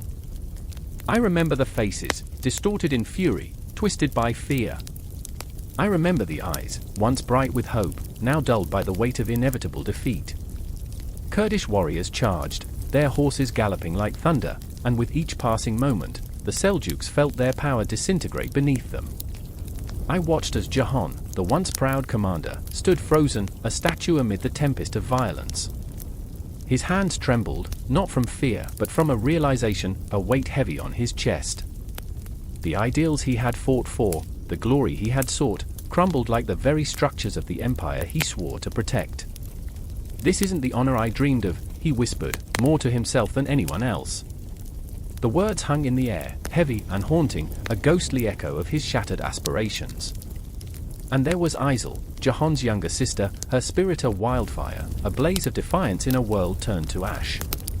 She darted through the chaos, her heart pounding, not just for her brother, but for her people. "We are not just names in a ledger. We are flesh and blood," she screamed, her voice piercing through the cacophony, igniting hope where despair threatened to snuff it out. Yet, even as she fought valiantly, a creeping dread clawed at her insides, the knowledge that bravery often leads to the grave. I remember the night when the shadows first began to stretch over their lives. The king's court was a hollow echo of its former self, once vibrant, brimming with laughter and cunning. Now it was a stage for hushed whispers and furtive glances. The walls, thick with secrets, trembled under the weight of unspoken fears. What if our enemies are closer than we think? Jahan had asked, his brow furrowed as he gazed at the flickering torchlight casting ominous shadows. I saw the flicker of doubt in his eyes, a chink in the armor of his once unshakable resolve. Isel rolled her eyes, a defiant fire burning within her. You think too much, brother. Let them come, she said, but her voice betrayed a tremor, a crack in her brave facade. As moons waxed and waned, the empire began to rot from within. Whispers of treachery slithered through the streets like serpents, coiling around hearts and minds. I can still hear the laughter of nobles, feasting in their opulent halls while the world outside crumbled. They bathed once a year, so romance was earthy, to say the least. Their arrogance was a festering wound, and it would bleed them dry. One night, as Jahan looked out over the sprawling city, the lights of the homes flickered like dying stars. We fought for something greater, he murmured, words laced with desperation, but now I wonder if it was all for nothing. I felt it deep in my bones, the crushing weight of disillusionment. The stars mocked him, twinkling with a cold indifference, while Isel stood beside him, fists clenched. We can't lose hope, Jahan. Hope is all we have left, she shouted, her voice a fierce battle cry against the encroaching darkness. And then came the storm, a wave of betrayal that swept through the ranks, the kinds of treachery that brought kings to their knees. An assassin's dagger found its home in a trusted ally's back, and just like that, the fragile threads of loyalty unraveled. I could feel the air thicken with tension, a storm brewing not just in the skies but in the hearts of men. The clock was ticking, and time was a ruthless master. Jahan's world collapsed, brick by brick, as he stood watching his empire fracture. He could see it in Isel's eyes, the flicker of fear clawing at her resolve. You have to go, Isel, he said, his voice thick, heavy with the weight of love and protection. You must not follow me into this abyss. She shook her head, defiance dancing on her lips. And let you face it alone? Never. The battlefield became a ghost of its former self, the echoes of battle fading into silence. The sun dipped below the horizon, leaving the world cloaked in shadows. I could feel the chill creeping into my bones, the weight of their choices pressing down like a funeral shroud. With each heartbeat, the pulse of the empire ebbed, a fading whisper of what was once great. The clash of steel, the cries of anguish, every sound amplified in the silence that followed. I watched as Jahan drew his sword, his resolve hardening like iron.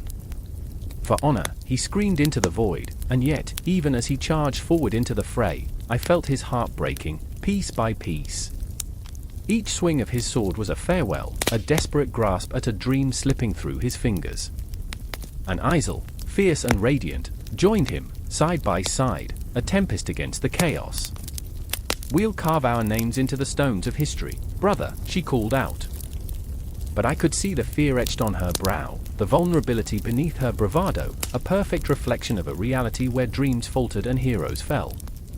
As the sun set, the shadows deepened, time slipping through their fingers like grains of sand. The empire was disintegrating, but their spirits clung to the remnants of hope, fighting against the tide of despair. I stood there, an observer to their pain, their struggle, knowing all too well that sometimes the greatest battles are fought within, in the aching chambers of the heart. There was no clear ending, no resolution, only the relentless march of time and the haunting echoes of what once was. Silhouettes danced in the twilight, ghosts of ambition, hope, and love, forever intertwined in the tapestry of a history that refused to be forgotten. A shadow flickers in the flickering torchlight of a crumbling stone hall, where the air hangs thick with whispers of blood and betrayal. I stand at the threshold, the echo of a haunting lament curling around my heart like a serpent. The Seljuks, warriors, poets, conquerors, and dreamers, haunt this place, shimmering like ghosts in the moonlight, reminding me that history is never truly dead. It breathes, it aches. I remember the night when shadows swallowed the sun, when the clash of steel rang out like a death knell. A fierce battle, a desperate fight, and in the chaos stood Arif. His eyes burned with a fury that could ignite the stars, even as his hands trembled around the hilt of his sword. He was a man forged in the fires of the past but forever torn by the weight of his legacy. They will remember us, he growled, his voice a low rumble, churning with a mixture of fear and pride. But memories are fickle, their edges fray, and sometimes they fade. Then there was Layla, standing on the precipice of despair, the moonlit stones glistening like tears in her hair. She was a historian, a weaver of tales, and her heart thudded with the rhythm of forgotten lore. Will they remember us, Arif? She asked, her voice trembling, a fragile whisper barely clinging to hope. Will they remember the stories we tell, the blood we spill? She clutched her scrolls, crumpled and worn, as if they were the last vestiges of a world slipping through her fingers. I watched her, heart heavy, as she traced the faded ink with a trembling finger, desperate to keep the past alive. The air crackled with the tension of the moment.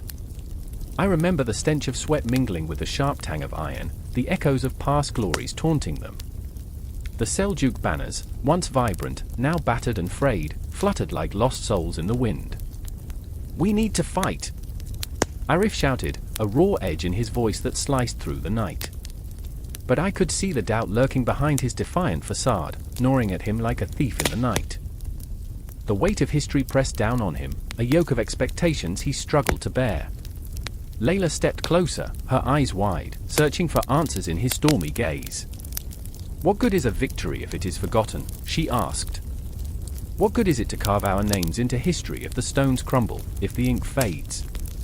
Her breath trembled, and in that moment, I felt the pulse of their shared anguish, a haunting duet of passion and despair. Time twisted, a cruel mocker, as their voices rose and fell like the tides. The night grew old, and the stars blinked down at them, indifferent witnesses to their plight. I could taste the bitterness of their unresolved fates, the way they clung to each other as if they were the only two people left in a world that had forgotten how to dream. We are the stories we tell, Layla asserted, fiercely, and for a moment, I believed her. But doubt crept in, slithering like an unseen adversary.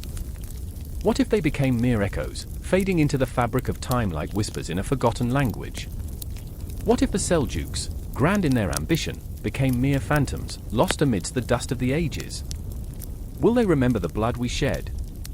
Arif's voice cracked, laden with an anguish that resonated deep within me, sending shards of ice spiraling through my chest.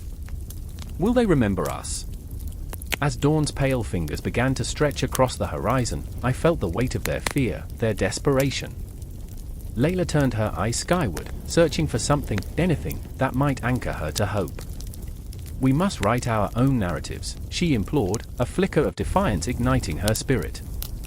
We must carve them into the bones of this earth. Otherwise, we are nothing but shadows in a world that forgets. The darkness began to recede, but the fight in Arif flared anew.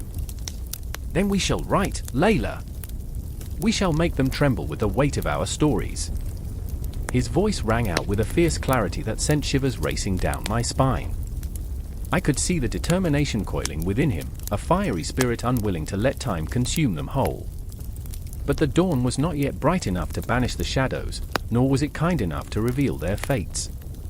The horizon trembled with uncertainty as dread seeped back in, like ink blotting parchment. I felt a sudden, icy chill, as if fate itself was weaving a tapestry, one where the threads were stained with blood and sorrow. In that fleeting moment, I understood, the Seljuks would live forever in the memories they crafted, in the ink they poured onto ancient scrolls, and in the hearts of those who dared to fight against time's relentless march. I could almost hear the whispers of past warriors urging Arif and Layla forward, emboldening them to battle not just with swords, but with the very essence of their spirits. Tell me a story. I wanted to cry out, to clutch at the threads of their fate, to tether them to a hope that felt impossibly distant. They were soldiers of time, standing on the brink of their own legacy, poised to either rise or fall into the abyss of forgetfulness. The weight of their struggle pressed down, and I felt as if I might crumble under the gravity of their plight. The sun broke through the horizon, casting a warm glow over the wreckage of dreams that lay before them. And in that moment, as the light spilled into the hall, illuminating the dust motes dancing like memories, I felt the pull of history, an eternal cycle that would never truly close. Their stories, their struggles, would echo through the ages, an indelible mark upon the fabric of time. And as I stood there, breathless, I realized that the Seljuks would not merely survive in the annals of history, they would explode into its narrative through the sheer force of their will, their imperfection, their humanity. There was beauty in their scars, a haunting resonance that would reverberate long after they were gone. The sun rose higher, illuminating the path ahead, yet darkness lingered, clinging to the edges of their souls. Would they conquer their fears? Would they inscribe their stories into the very bones of history, ensuring they would not be mere phantoms?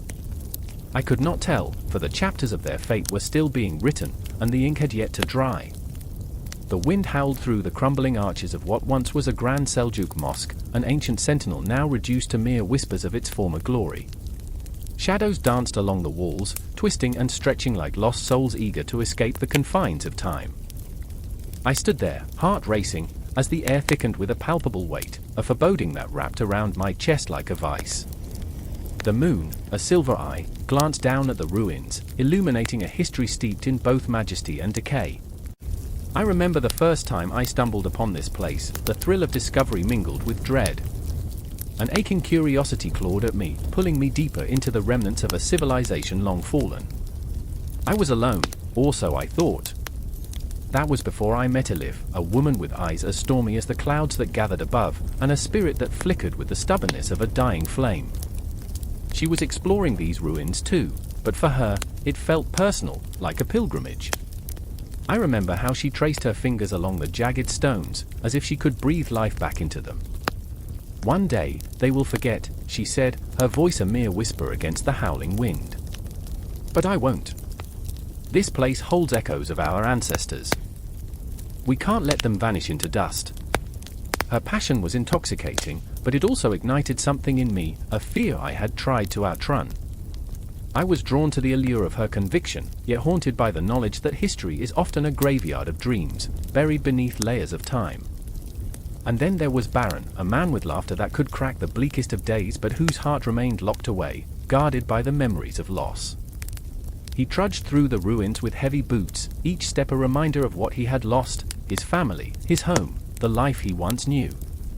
I often caught him staring into the distance, where the horizon bled into the darkness. "These stones," he would say, "they've seen too much. They've cradled joy and sorrow alike, and now they mourn."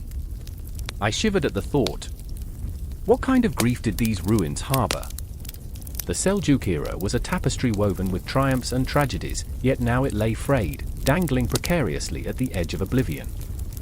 I felt an unshakable connection to both Elif and Baron, two souls bound together by the weight of history, each wrestling with shadows of their past. The air crackled as thunder rolled ominously in the distance, and I could feel the tension thickening, a drumbeat of unease. We stood at the precipice of a storm, both external and within ourselves. I could sense it in Elif's clenched fists, the way she looked up at the gathering clouds, defiance sparking in her gaze, as if daring the heavens to unleash their wrath upon us. "Let it rain," she declared, a wild laugh escaping her lips. "Let it wash away the filth of forgetfulness." It was absurd, a striking juxtaposition against the chaos that was brewing. But I admired her fearlessness, even as it twisted my gut. And then the storm broke. Rain poured down, and I could hear the shrieks of the past echoing through the thunderclaps. It fell heavy, soaking through our clothes, drenching us in the essence of the ruins. I thought of the ghosts that might haunt us, wails of those who once prayed here, who built these arches with hope, now only to witness their own demise. "Can you feel it?" Baron shouted over the roar of the storm, his voice raw, desperate. "The weight of their memories? They linger like smoke, refusing to fade." He was shouting now, the anguish spilling from his lips. It cracked like glass, sharp and dangerous. I wanted to reach out, to comfort him, but the distance between us felt insurmountable, filled with fragments of shattered dreams. Elif turned toward him, her expression fierce, unwavering. "We are their voices, Baron. If we don't remember, who will?" The thunder rumbled in response, as if the universe itself echoed her plea. I felt the tension rise, a storm not just of weather, but of hearts grappling with their own decline. Lightning struck, a blinding flash illuminating the ruins like a celestial spotlight, revealing the intricate carvings that adorned the walls, telling stories of strength and softness, of love and betrayal. I gasped, And in that moment, I understood, the ruins were not just remnants, they were alive, breathing with the burdens of the past, weaving a tapestry of emotions that wrapped around my heart. And then, just like that, it stopped. The rain slowed to a gentle patter, and the air hung heavy with the scent of wet earth, a reminder that life persists, even in decay. Baron's laughter rang out, shaky but real, a sound that sliced through the lingering melancholy. It was absurdly beautiful, a light in the dark, yet I could see the fragility beneath it. "We're not just bearers of history, Elif," he said, "we're part of it. Our pain, our joy, it's all interwoven." I stood in that moment, the echoes of the past swirling around me, and realized our stories are the architecture of decline. Each heartbeat, each breath, a brick in the crumbling walls, a testament to survival amidst desolation. It was then that I understood, we are all ghosts wandering through the ruins of our own making, haunted by our choices, our regrets, and our hopes. The storm may have passed, but the tension remained, a coiled spring ready to snap. I looked at Elif and Baron, and I could feel the weight of our shared burdens. The moon re-emerged, casting a pale glow across the ancient stones, illuminating the paths of our intertwined fates. The ruin stood resolute, a reminder that even in decline, there is beauty, a tragic, haunting beauty that beckons us to remember, to feel, to embrace the very essence of what it means to be human. As I turned to leave, the echoes of our laughter mingled with the whispers of the past, a haunting melody that resonated within the ruins, promising that the stories would never truly end. They would linger, alive in our hearts, compelling us to confront the truths we often try to bury beneath layers of time. The architecture of decline isn't just about what was lost, it's a call to remember, to rise, and to live within the echoes of our own histories, forever intertwined. The sky was bruised with indigo, a canvas of chaos stretching endlessly, heavy with the weight of unshed tears. In the heart of a city that once reverberated with the clang of steel and the murmur of trade, now lay a silence so thick it suffocated. I stood there, an unwilling witness, as shadows danced around me, the ghosts of what was and what could have been, shadows of loss and longing, swirling in the air like autumn leaves caught in an unseen whirlwind. Jalal, a merchant with dreams bigger than his modest stall, felt the tremor of the earth beneath his feet. He was a man of contradictions, his heart thrummed with the pulse of hope, but his brow furrowed with the lines of despair. He remembered the days when laughter spilled from every corner of the bazaar, when the scent of spices was an intoxicating promise of prosperity. Now, the air was thick with ash and unfulfilled dreams. The Seljuks had come, bringing with them a new order that twisted the fabric of society. They say change is a river, ceaseless and unforgiving, but Jalal felt more like a stone tossed into its depths. He stood at the crossroads of tradition and transformation, yearning for a voice in a world that spoke in decrees rather than dialogues. "I remember the taste of freedom," he whispered to the void, feeling it echo back, mocking him. His fingers brushed the wooden stalls, rough and splintered like his own dreams, and he sensed the weight of history pressing down on him, a relentless tide that threatened to drown him. Then there was Layla, a seamstress whose needle danced like a whisper against the fabric of the world. She carried her mother's legacy in every stitch, yet now, the threads of her life felt frayed and thin. The Seljuk rule had clipped wings rather than offering flight, her once vibrant shop now lay shrouded in the muted hues of loss. "Every stitch is a prayer," she murmured, threading fabric that was more than just cloth. It was her heartbeat, her pulse, her rebellion. But rebellion came at a price. "What is freedom, if not a well-worn chain?" she pondered, feeling the weight of her mother's sacrifices draped over her shoulders like a heavy cloak. The laughter of children had faded, replaced by the echoes of soldiers marching, their boots striking the ground like a funeral dirge. Layla's heart ached for a world where dreams dared to breathe, but the air was thick with uncertainty, the shadows growing longer with every passing moment. In a darkened alley, I found myself ensnared in their stories, woven together by fate. The air tasted of iron and regret. I could see Jalal's hands trembling as he bartered with a man whose eyes were voids, reflecting nothing but the hollow emptiness of his soul. 2 silver coins for a loaf of bread. Jalal barked, anger bubbling beneath the surface, but the man only laughed, a cruel sound like broken glass. "I remember when bread was a feast for the poor," I whispered, my heart entwined with theirs, feeling the sting of injustice wrap around my throat. The market once thrived with life, but now it felt like a graveyard of ambition, each stall a tombstone marking dreams that had withered in the harsh sun of reality. How far have we fallen? Layla lamented, her fingers fumbling with the fabric, each pull a silent scream against the overwhelming tide of oppression. Weaving threads into something beautiful felt like an act of defiance, yet the fear of the guards loomed large, a specter that haunted her every moment. Freedom is a tale told by the brave, she declared quietly, but her voice trembled, betraying the storm that raged beneath her calm exterior. I could see the flicker of hope in her eyes, battling against despair like a candle in the wind, but the darkness closed in, suffocating. As night fell, a shroud of unease settled over the city. The moon hung low, its glow a ghostly reminder of the dreams that had once illuminated the streets. Jalal found refuge beneath the archway of a crumbling building, shadows wrapping around him like an old friend. "What will become of us?" he asked into the void, his voice a trembling leaf in the wind, and I felt the weight of his fear wrap around my heart, squeezing until I could scarcely breathe. I remember the laughter of children, the sound of hope, he lamented, a fragile thread weaving through his words. But laughter had become a currency of the past, and hope felt like a distant star, flickering impossibly far away in the cosmic tapestry of existence.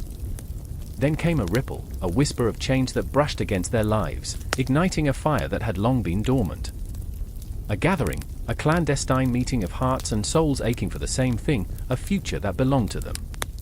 It was electrifying, a heartbeat resonating through the dark, pulling them closer, unraveling the chains of fear that had bound them for too long. But the night was treacherous, the air thick with the scent of impending danger. Jalal and Layla, drawn toward the flickering flame of rebellion, felt the shadows close in around them like a tightening noose. "Are we brave enough to grasp the impossible?" Layla asked, her voice a breathless whisper, and I could see the pulse of courage igniting in her eyes, flickering like the dying embers of a fire long ignored. "I remember the taste of freedom," Jalal replied, his heart pounding in rhythm with hers, a fierce determination flickering beneath the surface. They stood on the cusp of change, and as the clock ticked inexorably forward, the city's pulse quickened. Their fates intertwined, drawing them closer to a confrontation they could neither predict nor escape. In that moment, anything felt possible. The night was alive with the essence of dreams, fragile yet unyielding, haunting yet hopeful. Their journey was far from over, it was only just beginning, a tapestry waiting to be woven into the sprawling history that lay ahead. And with each heartbeat, the city breathed alongside them, a living entity, pulsing with the vibrant hope of 1,000 souls yearning to be free. The air crackles with tension, thick and oppressive, like a storm brewing on the horizon. In the dimly lit room, shadows dance upon the walls, flickering like memories of vast empires. They whisper tales of a time when the Seljuk Empire ruled with an iron fist, weaving through the fabric of nations like the poisoned thread of fate. I remember the moment it hit, when the cries of the past echoed through my mind, a haunting melody mixed with ghostly laughter. My heart raced as I stood there, staring at the map stretched across the table, dotted with the names of modern nations that held the blood and bones of ancient civilizations. Turkey, Iran, Iraq, each name pulsed with history, every inch carved by the hands of those who lived and died under the Seljuks' mighty reign. Nadia, fierce and restless, paced the room, her fingers twitching as if they could conjure the spirits of her ancestors. She was a descendant of those who once thrived in the fertile lands of Persia, yet here she was, wrestling with the weight of a legacy she felt unworthy to carry. "What if it's all a lie?" she exclaimed, her voice sharp as glass. "What if our glory is just a mirage in the desert of time, a flicker of candlelight drowned by the night?" I wanted to reach out, to soothe her turmoil, but I was caught in my own maelstrom. I remember my own lineage, a tangle of stories interwoven with ambition and despair. My grandfather had told me tales in the throes of a fever dream, tales of battles fought in the name of faith, the clang of swords ringing in my ears like a symphony of chaos. "You carry history in your bones," he whispered, and I felt the weight of it. But here, in this room, as Nadia's voice broke through my reverie, I felt the shadows closing in. The legacy of the Seljuks was not merely a chapter in a dusty book, it was a living, breathing entity that haunted us. "Do you feel it?" I asked her, the desperation threading my voice. The pulse of history, thrumming beneath our feet.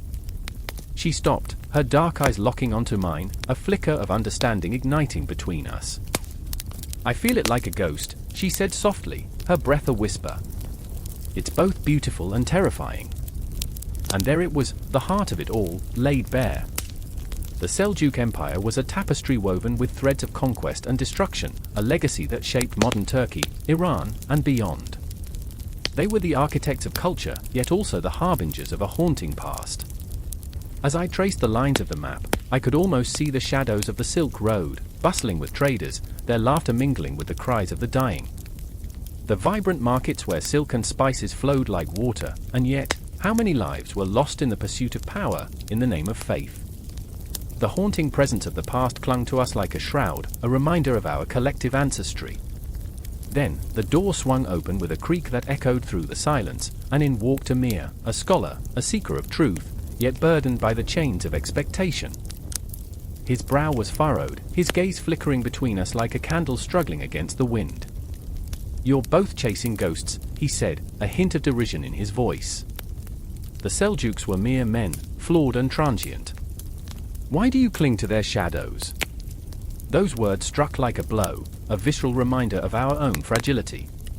Because their ghosts are our roots, I replied, my voice trembling. They shape what we are, whether we want them to or not. Amir's expression softened, and I saw the conflict swirling within him. He was torn between his desire to break free from the past and the undeniable pull of his heritage. But at what cost? He murmured, his gaze drifting to the map. The names of nations swirled in his mind like a cosmic dance. We're not just echoes of their mistakes. Maybe we are, Nadia interjected, her voice steady, the fire in her eyes blazing brighter than ever. Maybe we're the culmination of their struggles, their triumphs, their tragedies. We carry their burdens, and we must face them. Her resolve was a beacon in the darkness, and as I watched her, I felt a flicker of hope. Perhaps there was a way to honor the past without letting it consume us. But the clock was ticking, each tick a reminder of our own mortality, urging us to confront the weight of history with courage, not fear.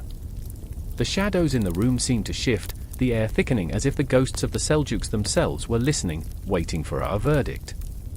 The tension mounted, a palpable force that wrapped around us, suffocating yet exhilarating.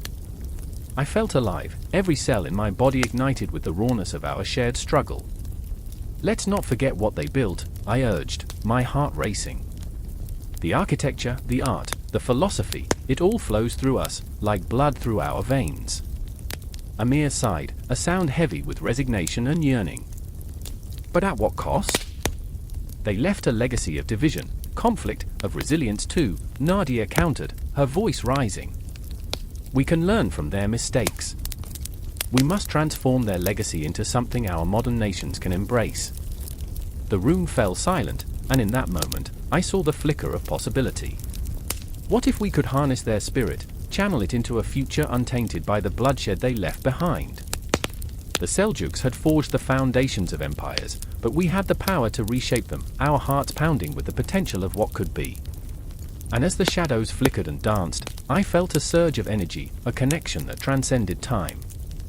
We were not mere puppets of history, we were the architects of our own destiny. The Seljuk Empire had cast a long shadow, but we could be the light that flickered at the edge of it, illuminating a path toward understanding, toward unity. Time spun around us, and I felt the weight of the cosmos pressing down. The legacy of the Seljuks was not just a story, it was a living, breathing entity, echoing in the corridors of our minds, shaping our identities. And so, we stood there, three souls entangled in a dance with the past, bound by the legacy they had left behind, ready to confront the ghosts of our history and carve a new narrative for the future.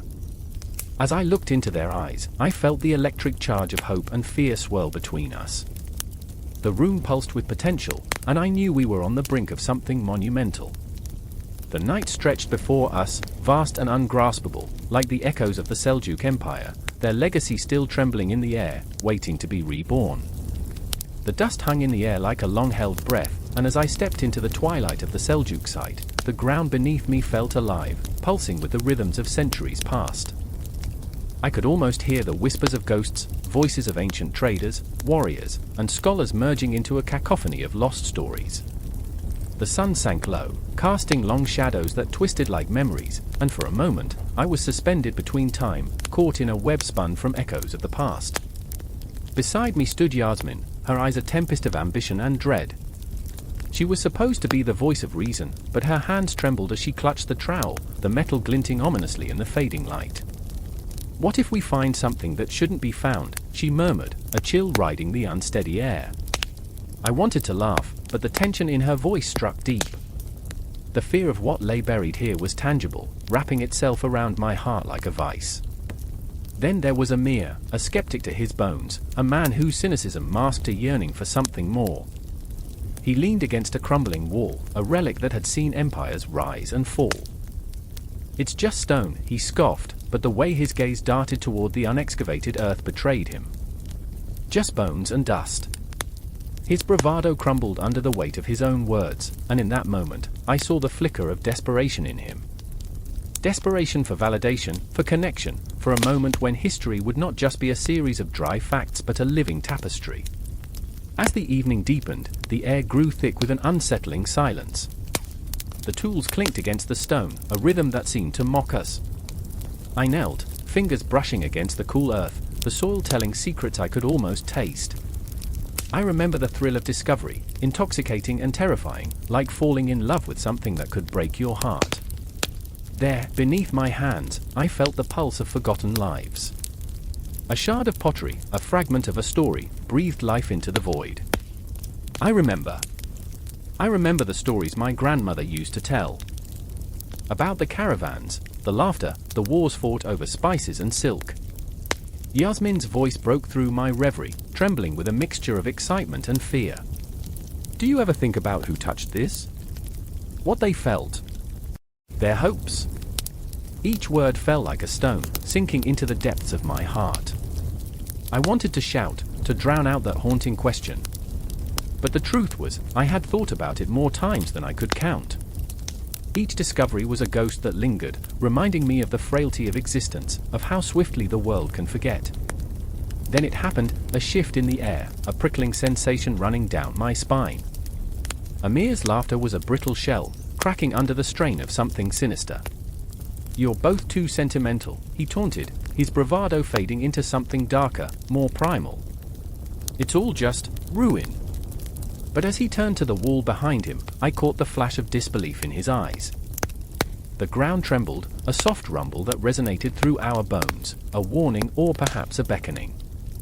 And then, like a long-forgotten dream clawing its way back into the waking world, the earth splintered. A hidden chamber yawned open, a gaping maw filled with shadows, daring us to look closer. Yasmin gasped, and for a heartbeat, we stood there, frozen in time, the weight of history pressing upon us, the possibility of discovery mingling with the terror of the unknown. "What if it's cursed?" she whispered, her hands trembling so violently that she dropped her trowel. The clatter echoed through the silence, a dark herald of what lurked within. I could see it, a flicker of fear mingling with something darker in her eyes. The thrill of discovery battling against the dread of awakening what should remain asleep. "Curses are just stories," Amir scoffed, inching forward, but I saw the tautness in his stance. His bravado was a thin veil over a churning sea of uncertainty. What's the worst that could happen? But I knew. I could feel it in my bones, the weight of ancient eyes watching us, judging us. I remember the stories of the Seljuks, how they rose from the ashes of conquests, how they built empires only to watch them crumble. Their legacy, a reminder that history is a fickle heart. "What if we're not meant to know?" I asked, my voice a whisper. "What if we're just trespassers in their dreams?" The words hung heavy, a reminder of the boundary we were about to cross, a line drawn in the sand that we were willing to erase. But curiosity is a beast that never sleeps. The chamber loomed, inviting yet foreboding, an abyss that promised answers but could just as easily swallow us whole. Yasmin took a step back, her eyes wide with fear, and Amir was torn, his skepticism battling against an innate need to understand. "I can't turn away," I said, my heart pounding like a war drum, urging them forward. "If we leave now, these stories will vanish again, lost forever in the dust." The moon rose, casting a silvery glow that illuminated our path, and in that moment, everything shifted. The past and present melded into one, a swirling vortex of fear and exhilaration. I was no longer just an observer, I was a participant in a dance as old as time itself. With a deep breath, I stepped into the darkness, the earth trembling beneath me as I crossed into a world of shadows and secrets. And as the weight of history pressed down with suffocating intensity, I felt alive, terribly, beautifully alive. The air crackled with potential, and somewhere in the dark, I could almost hear the Seljuks laughing, weeping, and whispering their truths. We were on the precipice of something monumental, a threshold to the unknown that promised to change us forever. This was our moment, and there was no turning back. The air was thick, smothering, as if the stars themselves had conspired to steal the breath from the night. I stood there, at the edge of that sunken city, watching shadows flicker like whispers on the crumbling walls, feeling the heartbeat of a world teetering on the brink. An ominous silence hung over us, punctuated only by the faint rustle of wind through the tattered banners that once declared glory but now merely fluttered like forgotten ghosts. Around me, the remnants of an empire sprawled, an echo of the Seljuk past, haunting every stone and every shattered dream. I remember the moment as if time had split in two, the past and the present colliding, waging war in my mind. Farhana stood beside me, her eyes pools of desperation, reflecting the darkness around us. She was not merely a woman haunted by her loss, she was the embodiment of a disintegrating legacy, a Seljuk girl turned refugee, devoured by the fires of conflict. Her heart, so full of hope once, now thudded against the walls of despair, an unrelenting beat that echoed my own. "What is left for us?" she whispered, the words clutching my throat like a vice, suffocating and raw. I wanted to comfort her, to tell her that her dreams were still out there, waiting like lost children. But how could I, when I felt the same gnawing emptiness? I was Khalid, once a scholar, now merely a ghost in a world that had forgotten how to remember. My hands trembled, fingers hovering over the pages of a history that seemed to laugh at our plight. "The Seljuks once ruled from the mountains to the deserts," I said, the words bitter in my mouth, "but now we're scattered, mere remnants of a once mighty lineage." "Scattered like dust in the wind," Farhana replied with a hollow laugh, a sound both fragile and cutting, a mockery of hope. I could see the weight of her family's history pressing down on her, a burden too heavy for one soul to bear. "My brother," she began, her voice breaking, and in that moment, she wasn't just a refugee, she was every mother losing a child, every sister left behind in the chaos. I could see him, a shadow, a memory, flickering in her eyes, lost to the tides of war. In that silence, heavy with grief, we were joined by Nadir, a man marked by battles both lost and won. His brow furrowed, a map of anguish carved into his skin. "We are not merely lost," he spat, voice low and fierce. "We are the ghosts of the Seljuk Empire, wandering through the ashes of what was. Do not think our story ends here." His presence was electric, a spark in the darkness, and yet his words felt hollow. I sensed the weight of his own demons, the guilt of survival pressing down like a leaden shroud.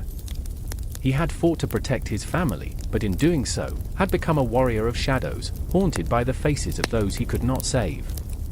"Do you think they remember us?" Farhana asked, her gaze piercing through layers of night. "Do they recall the lands we once nurtured, the tales woven into the fabric of our existence?" She searched for answers among the stars, but the cosmos only stared back, indifferent and vast. "Memory is a fickle friend," Nadir said, his voice dropping, as if confiding in the very air around us. "It clings to the powerful, the mighty. We are but whispers now, lost in a tempest of time." It was a truth that hung heavily, a shroud woven from the strands of sorrow. I felt the tendrils of his despair wrap around my heart, squeezing tighter. The city seemed to pulse with life, or maybe it was death. The shadows danced, and I could hear the echoes of voices long gone, laughter woven into the fabric of the night. The Seljuk spirit lingered, but it felt like an afterthought, something beautiful that had slipped through the cracks of time. I wanted to reach out, to touch the essence of that lost glory, but it eluded me like sand through fingers. I remember the crunch of gravel beneath our feet as we stepped through the ruins, each sound amplified by the silence. Time became a cruel paradox. Hours felt like days, days like minutes, and every heartbeat reminded us of the urgency of our plight. "They speak of us in whispers," I murmured, "and yet we endure, we survive, even when the world forgets." Endurance is a double-edged sword, Nadir said, his tone heavy with frustration. It cuts both ways, strength and suffering. Each moment we stand here is a reminder of what we've lost. I could feel the fire of his anger, the desperate need to reclaim a narrative stolen by history's cruel hand. But then, a flicker of hope ignited in Farhana's eyes, a spark that refused to be extinguished. "We are the remnants of a dream," she declared, voice steady, almost defiant. "We carry the weight of our ancestors, the memories of their triumphs and their failures. It is our duty to rise, to reshape the narrative. We must become the storytellers." And in that moment, I felt a shift, a tremor of possibility reverberating through the cosmos. I remembered the stories woven into the tapestry of our existence, the tales of resilience that echoed through the ages. We were not merely lost, we were pieces of a larger story, threads waiting to be woven anew. But before I could grasp the full weight of her words, a roar shattered the stillness. A silhouette emerged from the shadows, an army, a force marching toward us, the echoes of their boots like thunder against the earth. The past collided with the present, and for a heartbeat, we stood frozen, caught in the web of what had been and what could be. The world tilted, and everything fell away, time, history, and the very fabric of our beings. In that moment, we were bound not by despair but by a fierce, unyielding desire to reclaim our place, to rise from the ashes of our past and carve out our future. The Seljuk spirit surged within us, fierce and unyielding, ready to defy the darkness that threatened to swallow us whole. Together, I whispered, the words slipping like a promise into the night. And as we stood shoulder to shoulder, hearts pounding with the pulse of history, I knew this was just the beginning. The diaspora would not be our end. It would be the catalyst, a rebirth, a reclamation. The shadows could not hold us forever. We charged into the night, a tempest of rage and hope, ready to write our story anew. And somewhere, deep in the folds of the universe, the echoes of our ancestors stirred, urging us on. The Seljuk spirit would not be extinguished. No, not tonight. The night was suffocating, a heavy blanket of darkness settling over the ancient city of Konya. I stood at the edge of the square, the air electric with tension, the echoes of boots marching on cobblestones reverberating like a heartbeat full of dread and uncertainty. Shadows danced around me, blurred figures barely distinguishable in the dim light, whispers of rebellion threading through the crowd. In this moment, history was not a sterile textbook, it was flesh, blood, and raw emotion. The weight of the past pressed against me, a visceral reminder that the Seljuk Empire, once a beacon of power, was a reminder that empires crumble and rise like the dust of their own making. In the center of it all stood Tariq, a young scholar with ink-stained fingers and eyes that held the weight of centuries. He was a seeker of truths, defying the comfort of ignorance. But what was he searching for? In his heart, the shadows of doubt twisted, pulling him in two directions. His passion for history was both a blessing and a curse, leading him to question everything he had been taught. He wanted to know why the world remembered the Seljuks for their grandeur and conquest, yet forgot the blood that stained their legacy. Tariq's mind raced with the burden of this knowledge, a storm brewing behind his calm facade. I remember the stories my father told me, he whispered to no one in particular, his breath visible in the cold night. Tales of glory, of battles won and lost, yet never the tales of the people crushed beneath those iron boots. Each word fell like a stone, rippling through the crowd, drawing their eyes toward him, captivated by this slip of a man who dared to pry open the vault of history. The people, hungry for hope, clutched at opportunities, but Tariq's soul was a battlefield, wrestling with the ghosts of the past and the specters of the present. Across the square stood Amina, a woman of fierce spirit, her heart stitched together with the threads of loss and defiance. She had watched her family's land fall into decay, trampled by the very empire that had once brought prosperity. The Seljuks, with their grand architectural marvels, cloaked their sins in beauty. She gazed at the intricate tile work of the mosque, but all she could see was the emptiness it held for her. They built monuments to their greatness while we starved, she hissed through clenched teeth, her fists trembling with the fire of injustice. I remember the laughter of my brothers, she said softly, the ghost of a smile haunting her lips. But it died with the last harvest. Her words dripped with sorrow, each syllable a testament to the pain etched into her skin. Amina was a phoenix, the ashes of her past igniting the flame of her determination. She could see Tariq, his frail form illuminated by the flickering light of torches. She wanted to reach out, to intertwine their fates, for they both stood at the precipice of revolution, a revolution made not of swords but of words, of truth, of remembrance. As the tension in the square thickened, a voice rang out like thunder, reverberating against the ancient walls. "They cannot silence us. Not now." It was the voice of a man, his face half hidden in shadow, his brow furrowed with the weight of 1,000 grievances. The crowd stirred, a collective breath held in anticipation. It was the voice of anger, of betrayal. Another character joining the fray, another face in a sea of conflict, but was he friend or foe? "Remember the stories," he shouted, gripping the edge of the fountain, water pooling at his feet like the sweat of despair. "Remember them, not as they are told in the court's chambers but as they were lived. We are the ghosts of the Seljuks, the forgotten souls. We hold their history in our hands. Do not let it rot away." The intensity of his words ignited a fire in the hearts around him, each heart pounding in rhythmic agreement, but in Amina, it stirred a tempest. What about her family? What about her brothers? Were they merely footnotes in this grand tale? The air crackled with anticipation. Tariq felt the crowd surge, their energy a living thing, a beast that could either devour or empower. He saw Amina, her eyes fierce, her spirit unyielding.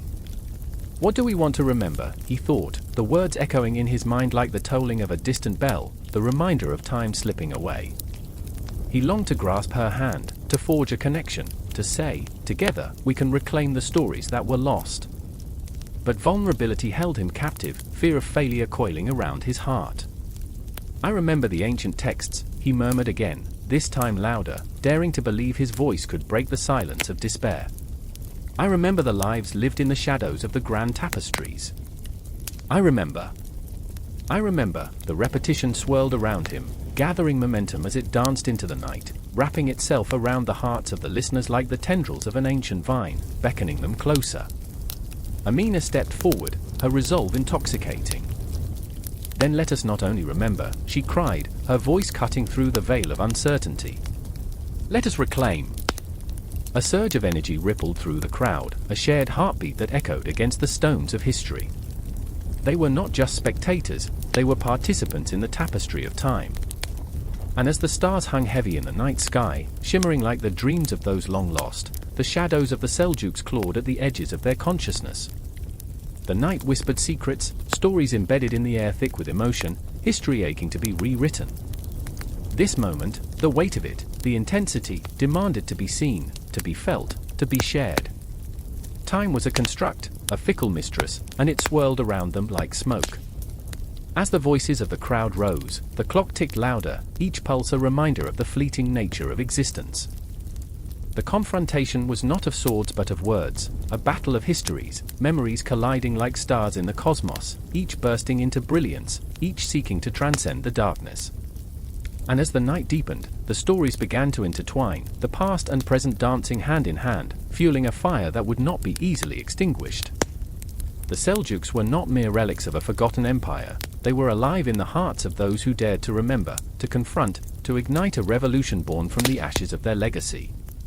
As the tension reached a fever pitch, the air thick with anticipation and unspoken fear, I knew one thing for certain, this was merely the beginning. The echoes of the past would rise again, and with them, the voices of the present would not be silenced.